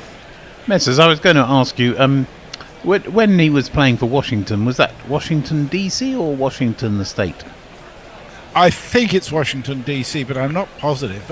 And of course, it didn't matter because they were all playing in Dallas and Fort Worth. I think something like that. Right. So the whole competition was in one place. I get it. Yeah. Yeah. Next ball is driven by Head, but straight to Brook at extra cover. No run. Jacks again goes very wide on the crease and fires that in. Defended by Head. So Dallas is becoming the American Dubai, is it? Well, it's a very good cricket venue, Dallas, apparently. Washington Freedom, and they won the competition. Mm-hmm. Who was Patrick Cummins playing for? Break off for the moment as Jacks comes in to complete the over. Head flicks it back to him, but no further. That's a good over. Just a single from it? I think so. 79 for 1, and maybe 2 runs from it, actually. He's gone for 3 from 2 overs. And Smith is on 24, Head on 41. Messi, have we done the latest super chat? Yes, we have. Okay. Kate Eleanor. Ashley Partridge says this is really not good, England. Will Reynolds said, I like New York as a ground. It was an interesting ground. It was a seriously dodgy pitch, but I kind of enjoyed that as a spectator, seeing people struggling. It made such a difference after we'd been putting up with the IPL for so long on bloody ridiculously easy wickets and tiny boundaries. I'm just going to interrupt you because we're going to have spin at both ends, or not before time.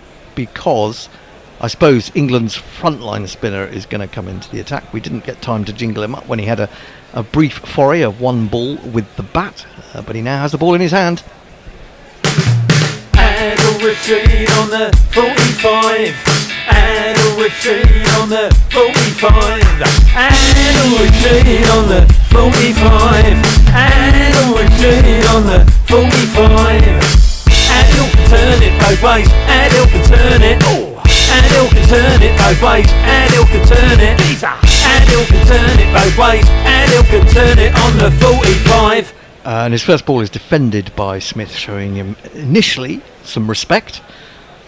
How good would it be to take Adil Rashid on the Ashes tour of 2025? He would be very good. He probably can't last more than 4 overs, 10 overs now. That's the thing, stamina, isn't it?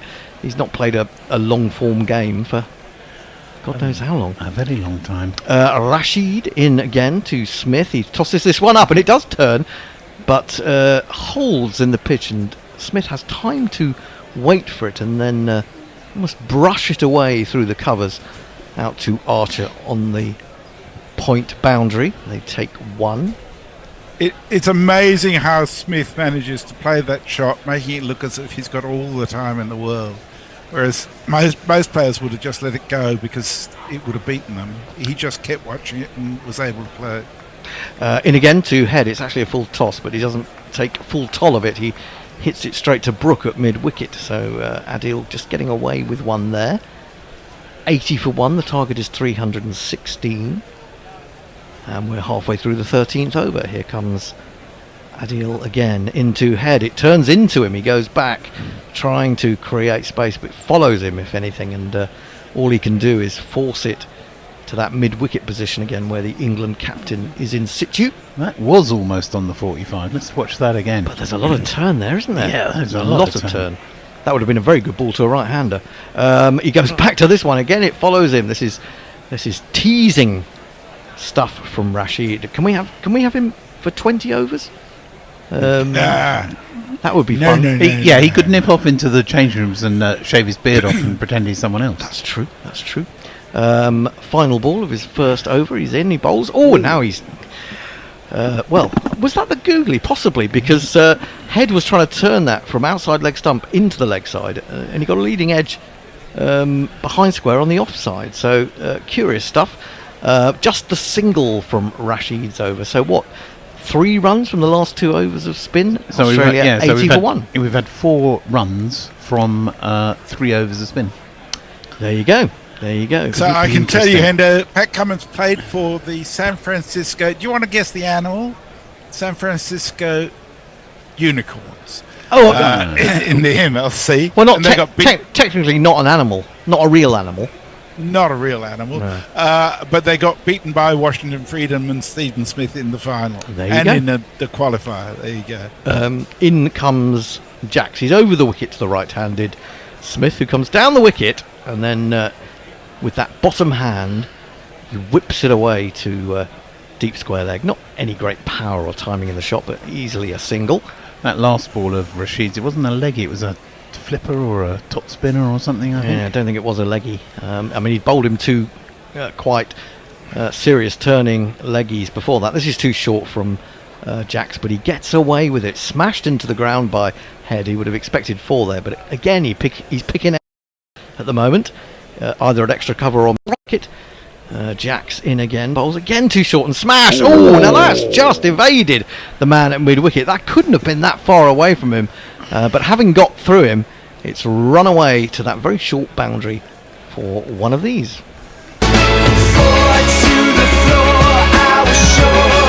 To see that again, to see how close that was. It was in the air for a little while, maybe 2 or 3 feet away, but certainly catchable height. I mean, is that another 50 for Head? No. Why was he getting all triumphant there and raising his arms? I'm not quite sure. Maybe because he'd finally hit one after a while. They get a single here.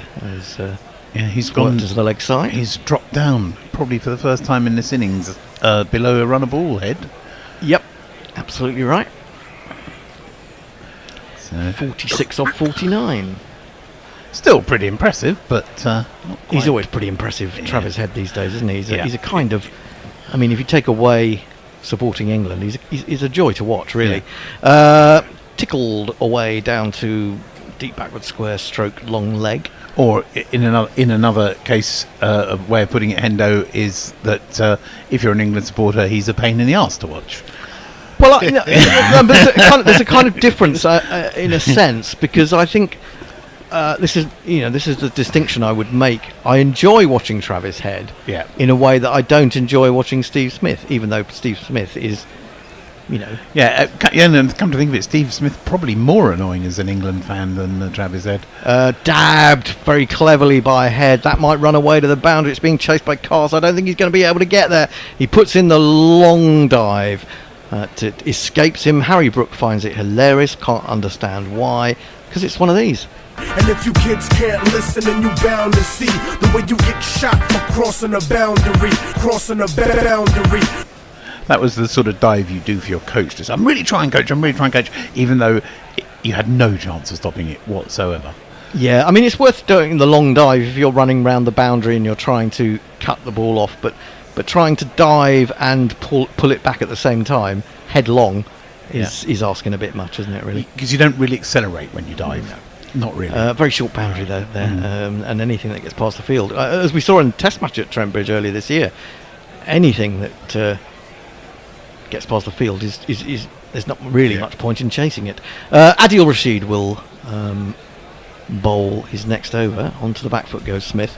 What we failed to note is that Travis Head had just got his 17th one-day international 50, so we should say well done. You know you lift me with your 50. Rashid in again, bowls to Smith. Looked like he was waiting for that. It was a little bit short, a little bit wide, and I thought he was trying to cut it fine of the man at backward point. Didn't quite get it as late as he wanted to, and therefore it went straight to the fielder, and there was no run.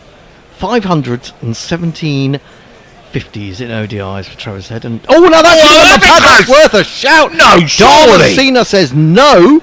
I've got it going down. Well, I don't think it's going down. I reckon, if anything, it is maybe pitching outside leg. It has. Are they not reviewing it? They don't seem to be reviewing it. I find that they must agree with you, and if maybe it was outside leg, it certainly turned a little bit. Certainly turned on him on the front pad. Yes, I just saw a replay. Yeah, I think it is just outside the leg, the leg stump.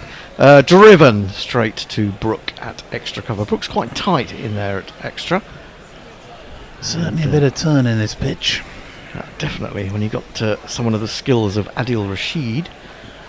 Smith is, he's got to treat him with respect, and he is so far.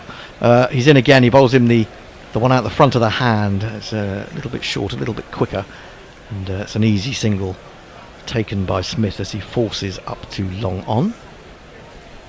Going to have another look at this. Are we going to see Hawkeye or whatever it's called now? Smashing the stumps over, but probably just outside the leg stump.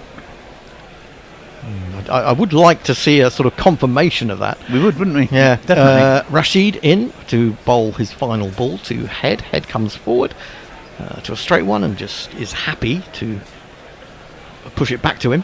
Adil Rashid's having a word with the umpire about the appeal, just maybe questioning him about why he didn't give it. 92 for 1, 15 overs bowled. They're going along at pretty much the rate they require, aren't they? And they've got wickets in hand, as England did have as well. I don't think there's any umpire's call at all on whether it's either does or doesn't it? Pitch out like side leg stump. Yeah, I think you're right. The crazy thing is there is still umpire's call on it where it hits you. There was a T20 between Australia and New Zealand women today, and a New Zealand woman got given out, and it was called umpire's call on hitting her on the pad. And in fact, you could tell that the majority of the ball was actually outside of the line of the stumps, and there was there's no prediction involved in any of that.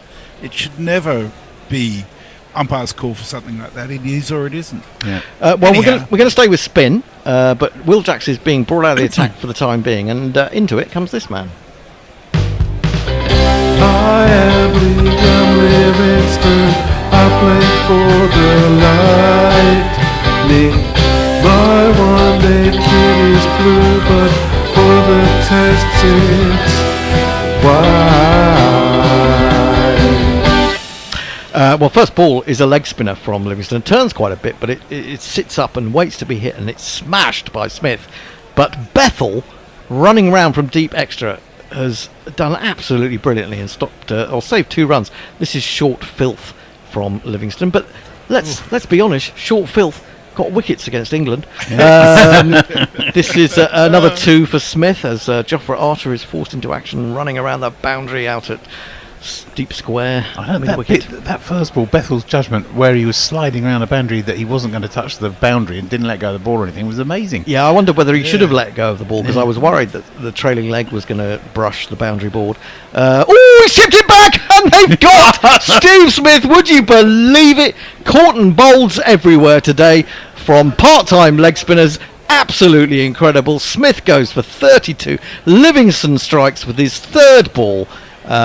What a game of cricket this is. It's astonishing stuff. Smith goes shaking his head. It was a pretty smart catch as well, because it turned quite a long way. It's above his head. He had to stretch up to get it, and having stretched up to get it, he then decided to boot it like Pat Jennings trying to score a goal for Tottenham when he was keeping goal. So Smith goes caught and bowled. Livingston. Can I possibly say this? I don't know whether I really can. I think I can. Please fuck off, you useless twat. It's not really true. He's not a useless twat. He's a very, very good cricketer. One of the best, seemingly, in history. But one that England love to see the back of. Absolutely. You said it without saying. And Will Reynolds says, I still think Adil would be a great option for the Ashes. Best spinner we've had in any format for ages.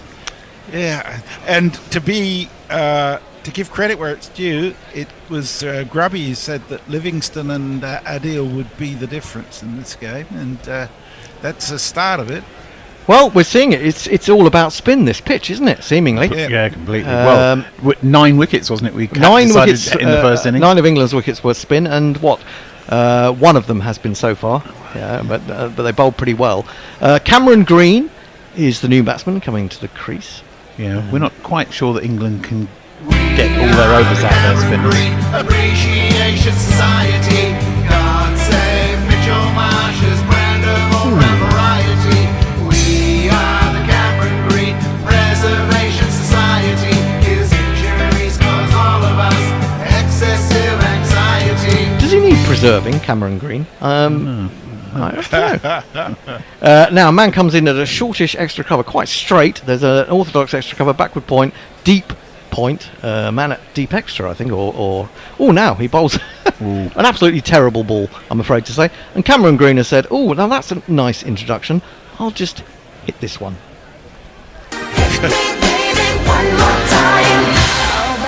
If he's going to spin it that much, he's really got to pitch it up, hasn't he? Yeah. I was horribly short. He got time. He's bowled 4 balls, 3 pies, and 1 wicket. That's not a bad ball. Brings Cameron Green forward. He's going to take himself a single as he pushes it out into the deep on the offside.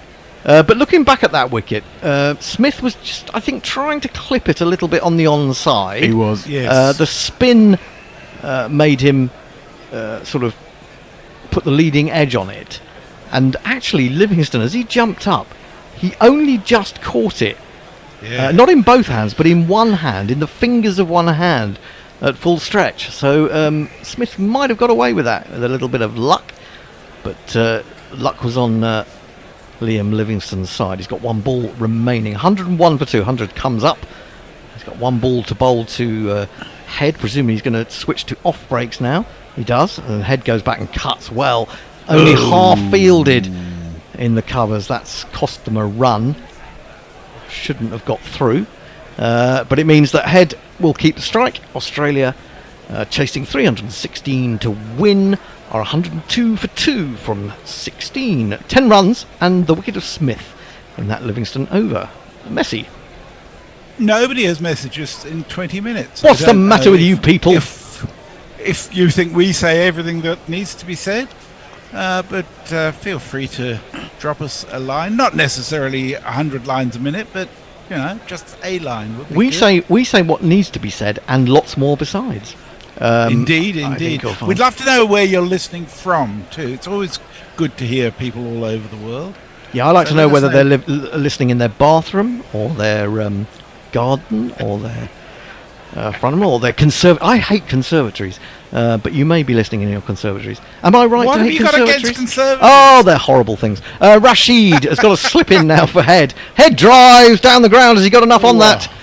Yes, he has. There's no one back anyway. That's a lovely stroke from Head. It's gone all the way. An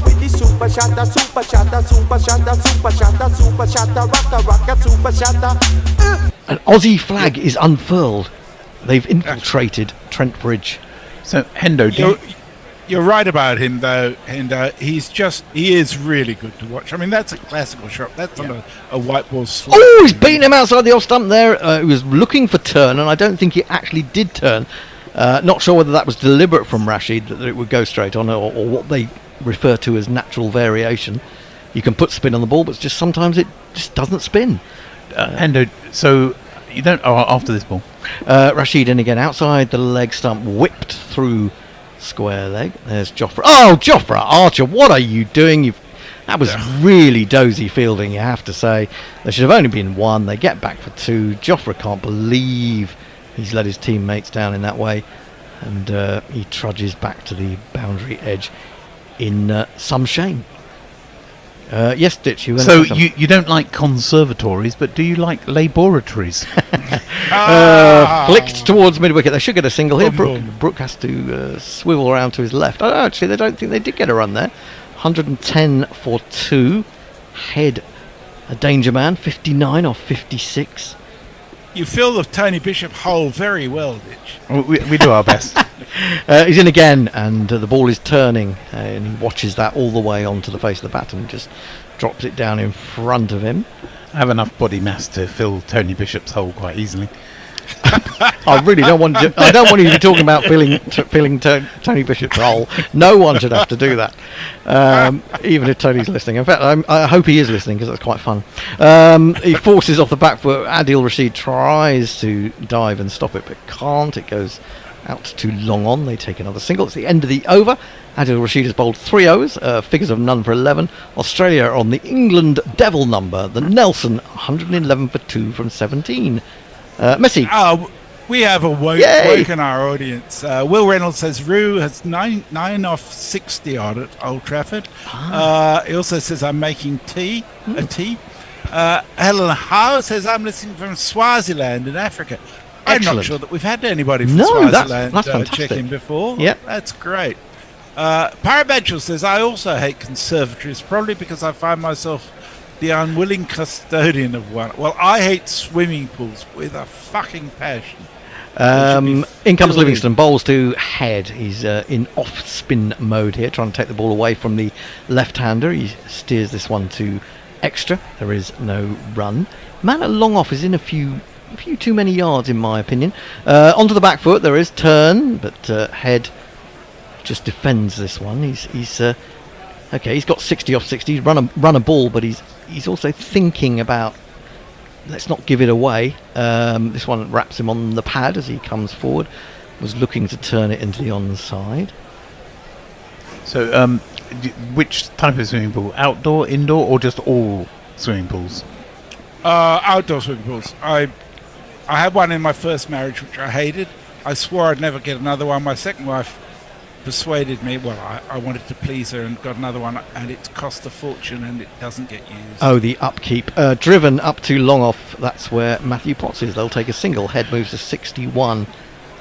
Yeah, I mean, it's the upkeep, isn't it? It's having to fish the leaves out every day. Oh, God, and try and stop it going green and Yeah. paying for chemicals and Ooh. God knows what. The best swimming pools are other people's. Absolutely. Now, what's going on? I thought for a moment we had a pitch invader, but it's actually an England Yes. fielder running from somewhere on the leg side to a position of extra cover. Livingston in. Oh, it's too short, but Cameron gets that big leg forward. I mean, he can get a big leg forward to even a short ball, can Cameron Green, because he's got such long legs. He's going to get a single to deep cover. He moves to 6, 113 for 2. One ball remaining in this Livingston over. It's important that he finishes his over off well against Head. He's just gone for the 2 runs so far. Doesn't want to spoil it.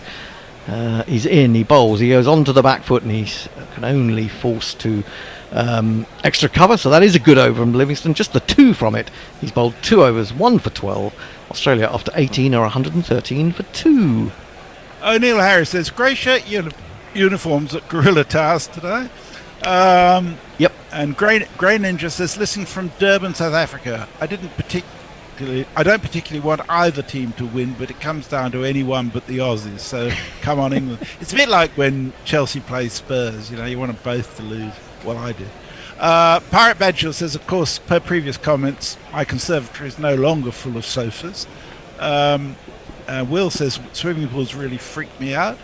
Saknik Tata says, why do you guys think England's white ball setup sort of has gone downhill since that T20 World Cup win in Australia in 2022? Well, I mean, obviously they've had a change of captain. Butler was captain for that, wasn't he? But we don't play white ball cricket in this country, basically. Well, it's difficult to say why T20 should have gone down. There have been changes in personnel. I think it's a bit of a changing of the guard, isn't it? The likes of Roy and Hales and Bairstow have been lost, the haven't loss they? of Owen Morgan. Yeah, but Owen, we still won the World T20 in 2022 without him, didn't I we? think there was a sort of a leftover from that. Stokes was still playing then too. I mean, it's like, I think the England Test team is massively less good with Stokes not playing. You know, one individual can have such a massive impact. And I think Owen Morgan, even though I don't like him much, I thought he was just a brilliant T20 captain. Well, I think he had that calmness, didn't he? And I think T20 is the pace at which it moves, and all the things you've got to remember about people in the circle, and keeping up with the over rates and various things like that. It puts a lot of strain on a captain, I would say. Perhaps more so than any other form of the game, really. He was an excellent reader of a game, though, wasn't he, Morgan? He knew exactly what to do in any situation. He played the percentage game all the time, and more often than not, it came off. I mean, it wasn't always perfect. Oh, by the way, should say we're stopped for drinks. So we are waffling through drinks. We are indeed. Where's my drink? Yeah. Well, you need to go and get one. So I think that's really part of it. I mean, you might even argue that we had a new white ball coach, didn't we? I mean, Matthew Mott didn't really cover himself in glory, but Yeah, I think it's just more of a changing of the guard as far as I'm concerned. I'm not sure that Joss Butler is a great captain. I saw a long interview with him on the day that T20 was rained off. Yeah. And he just doesn't have that sort of oomph that I think a T20 captain needs to be successful. It's very strange, isn't it, when you consider what sort of batsman he is? I mean, his personality seems quite... what's the word? Try not to be rude. Not laid back mild. exactly, but mild. Mild-mannered, very much so. And it's out of keeping with his sort of aggressive batting. But yes. And I also, I'm not saying he couldn't be a good captain. He might be a good captain, but I think he has to give up the gloves. I don't think you can captain certainly T20 as a keeper. It just doesn't work, in my opinion, really. He did say he was open to that possibility, actually. Well, good, and I think that has to happen, really. If he is going to stay captain, I imagine he is, if he wants to. Although Brendan McCullum may have something to say about that when he comes in January. Rashid bowls to Cameron Green. He pitches outside leg stump. That's a very delicate glance played by Cameron Green. Duckett will just about slide and pull it in. Should get back for 3, and they do. Pretty sure that came off the bat, although there it is. Green has now gone up to 9. Something's tickling Messi, and it's not a kangaroo. I've confused Perko. He says, "Hang on, Messi. Did you hate your first wife and never use your second, or was that pools or some combination of wives and pools?" Rashid. Oh dear, I won't go into any depth on that one, Perko. It will only end bad. Don't go out of your depth, that's for sure. Now that's hoisted out into the extra cover area. He's found the gap. I thought for a moment there might be someone appearing from off camera to pouch a catch, but no. Head takes himself 4 lovely runs.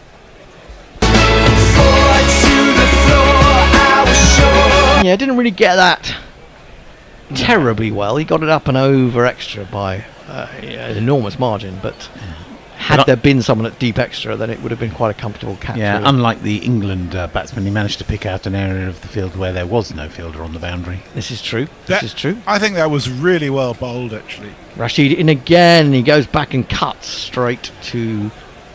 Who is that? Jacks, I think, at backward point. And there is no run. 120 for 2. So 196 still required off 31 and a half overs. Rashid in again. Oh, it's a full toss, which he gets low on the bat as he drives up to Salt. That's where Salt is. I wonder where he was. They get a single. 121 for 2. He's been salted away at long on. One of the things that Lyon said in that interview we were talking about earlier was when he likes it when he gets hit for 6 because it means he's in the game. And I think Adil must feel very much the same with something like that. Rashid in again. Bowls a flatter one. Hits him on the pad. There's a bit of excitement behind the stumps. I can't quite work out why because that was going well down the leg side. Cameron Green, the right-hander, batting now, facing. I always liked the Warney approach, which was, if you get hit for 6, the ball ends up back in your hands and you've got another chance to get someone out. Driven up to long off for a single, end of the over. Which is kind of a very positive spin, if you'll pardon the expression, on getting smashed, isn't it? 122 for 2. Yeah. Green 10, head 66. Will believes that England rely on the cult of personality with captains, and he says they thought Fred would fire without Stokes. Sorry, they thought Fred would work out like Stokes. Where's Fred? Fred. Sorry.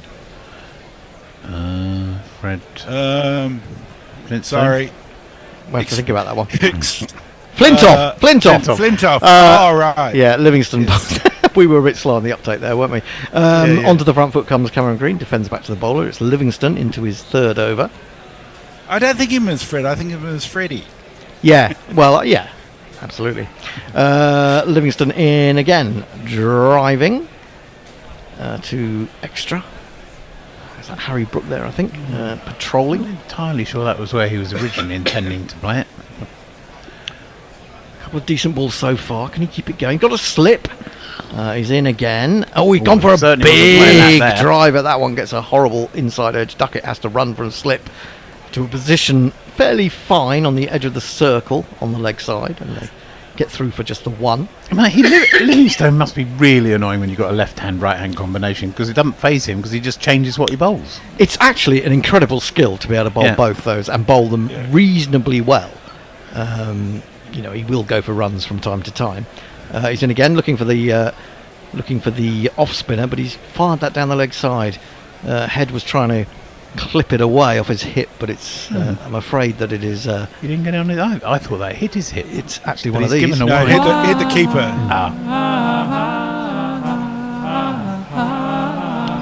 In again, stops in the pitch a little bit there, smashed off the back foot by Head. I think he'll only get the one. It's a long off. He goes to 67 off 67. Green has 11 off 9. So he's getting his off spinner to turn as well. So it's quite a bit of turn in the pitch. Sometimes when if you don't bowl it full enough, though, it's just sitting up. I think that's part of the problem. It's very slow, isn't it? Yeah, driven, and between them, Livingston and Brook almost coming together from the position of bowler and extra cover, and might have clashed heads if they had not been more careful. But no run. It's our last result. ball. It is our last ball. I think there will be a change. Oh, now that's hit him on the pad. He's gone for the big sweep, and Duckett has appealed. The wicketkeeper has appealed, and the umpire has given it out. And Cameron Green has decided to review it. Didn't hang around. I was definitely in. Were you definitely in? I don't know. It's kind of difficult to say. He's got a massive stride, has Cameron Green. It's about outside the line, wasn't it? Well, I think so. I think it was outside the off stump. Well, it's hit him on the full, hasn't it? Let's have a look at this. Oh, maybe no, not. It's hit on no, it's turning. I think that's not out. I would say not out, because it has begun This is to one turn. of those funny ones, though, where Hawkeye, if it hits him virtually on the half volley, Hawkeye doesn't sometimes register the turn, and you get these odd outs where it thinks it's going straight on. Everyone's standing around. Cameron Green thinks he's not out, but we haven't had official confirmation. I'm going to let Andy come in. Bear's going to take over on ball play in a minute. Andy is waiting to do socials, and Will should be rejoining us. But we're still waiting, and I'm going to stay here. I'm going to stay till there's a decision. Now we're looking to see if there's anything on Ultra Edge. No. There's absolutely nothing. He's hit right over the top of that. No, it's just the beginning of it's the beginning of the turn, isn't it? It's where the way it started to turn. I thought it had hit him on the full, in which case he would have been in trouble. But it's actually hit him outside the line. It looks that way. Who's the umpire? Is it fucking Blind Joel? No, it's Damascena. Oh, okay. Still waiting. It's going to be given not out. Livingston is not going to have a second wicket. Cameron Green is going to remain. And on that basis, I might as well. The Bear can tell you what happens. I'll tell you what happens. There's a question from Richard Mountford. It says, afternoon, do you know when the next dashes start? Yep, they start in November 2025 in Perth. And I shall be there. And Hendo's destroying shit as he walks out. Here we go. Hit him outside the line. It's turning away from the stumps. It's a really poor decision by the umpire. And not out. Yeah, that's okay. you. I'll catch you in 10 overs. Okie dokie. Yeah, Andy, you can do jingles. No problem doing the jingles. It's whether I can read the socials. They're right in front of you. There and there. You've got Blue Sky and X in front of you, and you've got YouTube over there. Well, we haven't got X because no one's tweeted for 2 hours. Can't see Blue Sky and don't care. Haven't got anything on Blue Sky today. Blue Sky. Yeah, that was a poor decision by the umpire, it has to be said. Where do we go? Notifications. And the last one we got 2 hours ago. So YouTube's the ting. We like it. Smash the like button and subscribe. Obviously, super chatters, patrons are desperately needed. One day I'm going to get, and I'm hoping soon, I'm going to get an offer on this flat. In which case we're going to have 2 months when I get the offer. And in order to carry on, we have to be able to afford new rent.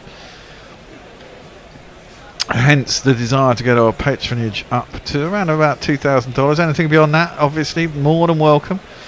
Because we might have to buy some more kit as we move across, etc., etc. Get ourselves set up.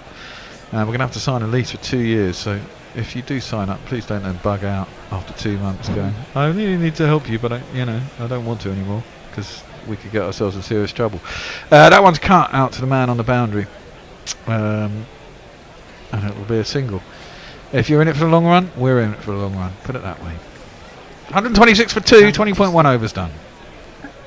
How much is the Patreon bear? As little as $5, and you can go up anyway. If you've got a business and you want to sponsor us, we can get a little logo like Mr. Racing Rant, and you get your little, basically a 1 sentence, whatever your advertising slogan is, will go in our YouTube chat and a link to your business. So if you want that, those are always very helpful. Up to $100 you can come in the studio if you're a studio sponsor. I know some of you are out of the country, but if you're in the UK and you want to come in, more than happy. On the back foot, pushed back to the boulder by Cameron Green, who is out of Rashid, and there is no run. England pulled this back a bit. Could do with a couple more wickets. That'll slow them down even more, but they were racing away. Well, they still seem to be going out 6 and over, really, roughly. That one is knocked behind square for a single. No single, sorry. Out to the man, a backward point, no run. Well, with Adil Rashid being their best spinner by such a distance, he is the one bowler they might look to play out a little bit. Yeah, the other spinners have done all right there, haven't they? Liam Livingston obviously got a wicket. Adil Rashid gives that one a bit of air, and again, Cameron Green can do is come forward, push it out to cover, and there is no run. 1 ball left on the 21st. Good over this from Adil, just the 1 run off it so far. I'm going to pull his run rate back to just about 4 if he can get out of this over with a dot. But he can't. He gets a single though only off the last ball as Cameron Green goes back in his crease, punches it up to long on. Would you have him back in the test side if Who? you wanted it? Adil Rashid? Yeah. No, I don't think he'll ever want to come back into... No, I mean, I don't It's a think bit he'll of a want to. backward I just sort of step. Well, speaking of, Richard said, afternoon, do you know when is the next Ashes? I think it's next winter in Australia. Next November. Yeah. The previous messages are from yourself, Will. But Richard says it's going to be a close game, I reckon. One for the tweeters, because Ben Dwarshuis was seen with his arm in a sling. He might, you never know, maybe Australia need 5 to win or something. He might come out to bat with one hand. And we were arguing about how many runs Malcolm Marshall scored with one hand. In that famous game where he came out with a cast. That one is punched back to the bowler by Cameron Green, who is Liam Livingston. I thought it was in the 40s. I thought it was in the 20s. Yeah. I didn't think it was that many. I thought it might have even been a 50, 51 or 52. No, he's going to get away with not getting a wide there, but it's going to be a leg by. Because he went down the leg side, but fortunately Cameron Green kicked out his back foot as he tried to sweep it, and it hit his back leg. So instead of being a wide, it's going to be 1 run to the score, but they won't have an extra ball.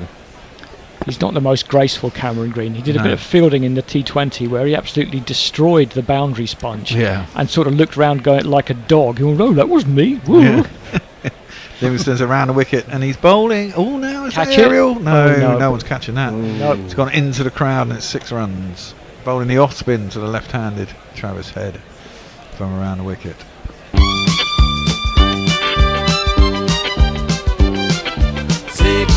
Well, there's some old lady there. Did she get hit? Did she catch it? We can class it if she did. Oh no! Someone dropped it into her. Yeah. Yes. Livingston around the wicket. Oh, he that's tries to better. delicately late cut that and it can't have missed the edge by a lot. Taken by Jamie Smith, no run. He's darting it in, isn't he, from around the wicket? Just classic off spin. It's biting Well, look, a little bit. it's a reasonable skill to have, being able to bowl off spin and leg spin Absolutely. to some degree. That's an attempted slog sweep by Travis Head. He misses that, crashes into the pads, go down the leg side. There'll be no run. I think this might come down to if Travis Head gets a big score like the England batsman didn't. Yeah, I think you could be right. Driven out to the covers and there's no run. Duckett should have done, and then Duckett got 95. Who got 60? Will Jacks. Jacks, yeah. That's it. We got off to an Yeah. absolute flyer, weren't we? We were 180 or 200 or whatever we were for 2.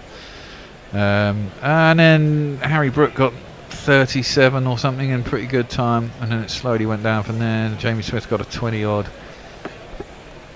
All gone quiet on socials. Hit us up if you've got anything to say. Super chatters, if you definitely want to get read out.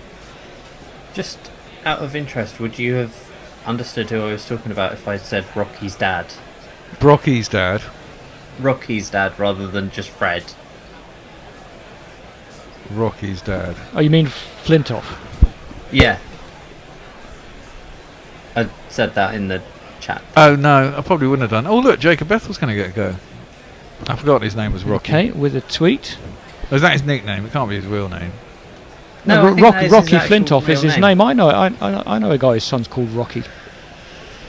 Okay. I know a couple of people. Like, yeah. Okay, well, I don't think it's Rocky Bethel. It's Jacob Bethel. But where is he? He'll Do be we in not his have one? batting spot, number 7. Oh yes, there He's he in is. batting order. Oh, that's good to know. It's 1 minute 48 long. I'll try and give you a... It's not really 1 minute 48. I don't know why it says that, because it's only about 5 seconds. There's more than that, but that's a horrible ball. It would have been wided, but this time Yeah. Cameron Green gets some That's really bad, actually. bottom edge on it, and it goes for 4 runs. Well, I'll give him a bit of his jingle, however much that is. Jacob Bethel's born of Barbados, now he plays for the English team. They say that he is an all-rounder. That does go on for 1 minute 48 for some reason. But anyway, he's just bowled a terrible ball. It's been hit for 4. Nissan She. It's Nissan She. I think the file's 1 minute 48. The jingle's probably about 15 seconds of it for some It reason. was 1984. We thought it was 88. Well, there you go. That's played out to the leg side by Cameron Green to mid wicket, and there's no run. Great article. This doesn't tell you how many he got. We can look at the scorecard, can't we? Of course, it's Simon Barnes. Wording too many wordy words. Okay, played back to the bowler by Green, no run.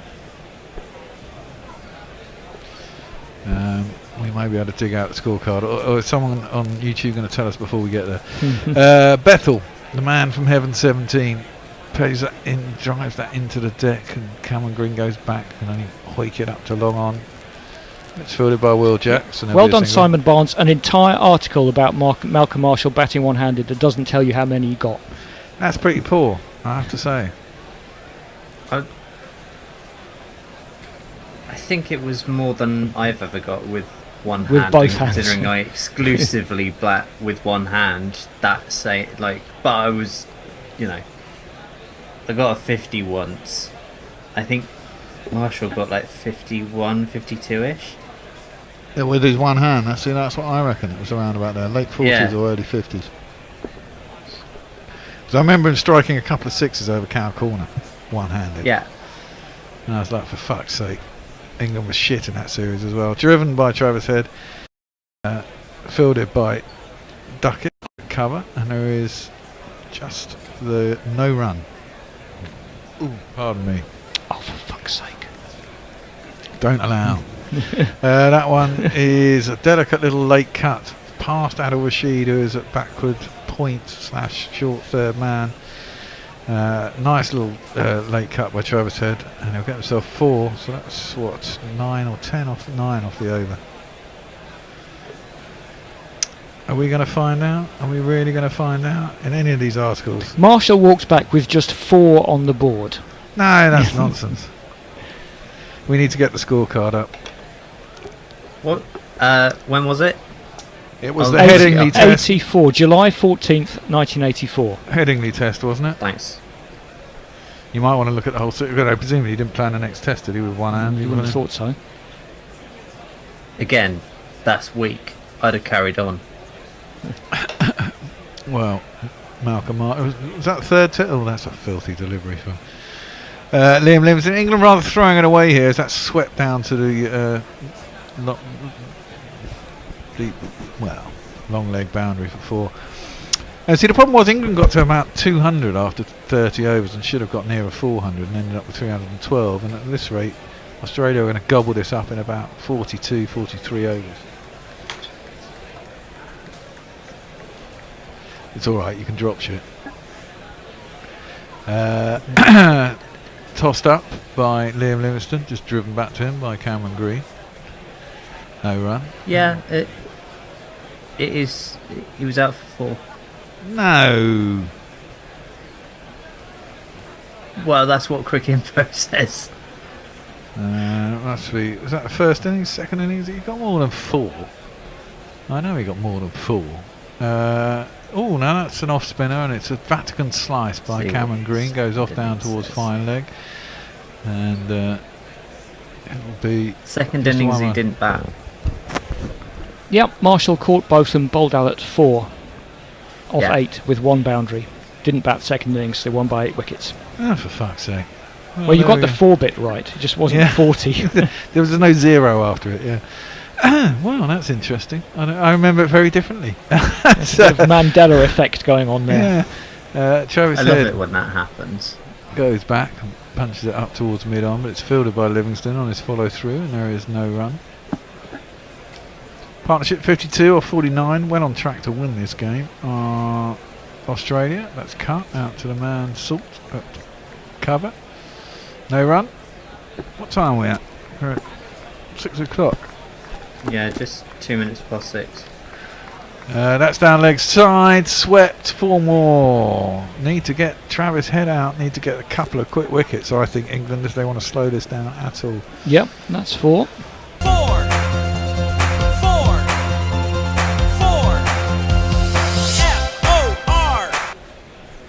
Sweet Mango, could you explain in detail what and why is it that a ball pitching outside the line, even if it is hitting the wicket, is ruled not out? Well, the premise of the question isn't correct unless you're talking about pitching outside leg stump. That last LBW we had hit outside, the point of impact was outside off stump, and that is the rule because the rules were written by batsmen many years ago and haven't been changed yet. Exactly, so if you are attempting to play a shot and the ball hits your pad outside the off stump, if you the fact that you're attempting to play a shot means you cannot be out, which is a really stupid rule. And you can't pitch outside leg stump, and you'd be given out LBW due to body line back in the 1930s. They deemed it unfair. Oh, wasn't it always the case that you couldn't be out? I don't think so. Leg? I think it changed. I think for it body was line. body line. I think it was body line that changed it. I would certainly say anything on the offside. If it's hitting the stumps, it's out. Yeah, I agree. I think they should get rid of the playing a shot fucking nonsense. That's played up towards mid-on. There's no run. I mean, look, if you miss the fucking ball that's going on in the stumps, I mean, and hits your I leg, have argued that anything the stumps should be out, but a lot of people push back to that. Well, I kind of agree with you. I think that's swept hard by Green. I don't know why they brought Bethel on. I suppose they thought he might be able to do something. Give him a go, I guess. Yeah. But he's going for a few. He is going for a few. 1, 2, 3, 4.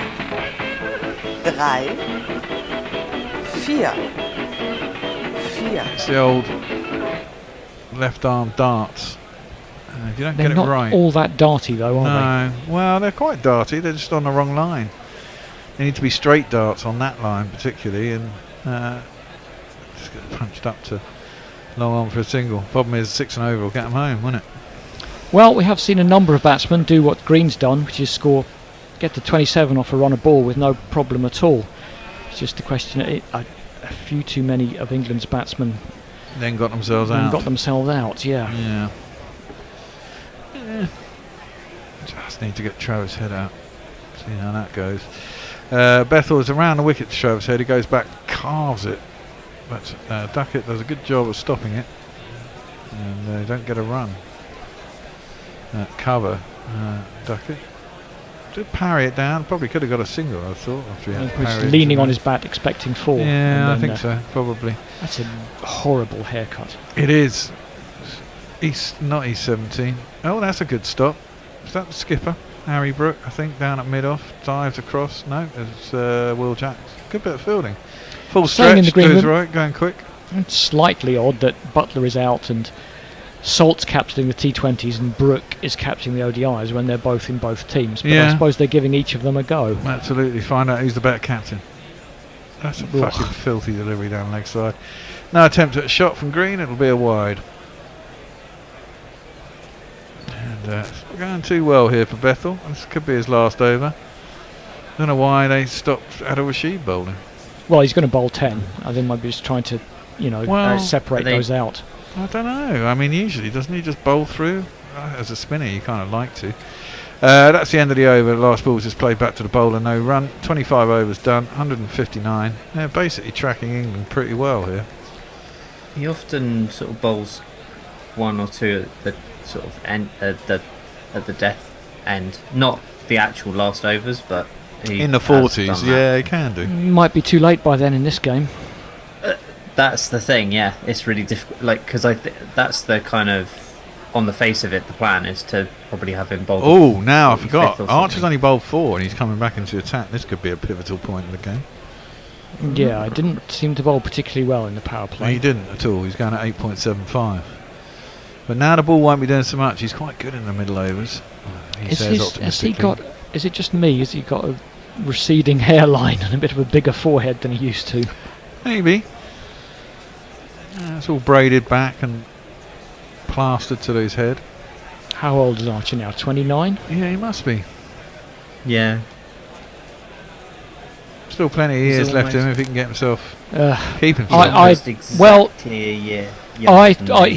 thought he'd never play for England again in any format, so he did prove me wrong on that. But I would be surprised if he ever plays Test cricket again. 20 overs in a day. I don't know. I think if he gets stronger and stronger. I mean, clearly, England are prepared to after this.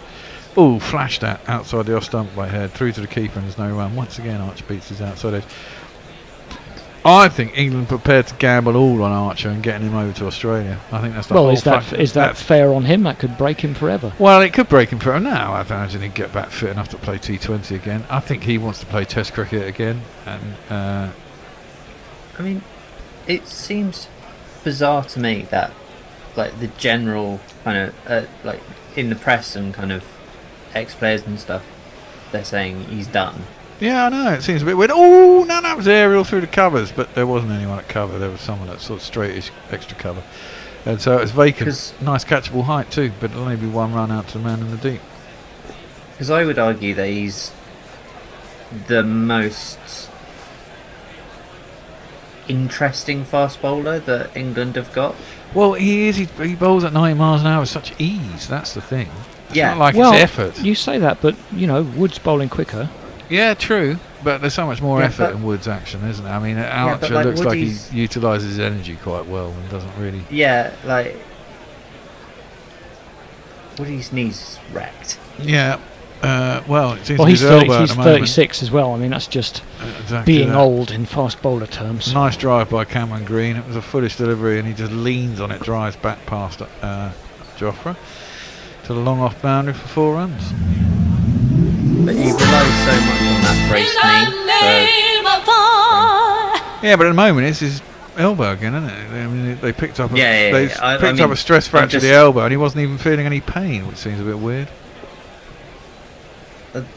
Isn't that because it's sort of right by a...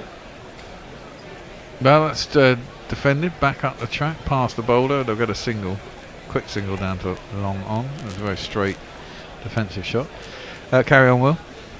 I was just going to say, I think that's because it's something like really weird with the, there are like loads of, there's that cluster of nerves in your elbow. The radius, and and if you fracture it kind of near there, like your whole elbow goes numb. And also because Woody's been on so many painkillers. You didn't even notice it. That's pushed square out to point by Travis Head. He's flat on the crease. At some point we might talk about whether it's ethical to dose people up on painkillers to play sport, but I don't think we're ready for that yet. Well, they do it all the time in all sports. Well, exactly, it's accepted. I'm not sure it's the right thing to do. I guess you can't do it without consent of the person who wants to play the sport, really. I mean, and I guess a lot of them go, this is my career, I want to play. That's cut, and cut airily and hard, and just past the man at backward point, flashes it away down to the deep backward point boundary, and it's 4 runs. But it's a bit like the way they've taken concussion decisions out of players' hands, and rightly so, because players don't want to go off in the same way. Players certainly don't want to be seen to be not wanting to play. Yeah. and they'll take the short-term option rather than the long. Well, we had a couple of tweets actually. Just ideal, relishing my Gorilla Cricket fix at 2:30 a.m. Sydney time, and Gorilla Hendo always floats my boat. Well, he will be back at over 40, hoping that this game is still going at over number 40. And Racing Rant, our sponsor, yes, or a sponsor. Indeed.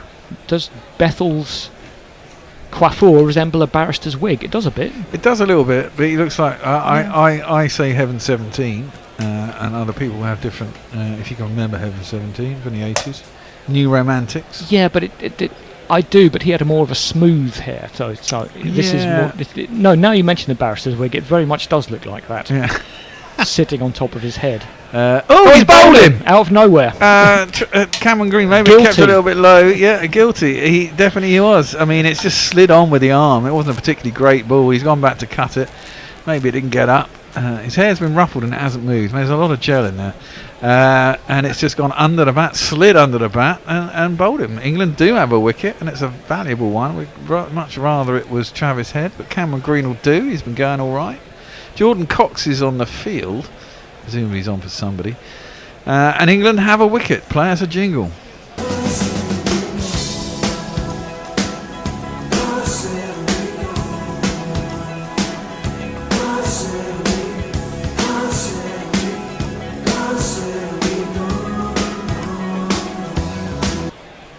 And the Australians are 3 down for 100 and, what is it, 61?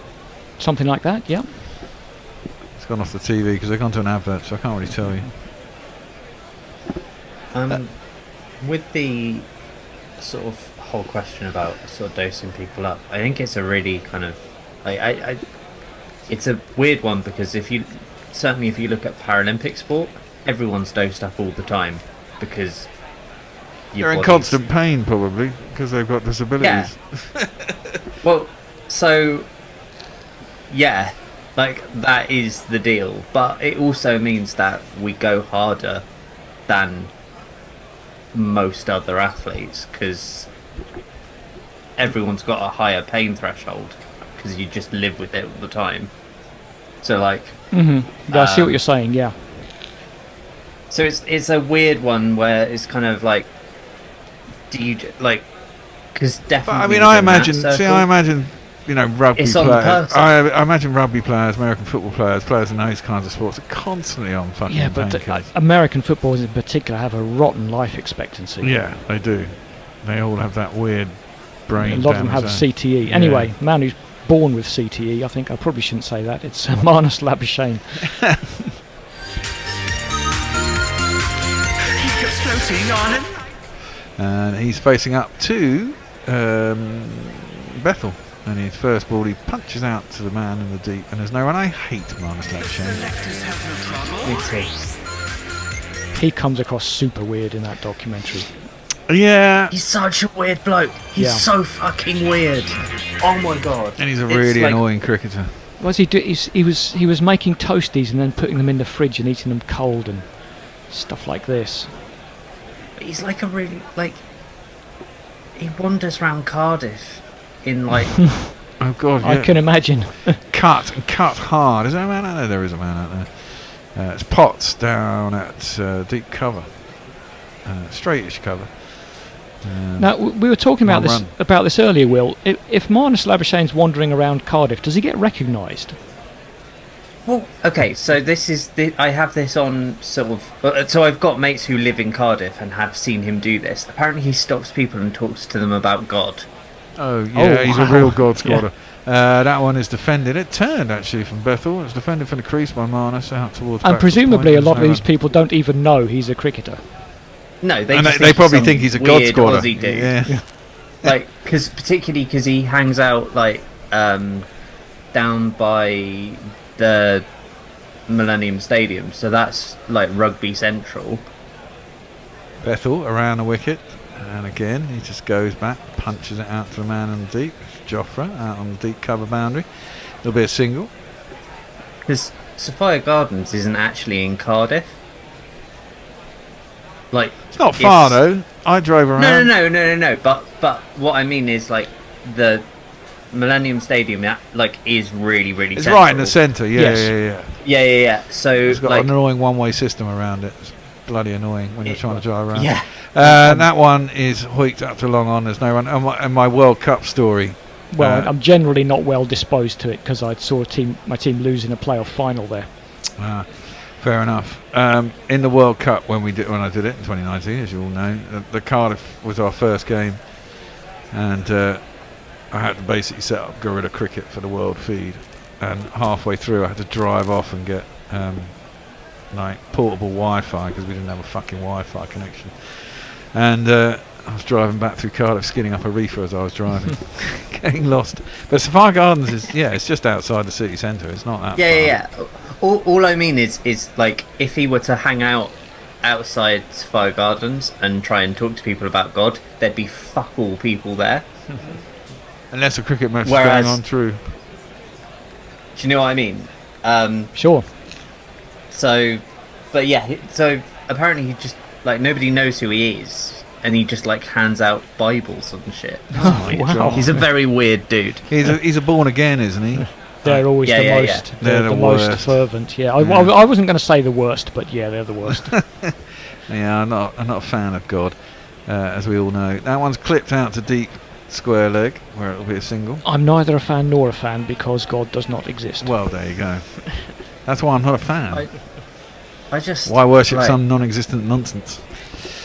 And it's not just Christianity, peeps. Well, we'll probably, I'm sure we could talk about that for 4 days, but we should probably move on. It's a good one. It's always a conversation starter. What is it? Don't talk God in politics. Conversation stopper. Yeah. And we do both here. Racing Rant says, no, go on, Will. Actually, finish what you're saying. Yeah. Oh no, what I was going to say is, but it's a weird one. I have the complete opposite feeling towards Sapphire Gardens to the Bear, because I played the best game of cricket I've ever played there, and I adore it. I don't mind it as a venue. I thought it was really nice, picturesque outside the venue. It's quite small. It's it's quite intimate. That's defended back to the bowler, who's Joffre, and there is no one. No, I like Sapphire Gardens as a venue. I didn't have a problem with it at all. I thought it was quite nice. I like where it is in the city. It's quite a nice space around it. Quite a small ground. I love it.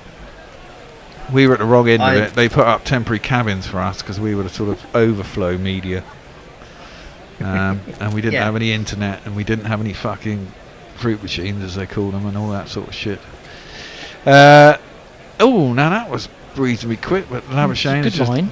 Yeah, it was a good line, but he's just let it come onto the face of the bat and guided it down at third man. There's no run.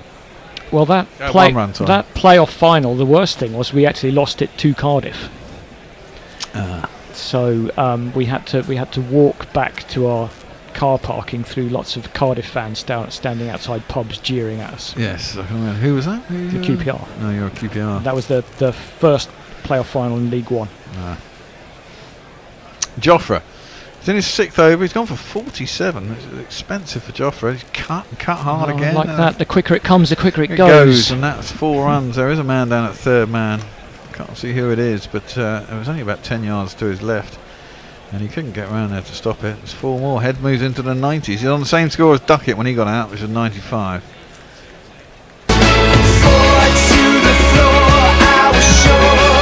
He's having a year of his life. It's Travis. Yeah. Coming on to some messages. Racing Rant says, surely painkillers are performance enhancing, enabling a performance that couldn't otherwise happen. Yes, I would have sympathy with that position, but again, I don't think aspirin's going to be banned anytime soon. No. Nurofen Plus is my favourite. You'd be surprised how much stuff you're not allowed to take if you're doing it's ridiculous what you can't take, and in such small doses as well, which I genuinely believe can't be that important. That's a bit of poor fielding. Bobbled on the man at point. They take a single. Unfortunately, they don't come back for 2. Who was that who misfielded that? Bryden Carr? No, was he the man who was back who fielded it? Let's have a look. If you're on a lot of ADHD meds, you're not allowed to take them if you're competing. ADHD meds is basically meth, isn't it? From what I can gather from my tenant here, who's trying to get prescribed ADHD drugs, and it seems to me that it's methamphetamine. It seems a bit weird that you would give someone with attention deficit disorder fucking speed. It seems a bit of an odd one, but apparently it quietens the brain. So as someone who has a girlfriend on them, that's pulled down to long leg. It's they Will are Jack's down essentially there. speed. Yeah, they and are speed. It's Yeah, they really methamphetamine. work. Yeah, but how? Don't they ever sleep? I mean, surely. I mean, methamphetamine is the purest form of speed you can get, and I imagine pharmaceutical methamphetamine is fucking. It must be watered down quite a bit, surely. Well, to have any effect, it must do something to you, and if it's methamphetamine, I mean, yeah, you can get used to it, but I mean, surely it just must keep you awake all the time. I mean, that would be my thoughts. Okay, so there are two different types. There's the take one in the morning, and then you've got 12 hours of like buzz, buzz, buzz.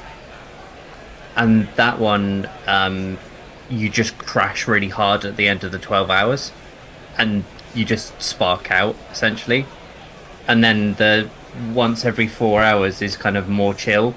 So like there are sort of the ups and downs are less hardcore.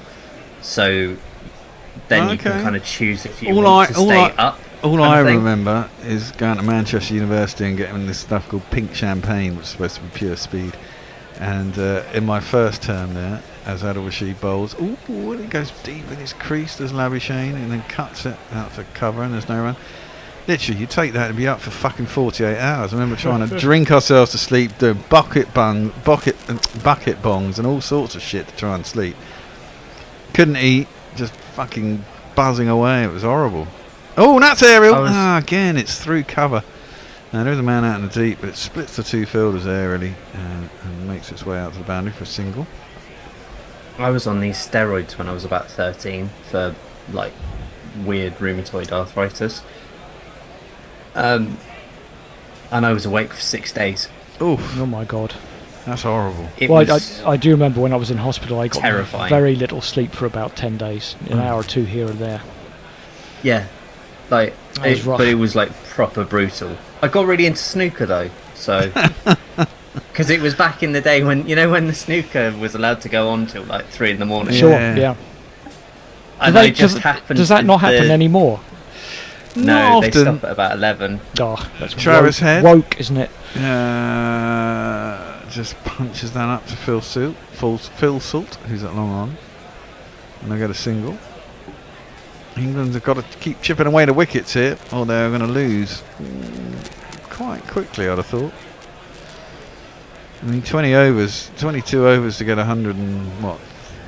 133. Oh, that's got to be close. LBW appeal.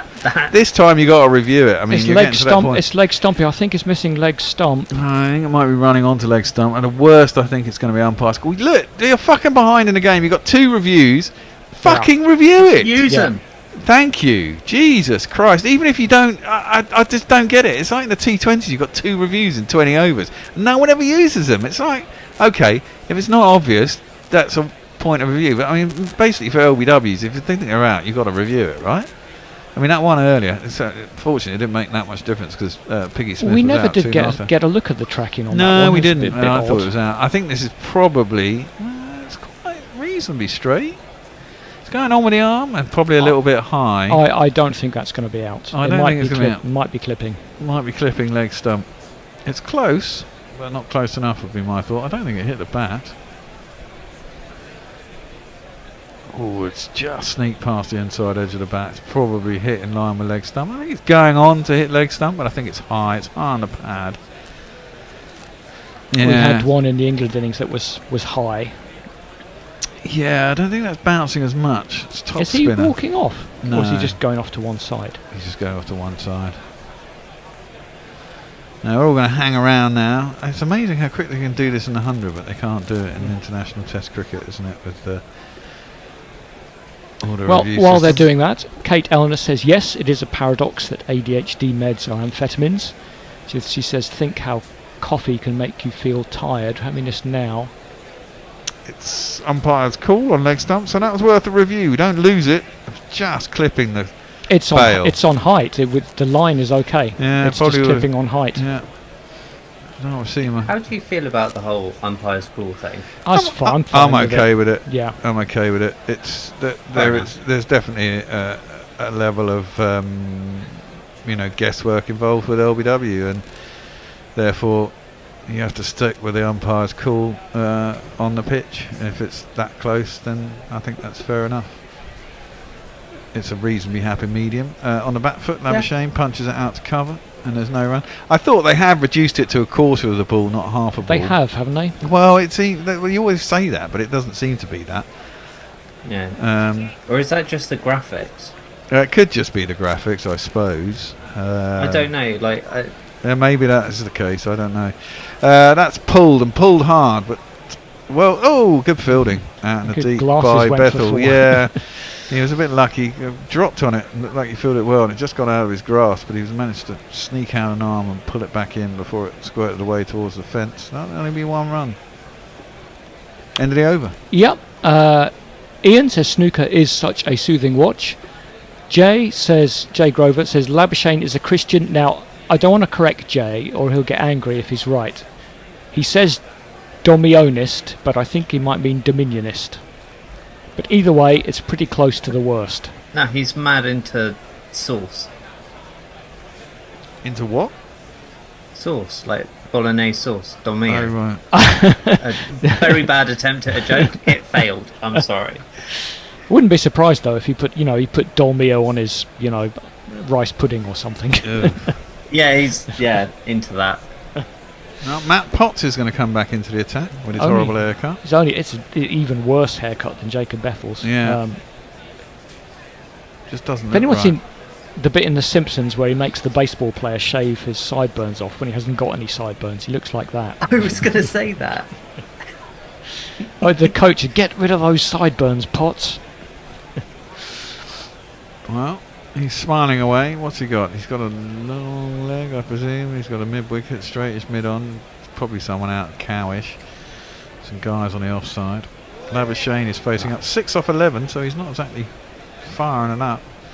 And the first ball that he faces is a slower ball wide. That was a pretty poor loosener. Jay confirms he did mean Dominionist. I'll look that up once I'm have a change. We're going to have a change after this over. Oh God, we are. It's 10 overs. Grubby is going to come into your ball. You're not having a change. I'm not having a change. You're summarising. Oh, I am. That's true. 6 hours. This game is going to end before. I've got to go and pick up my daughter at about 8 o'clockish. Looks like it's going to work out a bit fine. We've got an hour and a half till 8 o'clock. 20 overs to go. It should be about right. That's right full up into the toes. It'll be a single. That's deep mid wicket. Phil Salt films it. England are cruising to a losing here. Cheers, Ravi. Can't wait for me to leave, but I'll be back later. So yeah. Why do you want Andy to leave? I think I said something nasty about Sri Lanka last time I was on, and some of our listeners don't forget. Okay, they're like elephants. Well, they beat us in that last test. England kind of threw it away, it has to be said, but Sri Lanka have to take the chances, and they did. And they had a big chance against India today, and then thought India were playing Bangladesh. Bangladesh, that's true actually. Sri Lanka were playing Kiwis. I don't know how that ended actually today. They were doing quite well, I think, the Kiwis on return. They'd only lost 1 wicket when about 150 for 1. That is played up to mid-on. They don't get a single, and there's no run. And Sri Lanka are all out for about 320 at home. I love Sri Lanka. I just want them to be good again. Yeah. I think that is purely nostalgia, and that I grew up with in the 90s. I think the problems teams but the newer test teams, and they've been around for a while now. That's clipped into the leg side by Travis Head. Beats the man at mid wicket, and it's a good shot actually because it's gone out towards sort of cow in the end. Mid wicket is very square, and mid on was kind of up and wideish, and they both had to chase it down. So they got that for 2. Head on 99. Racing Rant says critiquing 20-somethings hairstyles is a sure sign of old age. Yes, but look me in the eye and tell me either of those are a good haircut. Yes. And I know you're not in your 20s, Racing Rant. You must have children. Do you have children, Racing Rant? You don't have to have children, obviously.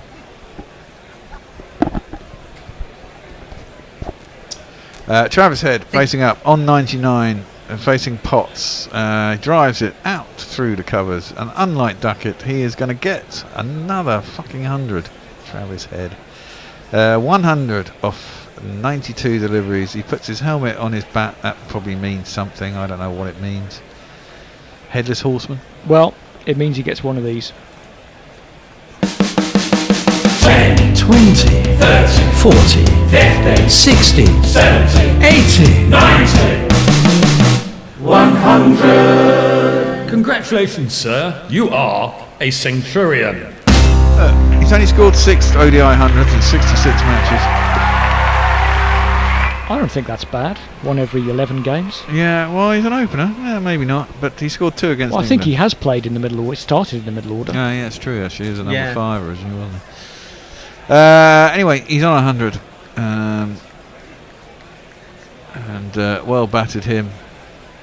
Unlike Duckett, who decided... He hasn't got a century this summer at all, I don't think, Duckett. He's got some 80s and now a 95.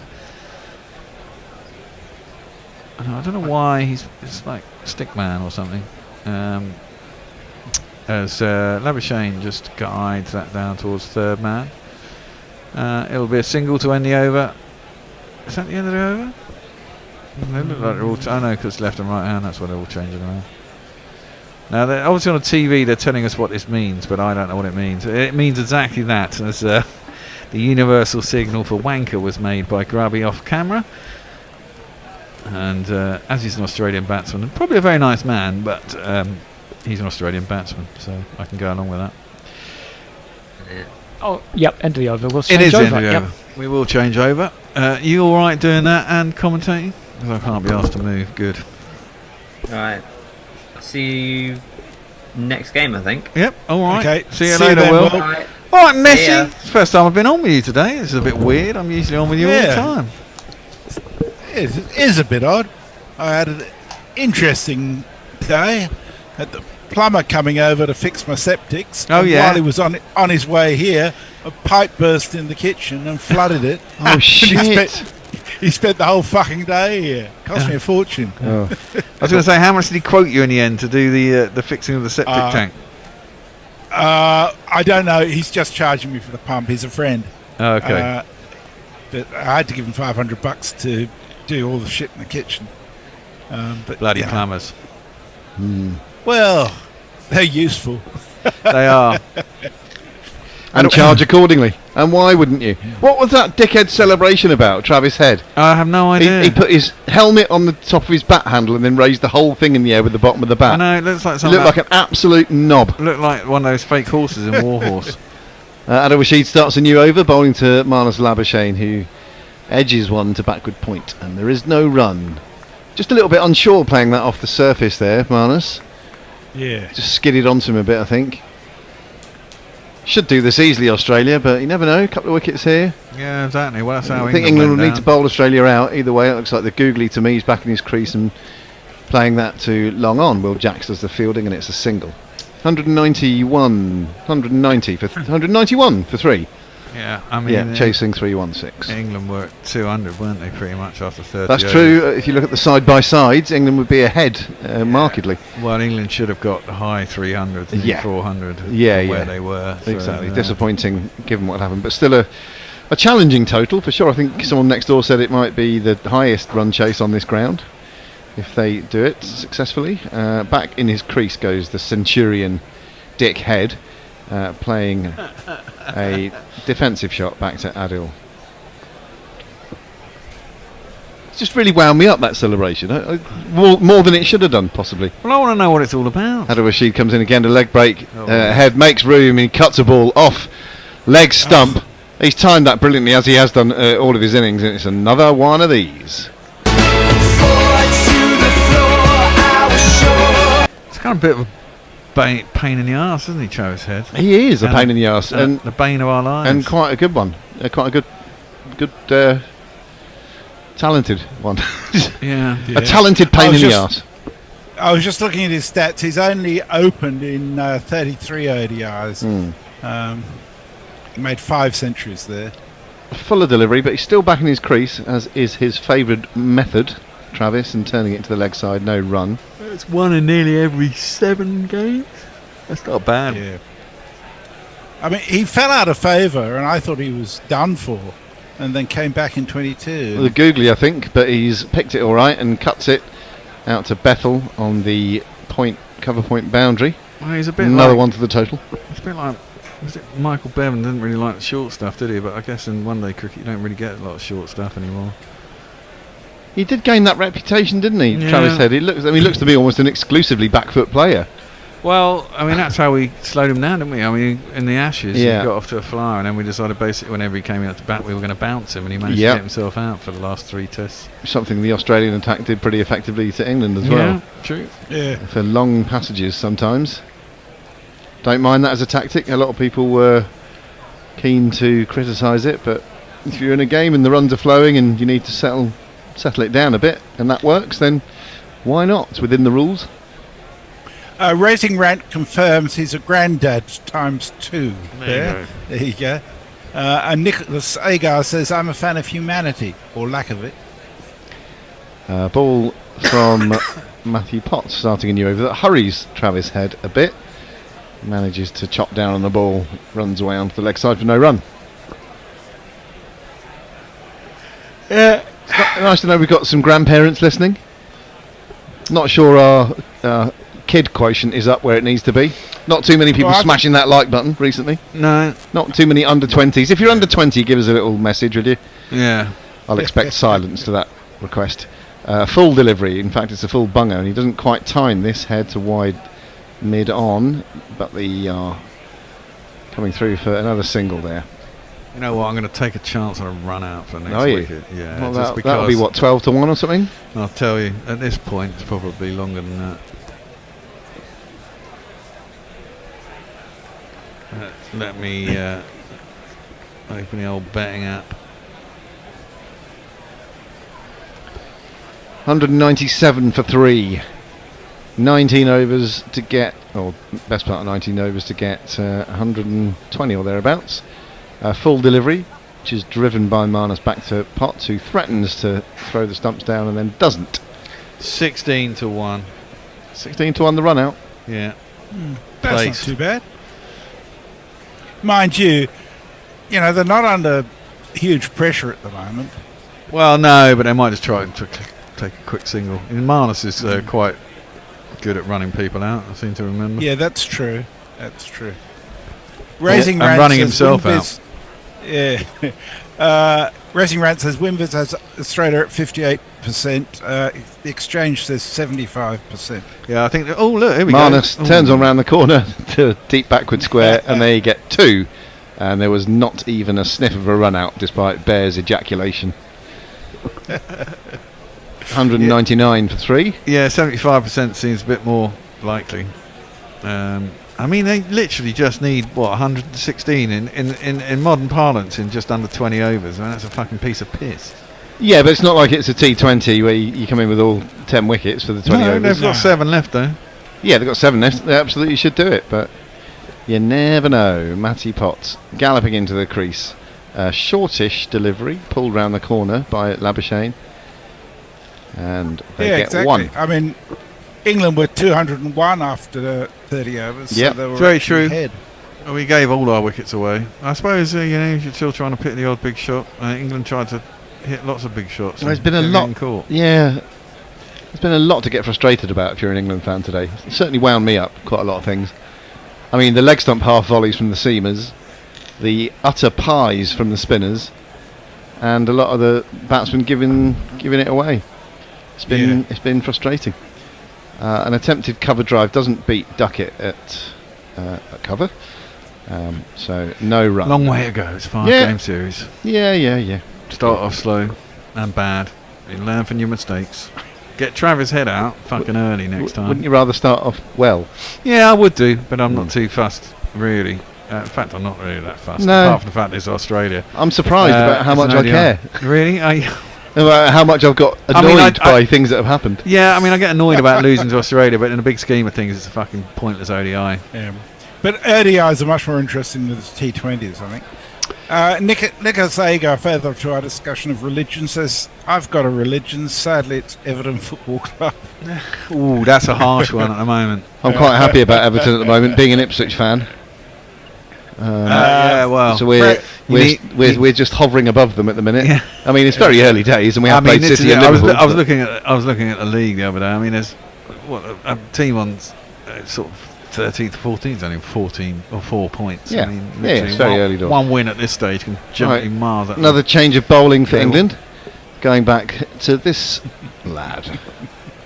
It might be Will Jacks. Maybe it's Will Jacks. It's probably Will Jacks. Yeah, it's Will Jacks. So it's Will Jackson. I reckon it's Will Jacks, probably Will Jacks. He starts a new over and a lap sweep there from Marnus. Doesn't go a bit toe endy that one, but it goes down to long leg and a single for the two of them. 201 for 3, so this is where England were, except England were 201 for 2 at 30 overs. But Australia at the moment firmly in the driving seat. Yeah, it'd be interesting if we got Travis Head now, wouldn't it? Yep. Jack's going to come round the wicket to the left-handed Head. Hopefully by run out. Who, of course, is back in his crease. Looking to force this through the offside, but can't beat the man at short extra. Who's little Ben Duckett with his cheeky round face. Batted well today. Gave it away. He did, not for the first time this summer. He gets to 80, 90 and then gets out. A cut here from Head. And he gets a comfortable single out to the deep cover point boundary. Bit flat there. It's difficult to tell without the sound up. It looks a bit flat from England at the moment. No, this is it. This is it. A wicket will pick them up, I think. Yeah, but you need to sort of make it happen before. A bit of energy. There's a reverse sweep from Marnus, but can't beat the man at backward point. So no run. Who's next? Is it Alex Carey? I'd be inclined to put Matthew Short in next, to be honest. Yeah, he was listed at 7, wasn't he, Shiny? He can't really go by the batting orders as advertised necessarily. Another attempted reverse sweep. Very optimistic appeal for LBW. The ball lobs and then trickles to the man on the 45. And was there no signal from umpire Damascena? So did he get a little edge on that? And was it there for a run, or did I miss the signal? I thought it was a leg by. I don't know, but their fucking scoreboards got stuck again. It's like when it gets over 30 overs, it gets stuck. Head goes back and chops one or bangs one off the stump. But again, it is straight to Ben Duckett and no run, and the score remains 203 for 3. Technical problems in the skybox. No, he didn't signal a leg by. The camera hovered on him as if they were expecting him to. So I think. Is it because he was waiting to see if there was going to be an appeal or a proper appeal? One of those ones. It's weird, isn't it? I don't know. But Cricket Info says it's a run. Okay. It's a run then. So, Jeff Perkins says, under 20 years of age or under 20 stone? Now that's a bit close to the bone, Perker. That's a bit mean. You can't get close to the bone. Yeah, not at 20 stone. Head above England, says Frank Rockefeller. And Kate Allender says, I agree, England need to start singing Why Does It Always Rain on Me? We mentioned Travis earlier on. Oh, a lovely deflection here from Marnus down to third man, but there is a guard on that boundary edge, and so he's only going to get the one. Chewing furiously away on his gum as he tends to do. It's another thing that annoys me. Yeah. People, lots of things to annoy people about. The thing is that now that they've got their fucking scorecard stuck, we don't know how many overs have been bowled. Yeah, it was the same at this point in the previous innings, wasn't it? Yeah. Really weird. 33 overs have been bowled. We're in the 34th. 33.1. Yeah. Yeah. Thank you. Bryden Carter is who's bowling. And it is a full ball on leg stump. Another one from the seamers, which has been clipped away nicely. Beautiful timing, as he's done all through his innings from Travis Head, and it's another one of these.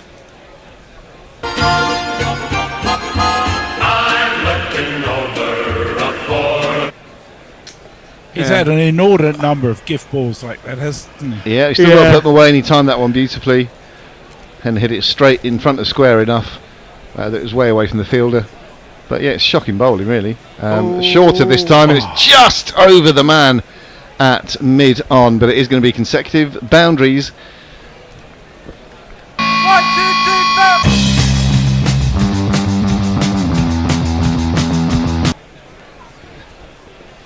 And now we don't even know what Travis Head is on because it can't tell us on the screen. He's on 115. It's a bit annoying, this. Yeah, he Off didn't. 104 deliveries. He didn't time that one at all. But just had enough on it to get over. Who was that at mid-on? Couldn't really tell. Head facing up to cast again. It's a full delivery, Yorker length. Just manages to dig it out and fire it up to mid-off. There's no run. I think it's a skipper. I think it's Harry Brook at mid-on. I think it was, yeah. Thank you. Still not convinced about what that colour is, what we're calling that colour on the England shirts. Blue? I went It's for not quite teal, is it? No, apparently it's not greeny enough for teal. Yeah, I don't like teal. As a colour, What about... It's not kind of turquoisey, dark turquoise. Nah, it's a bit too dark for turquoise, though, isn't it? Just outside the off stump, but Head is back in his crease. fucking Timed the ears off Fucking that and placed it beautifully. It's the third one of these of the over. Giuliani had his reasons for selecting his landscape seasons. There were four. Has anybody has anyone actually told them in the Sky box that, your score banner is completely fucked? There must be a producer who's I'm noticed sure, this. yeah. This is pulled round the corner. It's going to be the fourth one of these of the over. 1, 2, 3,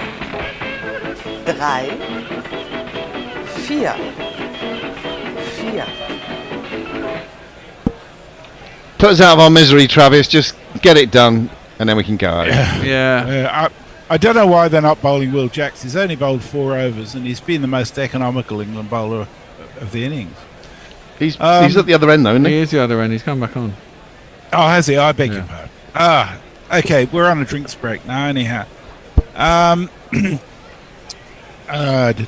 Nicholas Agar says, which is best, Hawkeye in tennis or reviews in cricket, or the dreaded VAR? Well, I think Hawkeye in tennis is brilliant. Well, it is. But the thing is, it's not. There's no predictive element, is there? Really? It's it's just tracking the ball and it places it whether it's on the line or out of the line. VAR. Theoretically, there's no predictive element on VAR. No. I think DRS is the only problem with DRS is the time it takes for me. Yeah, I think it does a pretty good job on the whole. Yep, I'd agree with that. And VAR is very contentious. Handy the baddie, I share this with you. I'm under 20 in my head, or is that 12? My grandma used to say, "Man's inhumanity to man." But yeah, I think I'm certainly not 73. Really, I'm 36-year-olds. Kate Eleanor says, in Travis style, England are drifting. Yeah, very much so. Oh yeah, like the driftwood of the... I've got it, sorry, no need to explain it there. Yeah, why does it always rain on me? Is it because I live in Edinburgh? Yes, well, at least we had nice weather in September. Apparently there's more rainy days in August in England than there are in September. But there you go. But really? Random. But, well, I just read it in a podcast thing. I'm sure so about it's that. obviously true. And we're pretty much up to date on Twitter.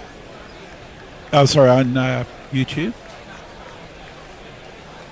And there's nothing on Blue Sky and nothing for over an hour on Twitter. So it's quite peaceful. Twitter's been banned in Brazil, hasn't it? Judge is shutting down. Yeah, well, not very happy about it. Well, there's going to be restrictions on social media for people under 14, I think it is, in Australia. To which really? Elon Musk just responded by saying fascists. Yeah, he says that to anybody who tries to put restrictions on him. But when you're such an idiot like fucking Elon Musk, I mean, the man is the richest guy on the planet. Apparently, he's going to be a trillionaire by 2027 if his wealth growth continues. Yeah, fucking ridiculous. But most of his wealth is subsidised by the American government, and yet he's the way he is. Back at the cricket, 96 required from 96 balls. which should be. To which George McPherson says this is embarrassing from England. They can't bat or bowl. They've lost this match. They've done a lot wrong, I would say. A lot of the batsmen gave the wickets away, and a lot of the bowlers have just been wayward. We've seen a lot of four balls bowled and taken advantage of by an informed Travis Head, chiefly among them. Yep. But he's played very well. 123 not out at the moment from way fewer balls than that. Yeah. I do think, though, that Australia weren't particularly impressive in the field either, in terms of their bowling. I thought the first 5 or 6 overs, they were tight, and the ball was doing a little bit. Yeah. But beyond that, I thought they were pretty ordinary. There was, I think they really miss having, no Stark, no Cummins, no Hazelwood. Oh, Christ, you put those 3 in, and this is Yeah, a very world. different. We know that it's a world-beating team. Proven. But I was impressed with the way Zampa came back after taking a bit of a battering early. Oh, he's a class act. Yeah. I like watching Well, him. yeah, I mean, the thing is, England gifted bloody Marnus Labuschagne. Two top order wickets, didn't they? I mean, they 3, got 3. Well, he got 3, but Duckett and Harry Brook particularly gave their wickets away. I can't remember who the third one he was got. No, I can't remember the top of my head. Inspired captaincy by Marsh, of course. Yeah. Yeah, of course. Anyway, we're about to resume here. Marnus facing up to Will Jacks. He's coming round the wicket. Right armour to right-hander. And a lobby lap sweep, which is going to bring him a couple there. Good running. So they've got that runs and balls equation in their favour. 95 balls remaining and 94 runs required. You'd like to see him just knock these off now, Bear? 2-2-2 for 3 at the moment. Yeah, might as well. Yeah. Although I quite like a run out in between. Yeah, he's back in his crease playing this to extra cover. There's no run. They're trying to be a bit more adventurous running-wise, so you've got a better chance now. It's another crap ball down the leg side from Will Jacks. Another lobby little lap sweep from Marnus. Just the one this time. Sorry, everyone. My mood appears to have plummeted across the day. I don't know what to blame it on, really. It's not the company, Bear. Don't worry about that. No, it's the state of the cricket. But that's okay. Sometimes. Yeah, but I've seen worse than this and not let it get to me like it is today. Yeah, I don't know. It's first game, isn't it? And you kind of What think is you it? want to. Come on, people out there, give me a bit of counselling. I need something to just give me a little pick me up. Oh well, just think of your children. One of them's just lost his pencil case, so that's not helping. No. This one is pushed into the covers for a single by Head. Mine's just cost me a fortune going off to university. Oh, well, that helped. Not really. Your food bills will come down. Yeah. Well, no. Yeah, they will do. But and the pickups. But I mean, I swear the shit you have to buy for them for university now. You never had to buy when we were. We just went off with a backpack, didn't we? This is a cut from Marnus out to deep backward point, an easy single there. Yes, 3 in 3 months. Yeah, exactly. There's nothing really happening here from England. No. They're not. I mean, you need to try something. You've got to force the issue somehow. Maybe get 1 or 2 round the bat. Why just try something? Round the wicket comes Jacks, lobs another one up. It's another easy cut, but this time he can't get a run as it's fielded by Adil Rashid at backward point. Yep, so that equation remains, 91 from 90 balls now. Well, they'll be quaking in their boots. 15 absolutely. Yeah. So, Kate Ellen, this will cheer you up, says Australia are just a better side. Hattie the Batty says, my grandmother has a lot of wise saying. I hear this, I wish I could speak with her now. George McPherson says the future is very bleak for England's cricket team. These youngsters who have come into the team are pretty poor. Guys, this is not helping. Yeah. I wanted something to cheer me up. Well, actually, if you get Travis Head out, the rest haven't scored many runs, have they, really? Yeah. So maybe things could change. Well, let me cheer you up there by reminding you that if Australia win... No one wins the IPL. The IPL or GPL? Yeah. And no one wins the IPL, imagine that. Labuschagne just leans on this ball from Cass, who's starting a new over, and takes a single through the covers. And what would cheer me up massively if there was a run out? Yes, well, I would feel cheerful for you if that happened. Let's see if we can Need conjure a run up for the bet. Well, I mean, if we can get Travis Head out with, in the next 10 runs, say, he says with a big if, then something might happen. I like it. Then you get new batsmen in. Always there with the optimism, Bear. Carse over the wicket to Head, who is attempting to pull this one, but doesn't time it, and the ball winds up in the hands of Harry Brook. Along the ground, I hasten to add. He is fielding at mid-on, so that tells you how badly placed that hook. Harry Brook's thinking of bowling himself by the looks of things. He's still laughing away there. There are opposing views on this, aren't there? When the game's going badly and you see players having a laugh and a joke, some people think, well, that's good, they're keeping their spirits up, good body language, all that. And when you're in my mood, you think, why is this funny? It's Where's not a the joke. intensity? Come on, take it seriously, you nuts. This is a cut and another single to deep backward square. I think they managed to score a little deep backward point. Score strip has been sorted. Yes, they've reset the software at Sky headquarters, and we can see all the relevant details on the screen now, so we can relay them to you. Bryden Carse bowling to Marnus Labuschagne. Another ordinary ball on his hip, and he just swivel pulls that. It's down towards deep backward square. They'll come back for a second, comfortably so. And just 87 from 86 now is the equation. 229 for 3 in pursuit of 316. Parrot Badger doesn't have good news for you. He just says despair is the natural state of the cricket fan, Grubby. I'm not used to it though. I'm generally quite an upbeat sort of character. Yeah. As you all know. Bryden Carse bowls the ball, which is cleverly deflected. There is a man at quite a narrow third man, but this one races even far to the boundary, and it's another one of these.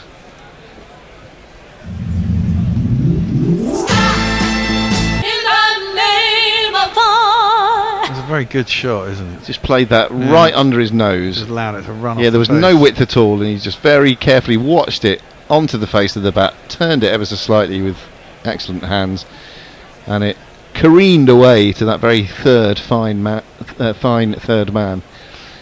Here he comes, the bebleached Bryden Carse, and just defended towards where second slip would be. Jamie Smith runs across and does the fielding. No run this time. 2-3-3 for 5. For 3. I wish it were 5. That'll make it more interesting. 2-3-3 It's sort for 3. of got to the stage, hasn't it, where Joffre's got 4 overs left. You can't hang on to him for much longer because the game will be gone. Yeah. I suppose he's just... he's rotating a few of his bowlers at the minute. I mean, has to, as you say, Messi has to get that wicket. So yeah, we'll see Joffre pretty soon, I would have thought, if a wicket doesn't fall. Also, I think my mum's just tuned in. Hi, Mum. So I told her quite late in the day that I was on. Hi, Barbara. She's probably busy preparing dinner or something. I gotta say, your mood of doom has spread. Has it? All the messages. Hattie says the elders have the answers. Lockie says doom stalks the corridors of Gorilla Tars. Kate Eleanor says despair is easier than hope. And Parrot Badger says can't be doing that hope, it's lethal stuff. Yeah. Welcome to the Sunshine Hour here on Gorilla Cricket. But Parrot Badger, the Irish women beat England the other day.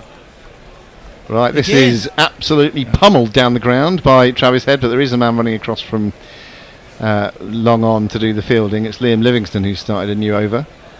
Looks like we've got a... Who was that who did the fielding there? Phil Salt. Was it Salt? It looks like his beard's grown during the course of this game. Oh, maybe it has. He was looking daggers at the bowler. And we're not talking about Charles Dagnall. Glaring Charles he was. Cheery Captain Harry Brook.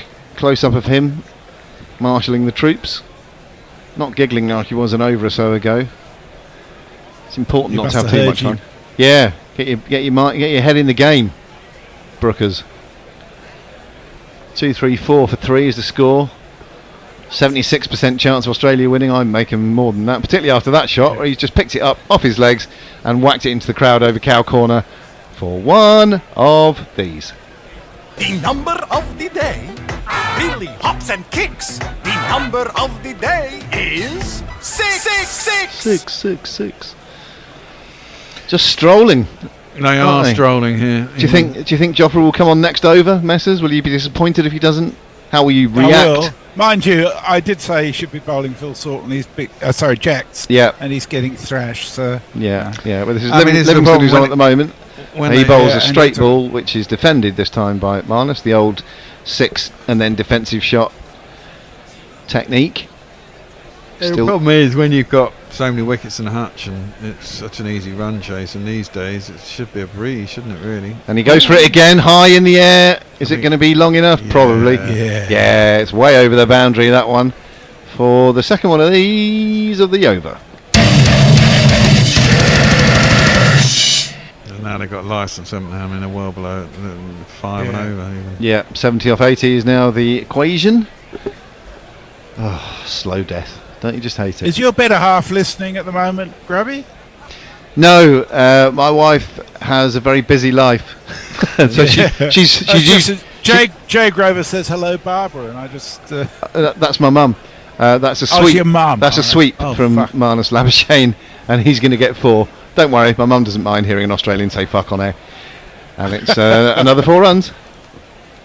The number of the day. Who could ask for more? The number of the day is 4. This'll cheer you up. Will it? Nestlers. Oh, that has already cheered me up. He says hello from Spain. Oh, it's that time of year when Nestlers send us pictures of the Spanish mountains, a little glass of something, and a dog normally, as Marnus takes a run. He did exactly that to me this morning. I messaged him and said, how about coming to the studio on Sunday week? He said, nah, I'm still going to be here. As Marnus takes a run to long on to complete that over. Next to a nice pool, I seem to remember. Yeah, has his sister got a place out there or something? Yeah, his sister's got a place in 2 the dogs. A dog that will chase the ball while Nessa sits there and throws it and sips on whatever he's sipping on. Delightful. It sounds hard. Nice temperature, I imagine, in Spain right now as well. So is Nestle's tuned in then? Well, I presume so. He's on YouTube. Hello, Nestlers. Be a delight to see you very soon for some Stuart Lee or a gig or something. All of which is upcoming. Now, we do have a change of bowling. It's not the one we were calling for. It's going to be... Where is he? Where is he, the cheeky little... In batting order, number 11. There he is. Add a retreat on the 45. Add a retreat on the 45. Add a retreat on the 45. Add a retreat on the 45. Rather ugly looking wristy lean there from Labuschagne. Turns it to long on, gets a single. And he'll can turn it both ways. And he'll can turn it on the 45. Well, can he turn this game on its head? You need about 4 wickets and 2 overs to do that. Well, that would be a bit excessive, but that would really turn the game. On its Travis Head, who has 126 from 112 balls. He's played an absolutely stellar innings. He was in good form in the T20, you can see that. Seeing the ball really well. Doing that annoying thing that Davey Warner always does, which is adjusting his gloves between every fucking ball. 252 for 3 is the score. 64 from 77 required. Adil Rashid over the wicket to head. A full delivery. And he watches it carefully, plays it very straight battedly to wide long on and gets another single. Served him well, that Gray Nichols today. Certainly has. Is it really a Gray Nichols? There was a chat about that earlier on, wasn't there? Some rumour about David Gower back in the day batting with a different kind of bat and putting a sticker on, as Labuschagne sweeps from outside off stump, and he's placed that beautifully behind square on the leg side, and it brings him another boundary. Giuliani. Too long.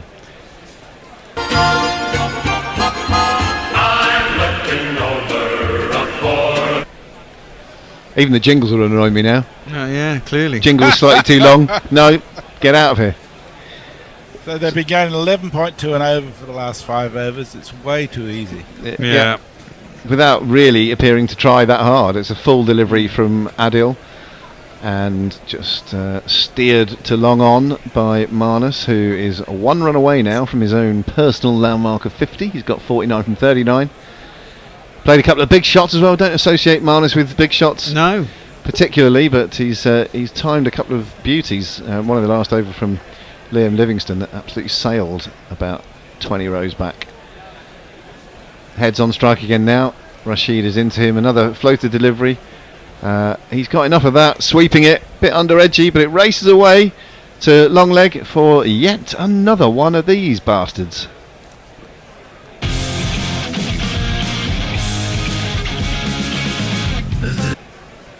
Don't know what that's doing. 2 + 2 is our number. 2 + 2 is our number. A load of random jingles in the forecart. Yeah. Which that's annoying me now.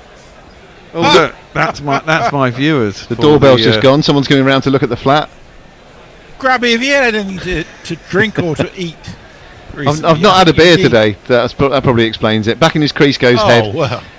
Plays it to wide long off, and he's going to get another single. He's moved on to 132 from 115. Labuschagne will have the opportunity to go to his own 50 here. And the score, 263 for 3, 53 required from 72. Actually, he won't have the opportunity because Head's nicked the strike. 2 overs left of this little spell together, chaps. Despite my awful mood, I've very much enjoyed being on with both of you. You'd never tell, though, would you?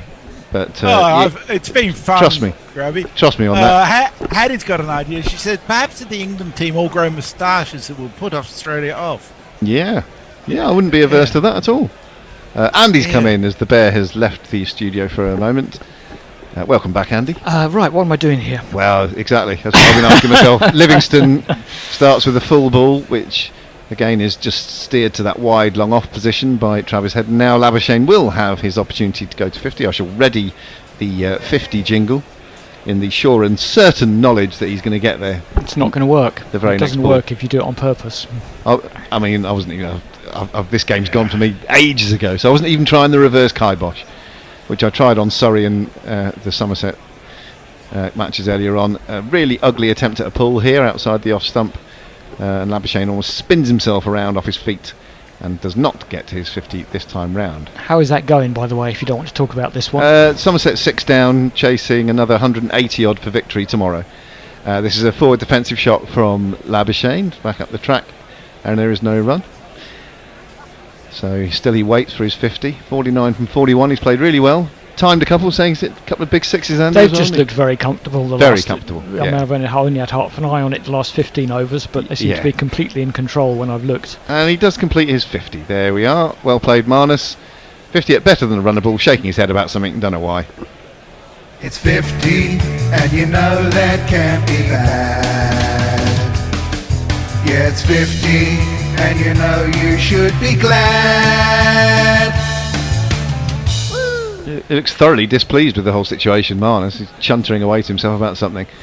Head faces up to Livingston again. It's just wide of the man running round. Phil Salt at long on. Does that fielding. Yeah, I'm sure it's weird. I didn't recognise him before because it looks like his beard's grown a bit during this game. Phil Salt. It's that bad. It's almost it's more unusual to see someone clean shaven like Brooke. Almost all of them have at least a shadow. It gives an old fashioned look when they're clean shaven. But nice to have a bit of variety, isn't it? A back cut here from off the stumps by Marnus, fielded at backward point. There's no run, and I think there's go on, Messers. So maybe this will cheer you up. I don't know. The thought of just sitting looking across the Spanish hills and valleys with the sun shining. Sean Nestler says, I'm sitting here with the dogs, eating toast and drinking a beer. Now there's a nice, mellow, beautiful thought to cheer you up. It is lovely that. I can picture you there with the. I guess it's just past the sun setting where you are, but is it pure toast, Nestlers, or is it pan con tomate, as it would have to be in that neck of the woods? So yeah, this is going to be. I think this is going to be ODIs, Australia are unbeaten. Well, in. that would be 9 out of 9 in the World Cup, and then a 3-0 win over West Indies. When they say unbeaten, it means they've won every one, doesn't it? Yep. There've been no... this is absolutely hoiked over long on by Travis Head, who's timed it as he's timed pretty much everything. Sails over and into the crowd, and it's another one of these.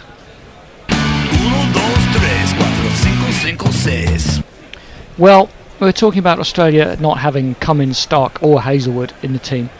Yeah. But in fact, it's England's seamers who've looked even more toothless than the Australian reserves. Yeah, and I've got to say the spinners haven't been much better, actually. A number of poor deliveries they've bowled. This is Driven, which is a full ball from Adil Rashid. It's fielded on the boundary at long off by Livingston, and just one more run. Just seeing a replay of the massive 6 that Travis hit a couple of balls ago. That's the big one. We don't seem to have the distances on today. No, but it's a good... well, 12 rows back. Short boundaries, though. Yeah, well, that's straight into the crowd either way, isn't it? 88.72 metres. Okay. Great knowledge. Not that big, by your estimation. Oh, sorry, I thought you had that from somewhere. No, you see the sort of weird mood that I'm in. I'm even taking everything that you say as read now. Not even questioning your sources. They make up a lot of their shit as well. So. Yeah, fair enough. That's true. Labuschagne, who has around 50 to his name at the moment, is going to face Adil Rashid. As does Rashid. Yes, half a gallon. As he's backing away and carving this to long off to get one more. Bringing Head back on strike. He really has been brilliant today, Head, and you can tell he's been in great form recently. And he's got 141 to his name now, so 150. Well, I said earlier on it would depend if one of the Aussie batsmen went on, and Head has certainly done that. He might get out here though. He's aiming it over mid-wicket, and it's just dropped safe. Well, of course it has. Wow. Just dropped over the head of Ben Duckett, who is fielding at mid-off or short or extra cover. Short something. It's him. It doesn't have to be that high to go over his head. It was in the air for a long time. You just thought I was going to drop down and plop into the hands of an England fielder, but well, it went sort of straight to regulation mid-off, who wasn't there. It was at long off. Yeah, another backing away attempted cut from Labuschagne straight to the fielder at point. There's no run. Yeah, he was in a bit closer there. We've got a long off and a kind of short extra cover, which is where Duckett is fielding, and he couldn't make it running back. This is a foolish delivery, swept by Labuschagne to Jofra Archer, who's fielding at deep backward square. They come back for a couple, do they? Just one, I think. Just one. Yeah. And that's the end of that over. It's the end of our little stint. So Hendo's come back into the hot room, if I can call it that. Andy's coming over here. How many overs Archer's left? He has 4 overs left. Plenty. If they go that far, which is unlikely. Right, I'm going for a little cry next door. See ya. Okay, see ya, Grubby. Thanks, mate. Being fun. And I'll see you at a future match. Thanks, Andy. Thanks very much, Messi, and see you next time. And to take you home with this, which is not, I don't think, going to take the full 10 overs. Probably won't take 5. Livingston is in. Labuschagne turns around very early, so Livingston decides he's not going to bowl it. But for the last however many overs, I'll do ball by ball, and Hendo and Ditch will excoriate England. That's a full toss. It's whacked out towards deep square. It's going to beat the fielder, and I don't think this is going to take very long at all. And if you kids can't listen, then you bound to see the way you get shot for crossing a boundary, Yeah, I mean, England have bowled far too many 4 balls today, really, and some 6 balls. But just when they threaten to get on top, they really haven't bowled well enough. One's into the pads. It's tipped into the leg side. Duckett picks it up, throws it in from the ground, but it's still going to be a comfortable single. And this is a bit of a shellacking, isn't it? Really, I think. To have only taken 3 wickets, I did think that the bowling attack didn't look that strong. No, it doesn't. The seam attack in particular, Jofra's. Well, I won't make any terminal comments, but he's not at his best. He's not at his previous best today. That's another filthy full toss from Livingston. Head punches it up to long on for a single. But yeah, Cars and Potts don't look threatening at all. Well, I mean, Castle's got a bit of pace, but this isn't really a wicket for pace bowlers. It's got a very fast outfield, and you want pace on the ball, and we saw in the England innings that pace off the ball was the way to go. Goes for the lap, Labuschagne, and he misses it, and so does Jamie Smith, and everyone's having a bit of a bad day because that's going to roll through for 4 byes. Yeah, should have taken that, Jamie. I think. Yeah, wicketkeeper should be on top of Gotta that one. be taking those. Nothing's got past the bat for 15 overs. Maybe it was that. Wouldn't have been a chance for stumping. I thought maybe. But no, it wasn't a mis-stumping. He just missed the ball. Is Ditch going to come in, or is he not bothered? No, he seems to be. He seems to be doing some sort of. Sorry, here you go. Punched past point, and that'll be another single. Oh no, they get 2 again. I think England have really given up on this. Yeah. They're just going through the motions. Well, in fact, England's fielding today has been really poor. Their ground fielding, I think, apart from Bethel, who I think's fielded really well. There've been far too many. The keenness of a man on his ODI debut. Yeah, well, maybe. But yeah, this over's gone for 12 already, and that's going to be a bunch more. It's punched up straight. Is not going to beat Jacks at long on, though, and just get a single. Nonetheless, 27 needed from 54. Do you want to catch up on YouTube? Can you see those? I don't know where we were up to. Super Nerds. Australia wins by a head, says Lockie V. I don't know, we're going back to Kate Eleanor, says England may as well have gotten their knees and offered this up as a silver plate to Australia. Well, I think they have.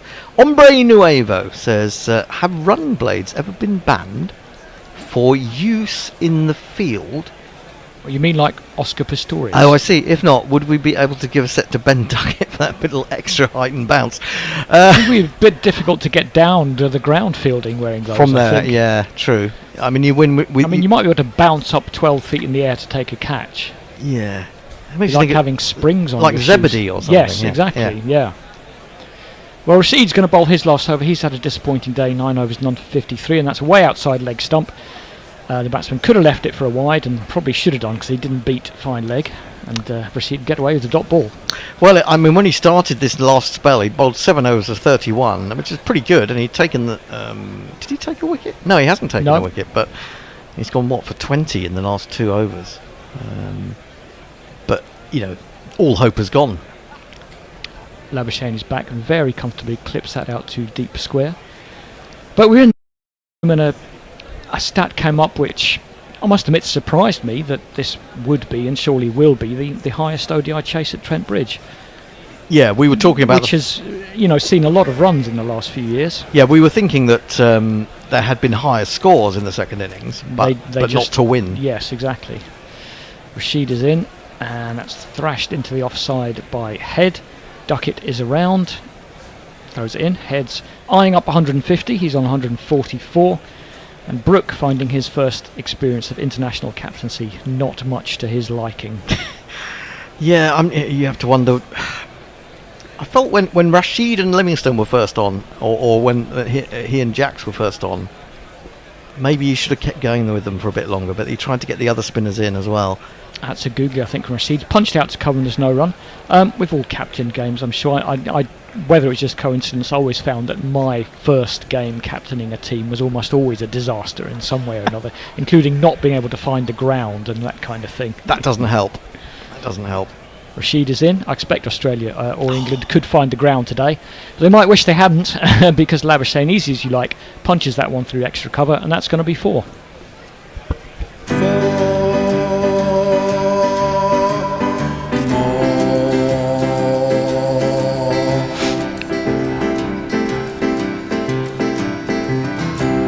Sign that England have given up is that they brought people into the ring. They haven't got anyone out there on the cover boundary, and that was half tracker, you argue really. they're pushing everyone up to try and catch a wicket in Rashid's last over, which hasn't happened because that one's a dot ball. It's the end of the over, and Australia need only 21 from the last 8 overs. Leah, who goes under a pseudonym that I can't pronounce, says, "I'm back. An employee of my brother got married today, and I made the buffet." You made it, or you got there in time for it? I see that England will probably rue not dismissing Head.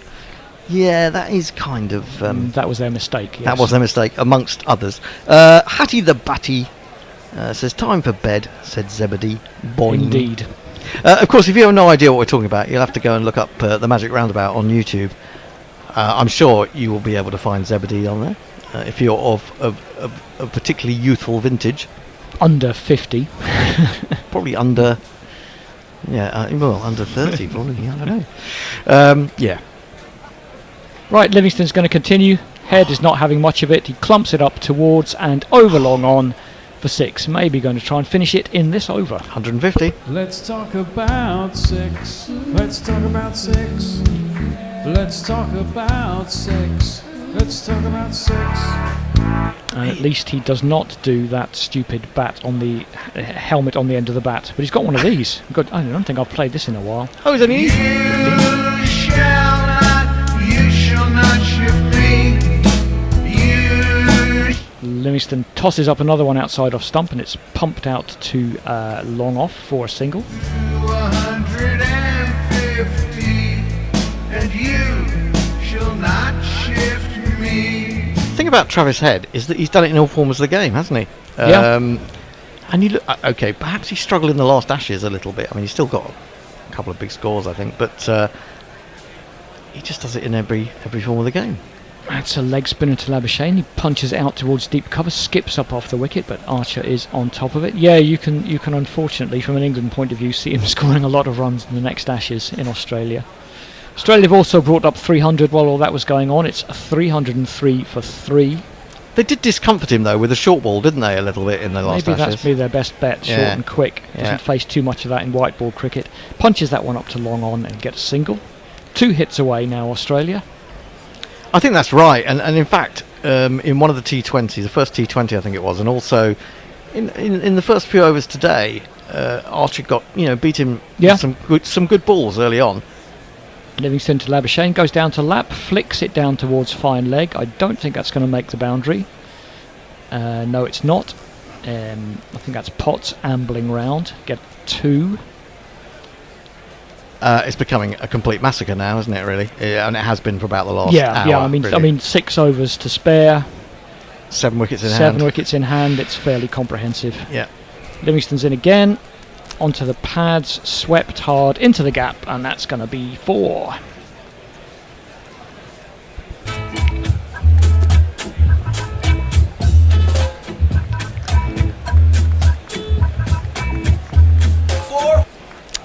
Yeah, it's going to be over very soon. I cooked it, Hendo. I didn't eat a bite of it, says Leah about the buffet. Not a good day for Livingston either. 1 for 75 off 9. Started well. Got rid of Steve Smith. That felt good from an England perspective. It all went downhill from there. I suppose there was the close LBW, wasn't there? Was that against Labuschagne? We think that was also Smith, the one they didn't review and we didn't get a look at. But I think that was also Smith just before he was out. Or was there also a green? There was a green one, wasn't there? One of Cameron Green that was given. Umpire's call. Umpire's call, yeah.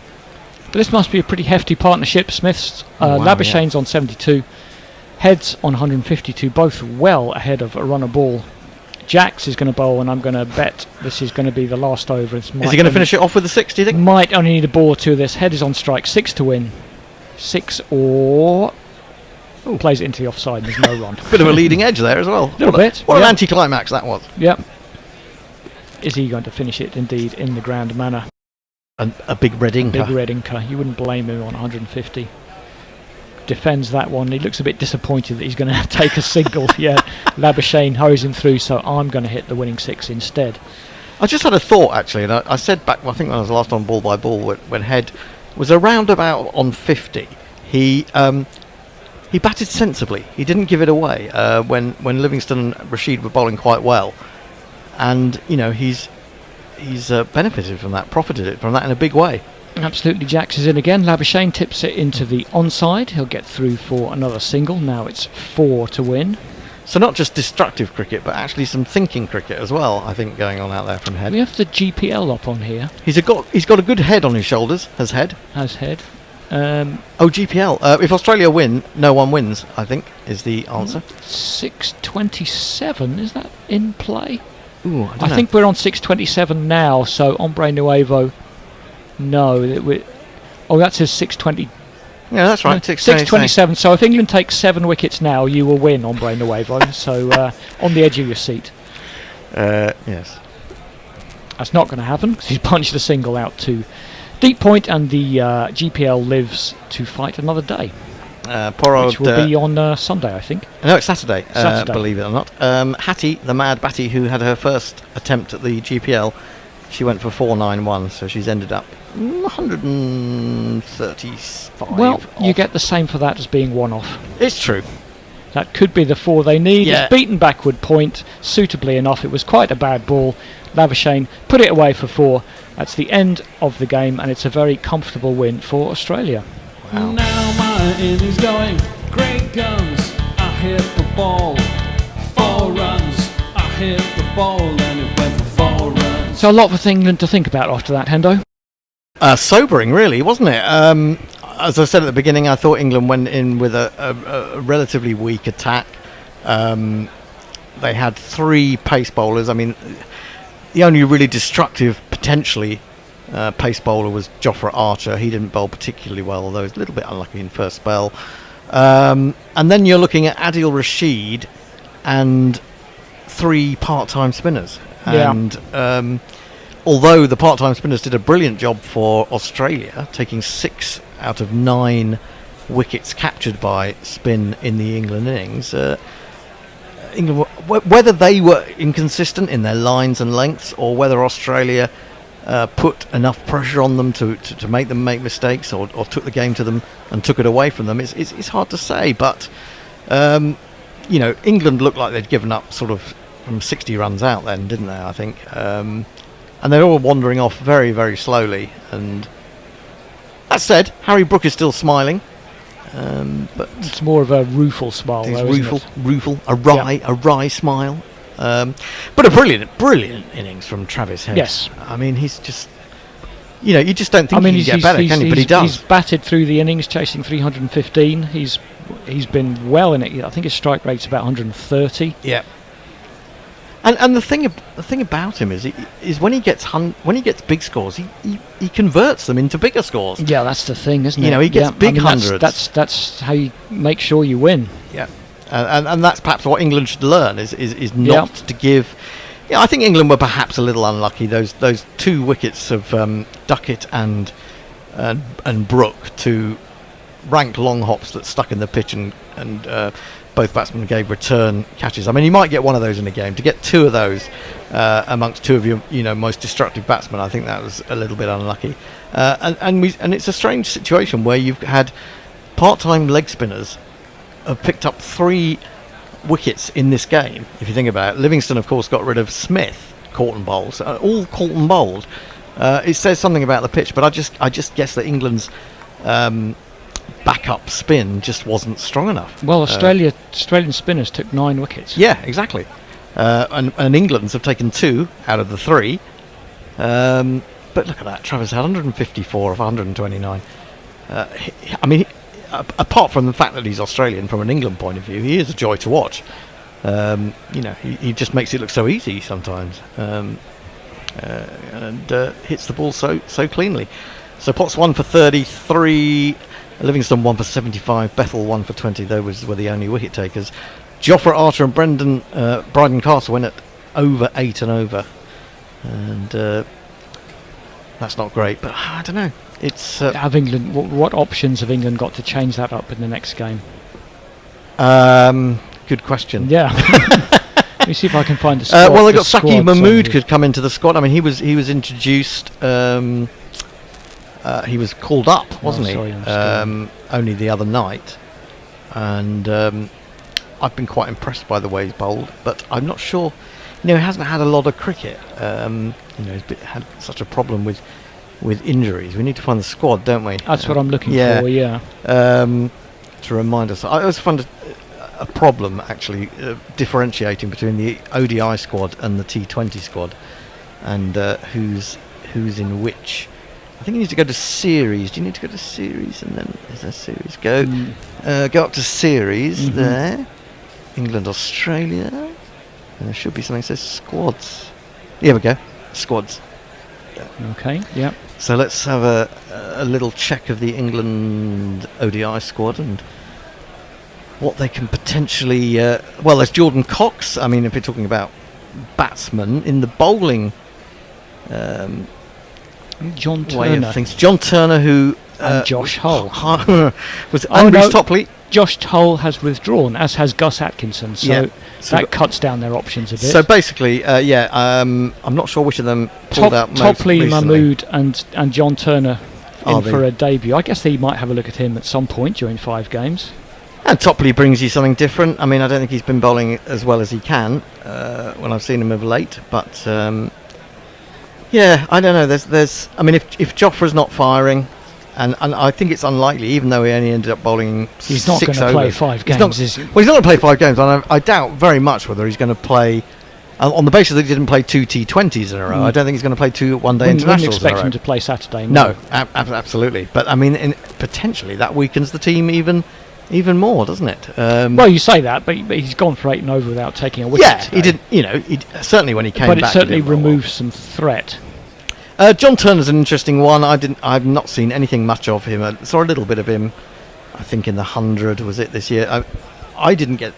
I think the original talk was that he was quite rapid, but when I have seen him, which is I say very rarely, he didn't look that quick to me. I'd bring Saqib in, I suppose, and maybe the thing is, if you bring Topley in for Bryden Cast, although he didn't show it today, you kind of weaken the batting even more, don't you? A bit as well, yeah. So and Saqib Mahmood as well. I mean, you're going to have a very long tail there, aren't you? So I'm not really sure what England can do. They haven't got a proper other spin option, have they? Apart from Rashid, that might normally be enough because England would probably play 4 pace bowlers, wouldn't they? Normally, 4 pace bowlers. I mean, it just seems. I don't know. England seem to be going in with a. It's not. It like looks on paper a weaker team, doesn't it? Yeah, it's not like you can point at anybody who's not there. Well, you can. Josh Butler. Well, he's injured. Yeah, I know, yeah. but I see what you're saying. Yeah. I can't really think of a bowling threat who's not playing. No, I'd have to think about that. I mean, there probably is someone that we're not. Wood's not really going to have any. I mean, you've got to be looking at the next World Cup, which is 3 years, so you can't really be looking at Mark Wood or anybody like that. No. Well, you have got to go through that period, haven't you? You do. Yeah. You know, it's going to be a rebuilding. I mean, the signs have been there in England white ball cricket that the golden age had come to an end. Yep. They have, in ODI terms, they have got 3 years till the World Cup, so it's not panic stations. But they've certainly got a lot to do. Shall we close it down from there? I think we should. We will be back. Now let me just check on the start time for. Because they're all mixed up, aren't they? As it's a Saturday, it might be an 11 o'clock start. So I'm just going to double check on that. Hang on. What's this? Second ODI 11 a.m. Oh, it's an 11 o'clock start. That must be Lords, surely. No, I think it's Headingley, isn't it? It is. It's Leeds. Okay. So that's 11 o'clock, not 12:30 as it was today. So that will be a day game, and England will hope to do a little better. Australia win by 7 wickets. It was a romp in the end. There were 8-9 overs left in the end, and a brilliant innings by Travis Head. Very good innings from Labuschagne, and England have lots of thinking to do. So until Saturday, are you back in on Saturday? I might be doing some from home on Saturday. Okay. Yep. Please join us again. I'll be back. I'm not sure the Bears in. I think Dish is in, and come and take part in the GPL. No winners today, so it must be worth at least 165 quid now. So until Saturday, it's goodbye from Andy. See you then. It's goodbye from everyone else who's still in the green room. That's goodbye from me. Good night. Guerrilla crickets. Whoa. Guerrilla crickets. Whoa. Guerrilla. Take guard, man the barricades, patrol the cover boundary. At last the time is come, this is a cricketing emergency.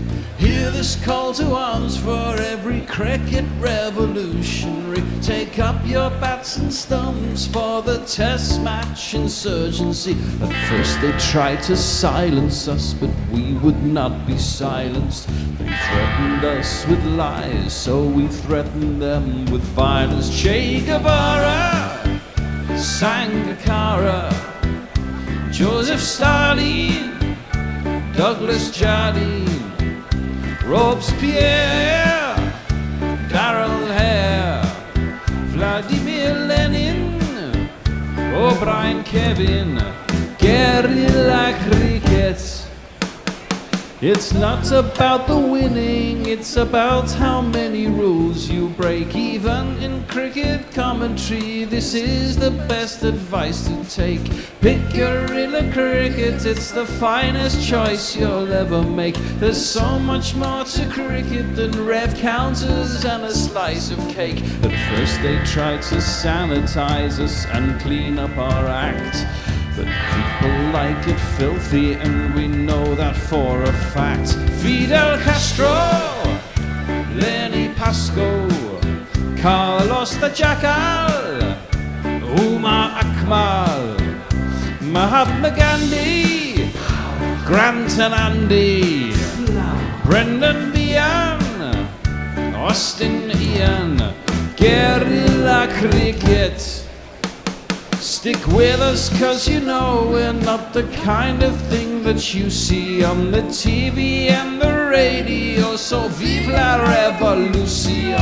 First they tried to buy us, but we would not be bought. Okay, we were, but then we ran away, and we will not be caught. We would not give up the ghost when they left us all for dead. They decapitated us, but we just grew another head. Chairman Mao, Jamie Howe, Ho Chi Minh, Asif Din, Václav Havel, Graham Saville, No Surrender, Percy Fender, Che Guevara.